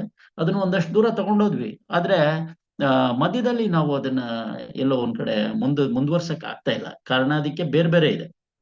ಆ ಕಾರಣದಲ್ಲಿ ಸರಿಯಾದಂತ ರೀತಿಯಲ್ಲಿ ತರಬೇತಿ ಕೊಡುವಂಥದ್ರಲ್ಲಿ ಕೊರತೆ ಇರ್ಬೋದು, ಹಣಕಾಸಿನ ತೊಂದರೆ ಇರ್ಬೋದು, ಇವು ಕೂಡ ನಮ್ಗೆ ಅಡ್ಡಿ ಬರ್ತವೆ. ಸೊ ಆ ಅಡ್ಡಿಗಳನ್ನ ನಾವು ನಿವಾರಿಸ್ಕೊಂಡಿದ್ದೆ ಆದ್ರೆ ಇನ್ನೊಂದಷ್ಟು ಕಾಮನ್ಸ್ ನ ಸಮುದಾಯಕ್ಕೆ ವಾಪಸ್ ಕೊಡ್ಬೋದು ಅನ್ನೋದ್ರೊಳಗೆ ಇದೇನಿಲ್ಲ. ಈ ಉದಾಹರಣೆಗೆ ಈಗ ಮೊನ್ನೆ ಸುಪ್ರೀಂ ಕೋರ್ಟ್ ಆದೇಶದ ಆಧಾರದ ಮೇಲೆ ಒಂದಷ್ಟು ಅರಣ್ಯ ಭೂಮಿಗಳನ್ನ ತೆರವುಗೊಳಿಸುವಂತ ಕೆಲಸ ನಡೀತು ಶ್ರೀನಿವಾಸಪುರ ತಾಲೂಕಲ್ಲಿ. ಸುಮಾರು 800+ ಏಕರ್ಸ್ ಆಫ್ ಲ್ಯಾಂಡ್. ಸೊ ಬಹಳ ವರ್ಷಗಳಿಂದ ಒತ್ತುವರಿ ಆಗಿರುವಂತದ್ದನ್ನ ಬಿಡಿಸಿ ವಾಪಸ್ ಕೊಟ್ಟಾಗ ಏನಾಗತ್ತೆ ಅಂದ್ರೆ ಅದನ್ನ ಕಮ್ಯುನಿಟಿ ಹೆಂಗೆ ಉಳಿಸ್ಕೋತಾರೆ ಅನ್ನೋದು ಒಂದು ಕ್ವಶನ್ ಆಗ್ಬಿಡ್ತದೆ. ಎನ್ಕ್ರೋಚ್ಮೆಂಟ್ ತೆರವುಗೊಳಿಸಿ ಉಳಿಸ್ಕೊಳ್ಳೋದು ಹೆಂಗೆ ಅನ್ನೋದು ಒಂದು ಕ್ವಶನ್ ಆಗ್ಬಿಡ್ತದೆ. ಈಗ ರಮೇಶ್ ಅವ್ರ ಮುಂದೆ ಅದೇ ಪ್ರಶ್ನೆ ನಿಂತಿದೆ. ಇವಾಗ ಗ್ರೀನ್ ಟ್ರಿಬ್ಯುನಲ್ ಆಯ್ತು, ಮತ್ತೊಂದಾಯ್ತು, ಎಲ್ಲ ಆಯ್ತು. ಇದನ್ನ ಜನಕ್ಕೆ ವಾಪಸ್ ತಂದು ಕೊಟ್ಟಾಗ ಸಮುದಾಯ ಇದನ್ನ ಹೆಂಗೆ ಮುಂದೆ ಉಳಿಸ್ಕೊಂಡು ನಿಭಾಯಿಸ್ಕೊಂಡು ಹೋಗ್ತಾರೆ ಅನ್ನೋದು ಆ ಕ್ವಶನ್ಗೆ ಏನಪ್ಪ ಮಾಡೋದು. ಅವ್ರು ರಾತ್ರಿ ನನ್ಗೆ ಯಾವಾಗ ಫೋನ್ ಮಾಡ್ತಾರೆ, 1 ಗಂಟೆ 2 ಗಂಟೆ ಮಾತಾಡ್ತಾರೆ ನನ್ನ ಜೊತೆ. ಸರ್ ಇದೇನೋ ನಾವೇನೋ ಮಾಡ್ತಾ ಇದೀವಿ, ಇದು ವಾಪಸ್ ಬಂದ ನಂತರ ಇದನ್ನ ಉಳಿಸ್ಕೊಂಡು ಹೋಗೋದು ಹೇಗೆ, ಇದಕ್ಕೆ ಏನೇನೆಲ್ಲ ಸ್ಟ್ರಾಟಜಿ ಮಾಡ್ಬೇಕು ಅಂತ. ಸೊ ಅದರಲ್ಲಿ ಒಂದು ಭಾಗ ಇದು ಬೆಂಗಳೂರಿಂದ ವೀಕೆಂಡ್ಸ್ ಕ್ಯಾಂಪ್ಸ್ ಏನ್ ಮಾಡ್ತಾ ಇದ್ದಾರೆ. ಬ್ಯಾಂಗ್ಳೂರಿಂದ ಸ್ಟೂಡೆಂಟ್ಸ್ ಬರ್ತಾ ಇದ್ದಾರೆ. ಅವರೊಂದಷ್ಟು ಅಲ್ಲಿರ್ತಾರೆ, ಶ್ರಮದಾನ ಮಾಡ್ತಾರೆ, ಒಂದಷ್ಟು ಟ್ರೆಕ್ಕಿಂಗ್ ಮಾಡ್ತಾರೆ. ಅದ್ಭುತವಾದಂತ ಒಂದು ಲೊಕೇಶನ್ ಡೆವಲಪ್ ಆಗ್ತಾ ಇದೆ ಅಲ್ಲಿ, ಟೂರಿಸಂ ಸ್ಪಾಟ್. ಸೊ ಈ ವಿಚಾರದಲ್ಲಿ ಸ್ವಲ್ಪ FES ಇದನ್ನೇನು ನೀವು ಆರ್ಗನೈಸ್ ಮಾಡ್ತಾ ಇದ್ದೀರಿ ನಿಮ್ಮ ಸ್ನೇಹಿತರೆಲ್ಲ ಸೇರಿ, ಸೊ ತಾವೆಲ್ಲರೂ ಒಂದ್ ಸ್ವಲ್ಪ ಇದರ ಕಡೆಗೆ ಗಮನ ಕೊಟ್ಟು ಇದು ನಿರಂತರವಾಗಿ ನಡೆಯೋ ಅಂತ ಕೆಲಸ ಆಗ್ಬೇಕು. ಒಂದ್ ದಿವಸ ಮಾಡ್ಬಿಟ್ಟು ಮುಗಿಸ್ಬಿಡೋ ಅಂತ ಕೆಲಸ ಆಗ್ಬಾರ್ದು ಇದು ಅನ್ನೋದು ನನ್ನ ಕಳಕಳಿಯ ಮನವಿ. ಸೊ ಯಾಕಂದ್ರೆ ನಾನು ಕೂಡ FES ಅಲ್ಲಿ ಇದ್ದವನೇ. 3 ವರ್ಷದ ನಂತರ ನಾನು ಇವಾಗ ಮತ್ತೆ ಈ ತರದ ವಿಚಾರದಲ್ಲಿ ನಾನು ಕೈ ಹಾಕಿದ್ದೀನಿ. ಇವಾಗ ಮತ್ತೆ ಮಾಡ್ತಾ ಇದ್ದೀನಿ ಈ ಕೆಲಸ. ಯಾಕಂದ್ರೆ ಇದು out of my personal interest. ನಾನು FES ಅಲ್ಲಿ ಕಲ್ತಿದ್ದನ್ನ ನಾನು ಇಲ್ಲಿ ಕಮ್ಯುನಿಟಿ ಜೊತೆಗೆ ಹಂಚ್ಕೋತಾ ಇದ್ದೀನಿ. ಸೊ ಈ ತರದ ಕೆಲಸಗಳು ಆಗ್ಬೇಕು, ಇದು ನಿಲ್ಬಾರ್ದು. Thank you so much. It's actually very informative what you said. Just quickly translating it for everybody. The question is, how has it been easy to involve women and youth in these interventions? And Partha sir was sharing his personal experiences on working on these things, and he was talking about how it's actually a very difficult thing to engage both women and the youngsters, especially for various reasons. But then he was citing that women are more dependent on common. So engaging with women is a much more it's a more important aspect of how we deal with such interventions and such programs, because you're creating some sort of awareness there. And then with the youth in particular, I think sir was mentioning that they have these addictions, quote unquote. One is the fact that it could be something like pan, it could be something like gutka, and the other is the mobile phone. So generally, the fact that also that the youngsters are away from their own villages, so creating awareness about the importance of these, let's say, farming, importance of nature, importance of the ecology is something that needs to be engaged with, and to understand what really works in terms of working with the kids is something that it's a long process that happens. And then that's why their strategy in general has been to engage with the women, it's been to engage with the youngsters, it's been to engage with the farmers, because they're very integral to the whole process, because these are also people who are directly or indirectly dependent on these kind of landscapes. And then he's also sharing about how besides this, the other challenge is also that the information that is available in terms of securing tenure, the legal languages, or like documents from the government, that needs to be made more accessible to people. That there needs to be a sense of awareness in order to get people talking about some of these things. And I think that is a challenge that sir is mentioning that needs to be addressed a little more rigorously.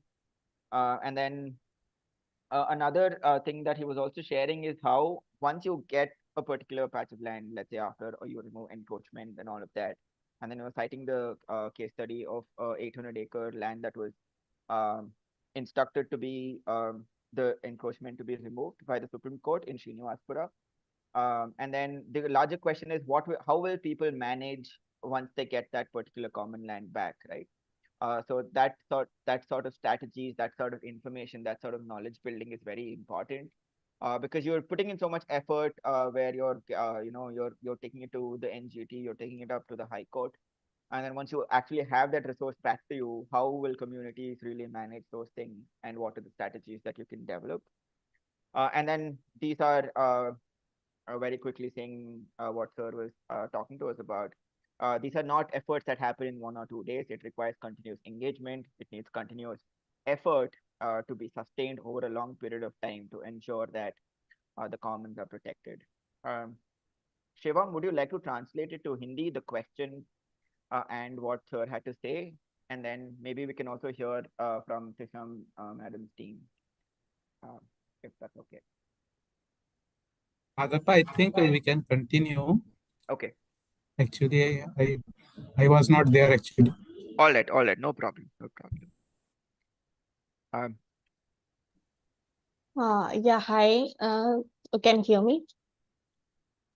Audible, yeah. Thank you. Yeah. So we have 2 questions from this side. So one is, how do we identify these commons? I mean, is it because we are using that place right now for grazing and other purpose, or it has been under the community ownership for has been a while? I mean, what is the criteria that we use to identify one place as common? And the next thing is, so one of our fellow wants to know if any of these protesters or movements or the efforts to get back the commons or to ensure the commons and its ownership rights has been with association with forest departments and local governance structures, and also democratic local governance like Gram Panchayat and all that. So was there any collaboration with forest departments, forest committees mainly? So we would like to know about it. It's a general question that any of the panelists can answer. Thank you. I think the question is fine. If anybody wants me to translate it to Kannada, I can do it. But otherwise, I think they are fairly straight questions. So ಇದಕ್ಕೆ identify ಮಾಡೋದಕ್ಕೆ ಬಹಳಷ್ಟು ದಾರಿಗಳಿದಾವೆ ಕಾಮನ್ಸ್ನ identify ಮಾಡೋದಕ್ಕೆ. ಒಂದು ಕರ್ನಾಟಕದಲ್ಲಾದ್ರೆ ಬಂಜರ್ ತಕ್ತೆ ಅಂತ ಒಂದು ದಾಖಲೆ ಇದೆ, survey department ಅಲ್ಲಿ ಸಿಗುತ್ತೆ. ಅದು ಲ್ಯಾಂಡ್ ಸರ್ವೆ ಡಿಪಾರ್ಟ್ಮೆಂಟ್ ಅಲ್ಲಿ. ಅದಕ್ಕೆ ಏನು 10 ರೂಪೀಸ್ ಅಷ್ಟು ಫೀಸ್ ಕಟ್ಟಿದ್ರೆ ಆ ಬಂಜರ್ ತಕ್ತೆ ಅಂತ ಒಂದು ದಾಖಲೆ ಸಿಗುತ್ತೆ. ಅದು official document of the Karnataka government. ಅದರಲ್ಲಿ ಏನಪ್ಪಾ ಅಂತಂದ್ರೆ ನಮ್ಗೆ ಯಾವ ಹಳ್ಳಿಯಲ್ಲಿ ಯಾವ ರೀತಿಯ ಭೂಮಿಗಳಿದಾವೆ ಮತ್ತೆ ಎಷ್ಟು ಎಕ್ಸ್ಟೆಂಟ್ ಇದೆ ಅನ್ನೋದು ಅದರಲ್ಲಿ ಕ್ಲಿಯರ್ ಆಗಿ ಇರುತ್ತೆ. ಗೋಮಾಳ ಇರುತ್ತೆ, ಕೆರೆ ಇರುತ್ತೆ, ಬಂಜರ್ ಭೂಮಿ ಇರುತ್ತೆ, ಮತ್ತೆ ಖರಾಬ್ ಭೂಮಿಗಳೇನಿದೆ ಅದು ಕೂಡ ಅದರೊಳಗೆ ದಾಖಲೆಯಲ್ಲಿ ಇರುತ್ತೆ. ಆ ದಾಖಲೆನ ನಾವು ಅಧಿಕೃತವಾಗಿ ತಗೊಂಡ್ರೆ ಇಟ್ ಈಸ್ ಅಫಿಷಿಯಲ್ ಡಾಕ್ಯುಮೆಂಟ್ ಆಗುತ್ತೆ ನಮ್ಗೆ. ಸೊ ಅದನ್ನ ಇಟ್ಕೊಂಡು ನಾವು ಆ ಊರಿನಲ್ಲಿ ಎಷ್ಟು ಭೂಮಿ ಇದೆ, ಅದರಲ್ಲಿ ಎಷ್ಟು ಒತ್ತುವರಿ ಆಗಿದೆ ಅನ್ನೋದನ್ನು ಕೂಡ ನೋಡ್ಬೋದು. ಮತ್ತೆ ಅದನ್ನ ಯಾರಿಗೆ ಈಗಾಗಲೇ ವಿಲೆ ಮಾಡಿದ್ದಾರೆ ಅದನ್ನು ಕೂಡ ಅದ್ರೊಳಗೆ ದಾಖಲೆ ಇರುತ್ತೆ. ಬಂಜರು ತಕ್ತೆ ಅಂತ ಅದ್ರ ಹೆಸರು. ಅದಕ್ಕೆ ನೀವು ಅಫಿಷಿಯಲ್ ಆಗಿ ಯಾವ ಕಾರಣಕ್ಕೆ ಬೇಕು ಅಂತ ಹೇಳ್ಬಿಟ್ಟು ಅವ್ರಿಗೆ ಅರ್ಜಿ ಕೊಡ್ಬೇಕಾಗತ್ತೆ. ಅರ್ಜಿ ಕೊಟ್ರೆ ಅದಕ್ಕೆ ಮಿನಿಮಮ್ ಫೀಸ್ ಇದೆ, ನಾಮಿನಲ್ ಫೀಸ್. ಅದನ್ನ ಕಟ್ಸ್ಕೊಂಡು ಅವ್ರು ನಿಮ್ಗೆ ದಾಖಲೆ ಕೊಡ್ತಾರೆ. ಅದು ನಿಮ್ಗೆ ಮುಂದಿನ ದಿನಗಳಲ್ಲಿ ನೀವೇನಾದ್ರು ಕಮ್ಯುನಿಟಿ ಜೊತೆ ಇಂಟ್ರಾಕ್ಟ್ ಮಾಡ್ಬೇಕು ಅಂತಂದ್ರೆ ಅದನ್ನ ಇಟ್ಕೊಂಡು ನೀವು ಮಾಡ್ಬೋದು. ಅದು ಬಹಳ ಒಂದು. ಎರಡನೇದು ಏನಂತಂದ್ರೆ ನಿಮ್ಗೆ ಆನ್ಲೈನ್ ಅಲ್ಲೇ ಯಾವ ಗ್ರಾಮದಲ್ಲಿ ಎಷ್ಟು ಎಕರೆ ಭೂಮಿ ಇದೆ, ಮತ್ತೆ ಅದು ಯಾವ್ಯಾವ ತರದ ಭೂಮಿ ಇದೆ, ಅದು ಈಗಾಗ್ಲೇ ಯಾವ್ದರ ತರದ ಬಳಕೆ ಆಗ್ತಾ ಇದೆ, ಯೂಸ್ ಆಗ್ತಾ ಇದೆ ಆ ಭೂಮಿ ಅನ್ನೋದನ್ನು ಕೂಡ ನೀವು ತಿಳ್ಕೊಬಹುದು. ಅದು ಲೋಕೇಶ್ ಅವ್ರ ಕಡೆ ಸಿಗುತ್ತೆ, FES ನಲ್ಲಿ ಎಲ್ಲರ ಹತ್ರನೂ ಇರುತ್ತೆ. ಅದನ್ನ ಕೇಳಿ ತಗೋಬಹುದು ನೀವು. Are there any other traditional ways, sir? So communities identify ಮಾಡಿರ್ಬೋದು, ಇದು ನಾವು ಇಷ್ಟು ವರ್ಷದಿಂದ ಯೂಸ್ ಮಾಡ್ತಾ ಇದೀವಿ. So does that also constitute as a grassland or a common land? ಅರ್ಥ ಆಗ್ಲಿಲ್ಲ, ಅಂದ್ರೆ ವಾಯ್ಸ್ ಕಡಿಮೆ ಆಯ್ತು. ಸೊ ಒಂದು ಗವರ್ಮೆಂಟ್ ರೆಕಾರ್ಡ್ಸ್ ಪ್ರಕಾರ ಹೋದ್ರೆ it is one way of identifying ಅಲ್ವಾ? ಹೌದು. So is there any other ways where communities ನೇ ಐಡೆಂಟಿಫೈ ಮಾಡಿರ್ತಾರೆ, ನಾವು ತಾತನ್ ಅಥವಾ ಮುತ್ತಾತನ್ ಕಾಲದಿಂದ ನಾವು ಯೂಸ್ ಮಾಡ್ತಾ ಇದೀವಿ, ಸೊ ಅದರಿಂದ ಈ XYZ ಕ್ರೈಟೀರಿಯಾಸ್ ಇರೋದ್ರಿಂದ ಇದು ನಮ್ದು ಕಾಮನ್ ಲ್ಯಾಂಡ್ ಅಂತ.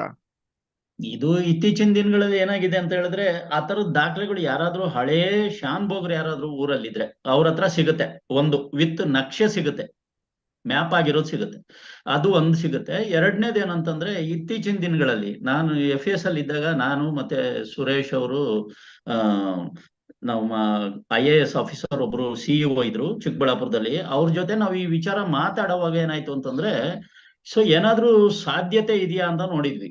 ಸಾಧ್ಯತೆ ಇದೆ ಅಂತ ನೋಡಿದಾಗ 93 ಅಲ್ಲಿ ಕರ್ನಾಟಕ ಪಂಚಾಯತ್ ರಾಜ್ ಕಾಯ್ದೆ ಬಂದಾಗ ಸೊ ಒಂದು ಆದೇಶ ಆಗಿತ್ತು. ಅದೇನಪ್ಪಾ ಅಂತಂದ್ರೆ ಗ್ರಾಮ ಪಂಚಾಯತಿ ವ್ಯಾಪ್ತಿಯಲ್ಲಿ ಬರುವಂತ ಎಲ್ಲ ಸಾಮೂಹಿಕ ಆಸ್ತಿಗಳನ್ನ ಅವರು ಅಸೆಟ್ ರಿಜಿಸ್ಟ್ರಿಗೆ ಎಂಟ್ರಿ ಮಾಡ್ಬೇಕಂತ ಇತ್ತು. ಆದ್ರೆ ದುರಾದೃಷ್ಟ ಏನಂದ್ರೆ ಸರ್ಕಾರದಿಂದ ಬುಕ್ಸ್ ಪ್ರಿಂಟ್ ಆಗಿ ಪಂಚಾಯತಿ ಕೊಟ್ಟಿದ್ರು, ಆದ್ರೂ ಕೂಡ ಅವ್ರು ಮಾಡಿರ್ಲಿಲ್ಲ. ಸೊ ಇದನ್ನ ನಾವು ಬಹಳ ಸೀರಿಯಸ್ ಆಗಿ ನಾವು ಗಮನಕ್ಕೆ ತಗೊಂಡು ಆ CEO ಅವ್ರ ಹತ್ರ ಒಂದು ಪರ್ಮಿಷನ್ ಹಾಕ್ಸ್ಕೊಂಡ್ವಿ. ಅದೇನಪ್ಪಾ ಅಂತಂದ್ರೆ ಸೊ 2015ರಲ್ಲಿ ಅಮೆಂಡ್ಮೆಂಟ್ ಆಯ್ತು ಇದಕ್ಕೆ ಕರ್ನಾಟಕ ಪಂಚಾಯತ್ ರಾಜ್ ಕಾಯ್ದೆಗೆ. ಅವಾಗ ನಾವೇನ್ ಮಾಡಿದ್ವಿ, ಆ ರಮೇಶ್ ಕುಮಾರ್ ಕಮಿಟಿ ಅಂತ ಏನ್ ಅದಕ್ಕೆ ಕಾನ್ಸ್ಟಿಟ್ಯೂಟ್ ಆಗಿತ್ತು, ಆ ಕಮಿಟಿಗೆ ಇದನ್ನ ನಾವು ಶಿಫಾರಸ್ ಮಾಡಿದ್ವಿ. ಈ ತರ ಇದೆ, ಸೊ ಕಾಮನ್ ಲ್ಯಾಂಡ್ಸ್ ಬಗ್ಗೆ ಕರ್ನಾಟಕ ಪಂಚಾಯತ್ ರಾಜ್ ಆಕ್ಟ್ ಅಲ್ಲಿ ಗ್ರಾಮ ಪಂಚಾಯತಿಯವರಿಗೆ ನಿರ್ದಿಷ್ಟವಾದ ಜವಾಬ್ದಾರಿಗಳು ಹೊಣೆಗಾರಿಕೆಗಳನ್ನೇನು ಕೊಟ್ಟಿಲ್ಲ ಅಂತ. ಅವಾಗ ಅದರಲ್ಲಿ ಅಮೆಂಡ್ಮೆಂಟ್ ಅಲ್ಲಿ ಅದೊಂದು ಪಾಯಿಂಟ್ ನ ಆಡ್ ಮಾಡಿದ್ರು. ಅದೇನಪ್ಪಾ ಅಂತಂದ್ರೆ ಕರ್ನಾಟಕ ಪಂಚಾಯತ್ ರಾಜ್ ಕಾಯ್ದೆ ಶೆಡ್ಯೂಲ್ 1 ಸೊ ಪ್ರಕರಣ 58 ಪ್ಯಾರಾ 31 ಇದರಲ್ಲಿ ಸಮುದಾಯ ಆಸ್ತಿಗಳನ್ನ ನಿರ್ವಹಣೆ ಮಾಡುವಂತ ಕೆಲಸನ ಗ್ರಾಮ ಪಂಚಾಯತಿಗಳಿಗೆ ವಹಿಸ್ಕೊಟ್ರು. ಆ ವಹಿಸ್ಕೊಟ್ಟಿರೋದ್ರ ಮೂಲಕ 61A ಉಪಸಮಿತಿಗಳನ್ನ ರಚನೆ ಮಾಡೋದಕ್ಕೆ ಕೂಡ ಅವಕಾಶ ಸಿಕ್ಕಿದೆ. 61A ಉಪಸಮಿತಿ ಏನಪ್ಪಾ ಅಂತಂದ್ರೆ ನಿರ್ದಿಷ್ಟವಾದಂತ ಜವಾಬ್ದಾರಿಗಳನ್ನ ಹೊತ್ಕೊಂಡು ಸೊ ಇದು ಸ್ಟ್ಯಾಟ್ಯೂಟರಿ ಸ್ಟ್ಯಾಂಡಿಂಗ್ ಕಮಿಟೀಸ್ ಏನಿದೆ ಅದಕ್ಕೆ ಅಡಿಷನಲ್ ಆಗಿ 61A ಸಬ್ ಕಮಿಟಿನ ಮಾಡೋದಕ್ಕೆ ಅವಕಾಶ ಕೊಟ್ಟಿದ್ದಾರೆ. ಸೊ ಅದನ್ನ ಮಾಡೋದ್ರ ಮುಖಾಂತರ ಏನಾಗುತ್ತೆ ಅಂತಂದ್ರೆ the decision will come to the hands of gram sabha. ಆ ಭೂಮಿನ ಯಾವುದಕ್ಕೆ ಉಪಯೋಗಿಸ್ಬೇಕಂತ ಸೊ ಅವ್ರಿಗೆ ಇಷ್ಟ ಬಂದಂಗೆ ಅದನ್ನ ಕೊಡಕ್ ಬರೋದಿಲ್ಲ ಇವಾಗ. ಸೊ ಈ ವಿಚಾರಗಳೆಲ್ಲಾನು ಕಮ್ಯುನಿಟಿಗೆ ಅರ್ಥ ಆಗ್ಬೇಕಿದು. ಇದು ಅರ್ಥ ಆಗ್ತಿಲ್ಲ ಅಂದ್ರೆ ಯಾರು ಹೇಳೋರಿಲ್ಲ, ಪ್ರಾಬ್ಲಮ್ ಆಗ್ತಿರೋದು ಅಲ್ಲಿ. ಸೊ ಅದನ್ನ ನಾವು ಎಲ್ಲಾದ್ರೂ ಆ ಗ್ಯಾಪ್ ಫಿಲ್ಲಿಂಗ್ ಒಂದು ಕೆಲಸ ಮಾಡಿದ್ದೆ ಆದ್ರೆ ಖಂಡಿತವಾಗಿ ಕಮ್ಯುನಿಟಿಯಲ್ಲಿ ಇವತ್ತೂ ಕೂಡ ಉಳಿಸ್ಕೋಬೇಕು ಅನ್ನೋರು. ಈ ಉದಾಹರಣೆಗೆ ರಮೇಶ್ ಅವ್ರ ಉಪಾಧ್ಯಕ್ಷರಿದ್ದಾರೆ ಅವ್ರ ಸಮಿತಿಯಲ್ಲಿ, ಪರಿಸರ ಹಿತರಕ್ಷಣಾ ಸಮಿತಿಯಲ್ಲಿ. ಆಕೆ 1.5 ಎಕರೆ ಲ್ಯಾಂಡ್ಗೋಸ್ಕರ ಪಾಪಮ್ಮ ಅಂತ ಅವ್ರು ಇವತ್ತು ಬೇರೆ ಏನೋ ಕೆಲಸದಿಂದಾಗಿ ಬಂದಿಲ್ಲ. ಇಲ್ಲ ಅಂತಂದ್ರೆ ಆಕೆ ಎಷ್ಟು ಅದ್ಭುತವಾದಂತ ಹೆಂಗ್ಸ್ ಅಂತಂದ್ರೆ ಆ ಜಾಗದಲ್ಲಿ ನಿಂತ್ಕೊಂಡು ಏನಾದ್ರೂ ಒಂದು ನೋಡಿದ್ರೆ ಪರಿಸರದಲ್ಲಿ ಒಂದು ಪಕ್ಷಿ ಇರ್ಬೋದು, ಒಂದು ಕೆರೆ ಇರ್ಬೋದು, ಒಂದು ಬೆಟ್ಟ ಇರ್ಬೋದು, ಅದನ್ನ ನೋಡಿದ ತಕ್ಷಣ ಅದ್ರ ಮೇಲೆ ಒಂದು ಹಾಡು ಬರೀತಾರೆ, ಹಂಗೆ ಹಾಡ್ತಾರೆ ಅದಕ್ಕೆ ರಾಗ ಕಟ್ಟಿ. ಅಷ್ಟು ಅದ್ಭುತವಾದಂತ ಮಹಿಳೆ. ಅವ್ರು ಇವತ್ತು ನಮ್ ಜೊತೆ ಬರ್ಲಿಲ್ಲ, ಅವ್ರು ಇವತ್ತು ಯಾವ್ದೋ ಬೇರೆ ಒಂದು ಕೆಲಸದಿಂದ ಅವ್ರು ಬಂದಿಲ್ಲ ನಮ್ ಜೊತೆಗೆ. ಇಲ್ಲಾಂದ್ರೆ ಅವ್ರ ಹಾಡಿಂದ ಶುರು ಮಾಡ್ಬೇಕು ನಮ್ಮ ಪ್ರೆಸೆಂಟೇಶನ್ ಅಂತ ಇತ್ತು ಇವತ್ತು. ಸೊ ಅವರು 1.5 ಎಕರೆ ಭೂಮಿನ So sorry for interrupting, but I'll just Yes. translate you because we are also low on time. Yeah. But this is a very interesting stories that you're sharing and your experience in that. Yes. Tisamji, so just answering your first question, I usually, especially with the respect to Karnataka, there is a government official record called Banjar Tatte that is available. Takte. Takte. Banjar Tatte, right? So which is available, which will have these records about water commons, water grazing lands, revenue wastelands and all of that, which you can get it from the revenue department. So usually there is a official Land Records Department. Yeah, which is with the land records department, which is usually available, which has been set aside as grazing lands. And I think this varies state to state. It might be different in Rajasthan and might be different in Andhra Pradesh and things like that. But generally, there is a land record that is available which talks about these things. So he was also sharing a bit of how the Panchayat Raj Act has been modified and the amendments that have come to rest the management of such common lands with the Gram Panchayats over a course of period. So that is answering your first question. And the second question that they also had this is open for everybody, is to see if there was any collaborations with the Gram Panchayats, with the forest department, when the communities were mobilizing to protect their commons. All these protests, all these movements that were happening, were there any collaborations with them? What was the reactions? Things like that. This is open to all of the presenters. How has it been? So if you can hear something from the Rajasthan presenters, that would be great.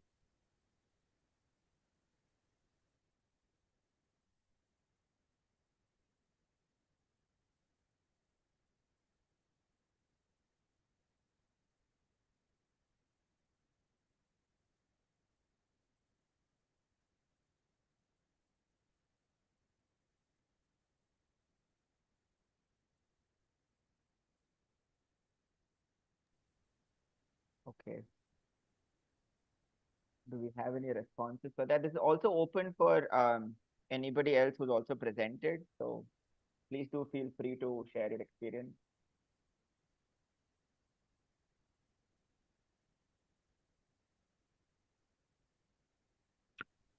Madappa ಪ್ರಶ್ನೆ ಒಂದ್ಸಲ repeat ಮಾಡಿ ಮಾದಪ್ಪ. ಸಾರಿ Sir, ಪ್ರಶ್ನೆ ಏನಂದ್ರೆ this is to some of the presenters. How has the collaboration been with the forest departments and like local governance when it comes to engaging about the whole issue of community mobilization for removing encroachments? So ಇವಾಗ encroachment ಒತ್ತುವರಿನೆಲ್ಲ ಬಿಡಿಸ್ಬೇಕಂದ್ರೆ forest department ಜೊತೆ ಇರ್ಬೋದು ಅಥವಾ ಗ್ರಾಮ ಪಂಚಾಯತ್ ಇರ್ಬೋದು, ಅದು ಬೇರೆ local democracies ಇರ್ಬೋದು, ಅವ್ರ ಜೊತೆ ಹೆಂಗ್ ಕೊಲಾಬ್ರೇಟ್ ಮಾಡಿದ್ದಾರೆ, ಕೊಲಾಬ್ರೇಷನ್ ಆಗಿದ್ಯಾ ಅಥವಾ ಈ ತರ ಏನಾದ್ರು ಇನ್ಸ್ಟೆನ್ಸಸ್ ಇದೆಯಾ ಅಂತ ಕೇಳ್ತಾ ಇದ್ದಾರೆ ಅವರು. ಒಂದು ಗುಡ್ ಕ್ವಶನ್ ಮಾದಪ್ಪ. ಈಗ ಲಾಸ್ಟ್ ಇಯರ್ ಇಂದ ಕರ್ನಾಟಕದಲ್ಲಿ ಮಹಾತ್ಮ ಗಾಂಧಿ ನರೇಗಾದಲ್ಲಿ ಒಂದು ಜಲಸಂಜೀವಿನಿಯ ಕಾರ್ಯಕ್ರಮ ಜಾರಿಯಾಗಿದೆ. ಅದು ತಮಗೂ ಕೂಡ ಗೊತ್ತಿದೆ ಅಂತಾನೆ. ಅದರಲ್ಲಿ ಗೋಮಾಳ ಪ್ಲಾನ್ ಮಾಡಬೇಕು ಅಂತ ಈಗ FES 8 ಜಿಲ್ಲೆಗಳಲ್ಲಿ ಮಾಡ್ತಾ ಇರೋ ಕೆಲಸದಿಂದನೇ ಸರ್ಕಾರ ಒಂದು ಆದೇಶವನ್ನ ಇಡೀ ರಾಜ್ಯಕ್ಕೆ ಹೊರಡಿಸಿದೆ. ಪ್ರತಿ ಪಂಚಾಯತಿಯಲ್ಲಿ ಒಂದು ಗೋಮಾಳ ಪ್ಲಾನ್ ಮಾಡಬೇಕು ಅಂತ. ಆ ಗೋಮಾಳ ಪ್ಲಾನ್ ಮಾಡೋದಕ್ಕೆ 5 ಡಿಪಾರ್ಟ್ಮೆಂಟ್ ಗಳನ್ನ ಕನ್ವರ್ಜೆನ್ಸ್ ಮಾಡಿದ್ದಾರೆ. 5 ಡಿಪಾರ್ಟ್ಮೆಂಟ್ ಕೂಡ ಸೇರ್ಕೋಬೇಕಾಗತ್ತೆ. ಅದರಲ್ಲಿ ಒಂದು RDPR ಇಂದ, ಒಂದು ಸೆಕೆಂಡ್ ರೆವಿನ್ಯೂ ಡಿಪಾರ್ಟ್ಮೆಂಟ್, ಥರ್ಡ್ ನಮ್ಮಲ್ಲಿ ಫಾರೆಸ್ಟ್ ಡಿಪಾರ್ಟ್ಮೆಂಟ್ ಇದೆ, ಇನ್ನೊಂದು ಅನಿಮಲ್ ಹಸ್ಬೆಂಡ್ರಿ ಕೂಡ ಇದೆ, ಇನ್ನೊಂದು NRLM. ಏನ್ ಮಾಡ್ಬೇಕು ಅಂದ್ರೆ ಡಿಸ್ಟ್ರಿಕ್ಟ್ ಗೆ ಒಬ್ಬ ನೋಡಲ್ ಆಫೀಸರ್ ಕೊಟ್ಟಿದ್ದಾರೆ ಪ್ರತಿ ಡಿಪಾರ್ಟ್ಮೆಂಟ್ ಇಂದ. ಸರ್ ಇದನ್ನ ಇಂಗ್ಲಿಷ್ ಅಲ್ಲಿ ಹೇಳಿದ್ರೆ, because the question was from ತಿಸಾಮ್ಜಿ. Yeah, okay. That will be helpful. In the year of 2022 and 23, RDPR, the government of Karnataka, started the Jala Sanjeevani program in the entire state. There's a Gomala sub-plan is ongoing in the entire Karnataka. There's a circular issued by RD. That circular is that the convergence plan should be happen in the entire Karnataka. Some forest department, animal husbandry, and RD, revenue department, and NRM. That they have identified some nodal officers for every department. They should form one committee in the district level. That the committee's roles is they should visit the Gram Panchayat based on what Partha sir has told. As per the Banjaru Tekte, they should identify the Gomala and pasture land, and they can visit the site. And if that in the year of 2015, High Court issued the order to remove the encroachment to the direct to the farmers. As per the order, this committee should visit the site. They have selected the farmers, and they also informed to the farmers to remove the encroachment. And after that is the second step is that Gomala and any common land is free to the any Gram Panchayat. They allocated that next level plan to the under MGNRGA. It's the second step. It is an ongoing process. Presently in the entire Karnataka, 739 plans are going on in 86. Other districts also they are doing excellent work, and the total target is 5,000. It is the first step taken by government of Karnataka in last year. Maybe same plan is happening. I don't know in Andhra or Telangana. ಇನ್ನೊಂದ್ಸಲ department ಹೆಸರು ಹೇಳಿ sir. The forest department, Animal RD, revenue department, animal husbandry, and NRLM. Okay. Mission. NRLM NRLM mission. Yeah. Okay. Sanjeevani. Thank you. Yeah, Sanjeevani, thank you. Yeah. Okay, thank you so much for the clarity, sir. I think with that, we will conclude our sessions for today. I hope some of the questions were answered. If you all have more questions, you can always drop them in the chat box, and maybe you can also reach out to some of the panelists directly and have a conversation. So before we close, I would again finally request all of you to fill in the feedback form, which will help us understand what went well, what did not go well, and also to improve our next sessions and conferences that we want to organize. So please do look at the chat box and please fill up that form. So yeah, that's about it from my end. Thank you so much. It's been such a great learning option. I over to Sahana now, who will have the concluding remarks. Oh, Sana is there? Yeah, yes. Hello, Pata sir. Good Hi. evening. Hi, how are you? Sana? Okay. So with this, we're at the tail end of our second edition of the Community Conference on Commons. Thank you so much, everybody, for being a part of this. Just a quick recap. In the past 3 days, we've heard about 80 community speakers from across India, Bangladesh, and Nepal who've spoken to us about different aspects and different themes of commons, which has ranged from land and water commons to understanding the relationship between commons and food, commons and culture, commons and livelihoods. And the 3 days have been a tremendous learning opportunity for all of us. The sessions have also witnessed some cultural performances by community members from different parts of our country, which was heartwarming to witness and understand because it gave us a glimpse into how deep-rooted nature conservation is in their everyday lives.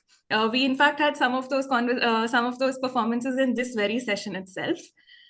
These community leaders have helped us understand that the fate of commons is not an inevitable tragedy, but the promise of an alternate future where sharing and cooperation are at the heart of all of our collective existence.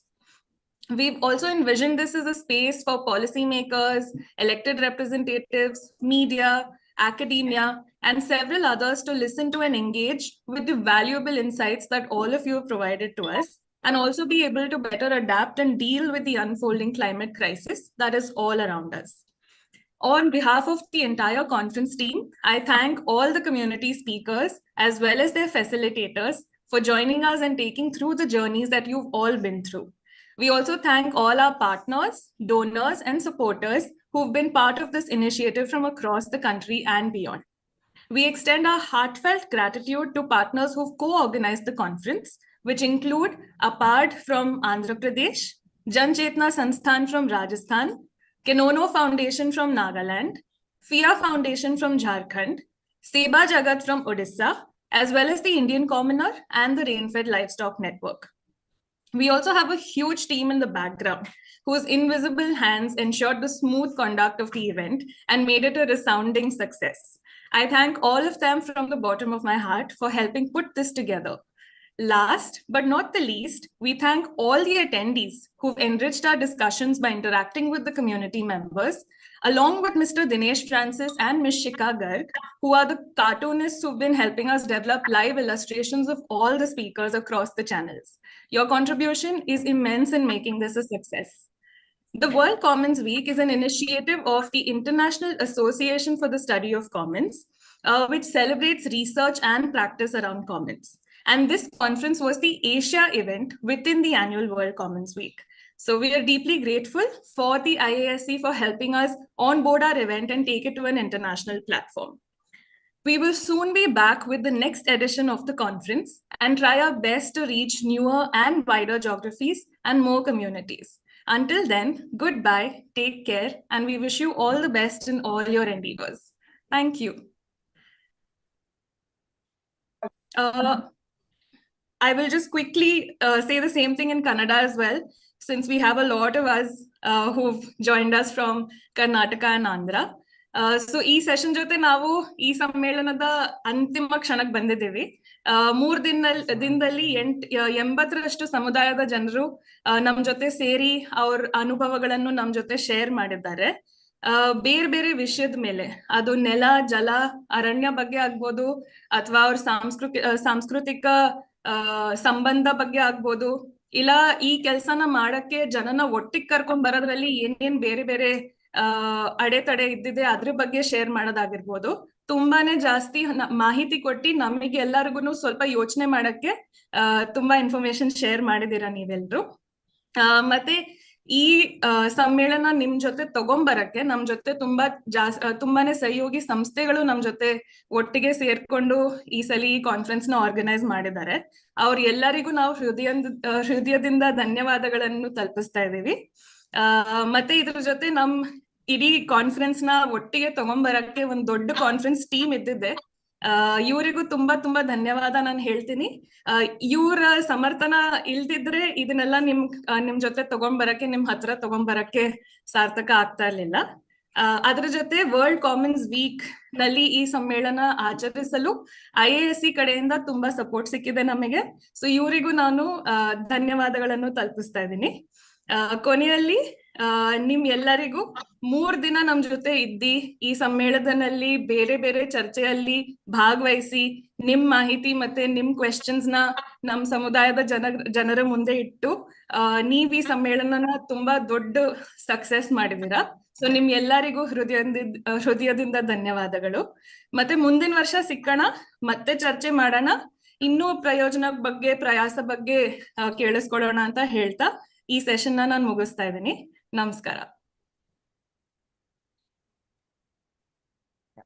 ಧನ್ಯವಾದಗಳು. Thank you. Thank you madam. Thank you. Hi Sahana, ಹೇಗಿದ್ದೀರಾ? ಚೆನ್ನಾಗಿದ್ದೀನಿ sir, ನೀವ್ ಹೆಂಗಿದ್ದೀರಾ? ನೋಡಿ ಹೀಗೆ ನಡೀತಾ ಇದೆ ಹಿಂಗೆ ಪ್ರಯಾಣ. ಹೌದು ಹೌದು, ಹಿಂಗೆ ಅದಿತಿ ಇದಾರಲ್ಲ, ಅದಿತಿನೂ ಇದ್ದಾಳೆ. ಹಾ, ಓಕೆ.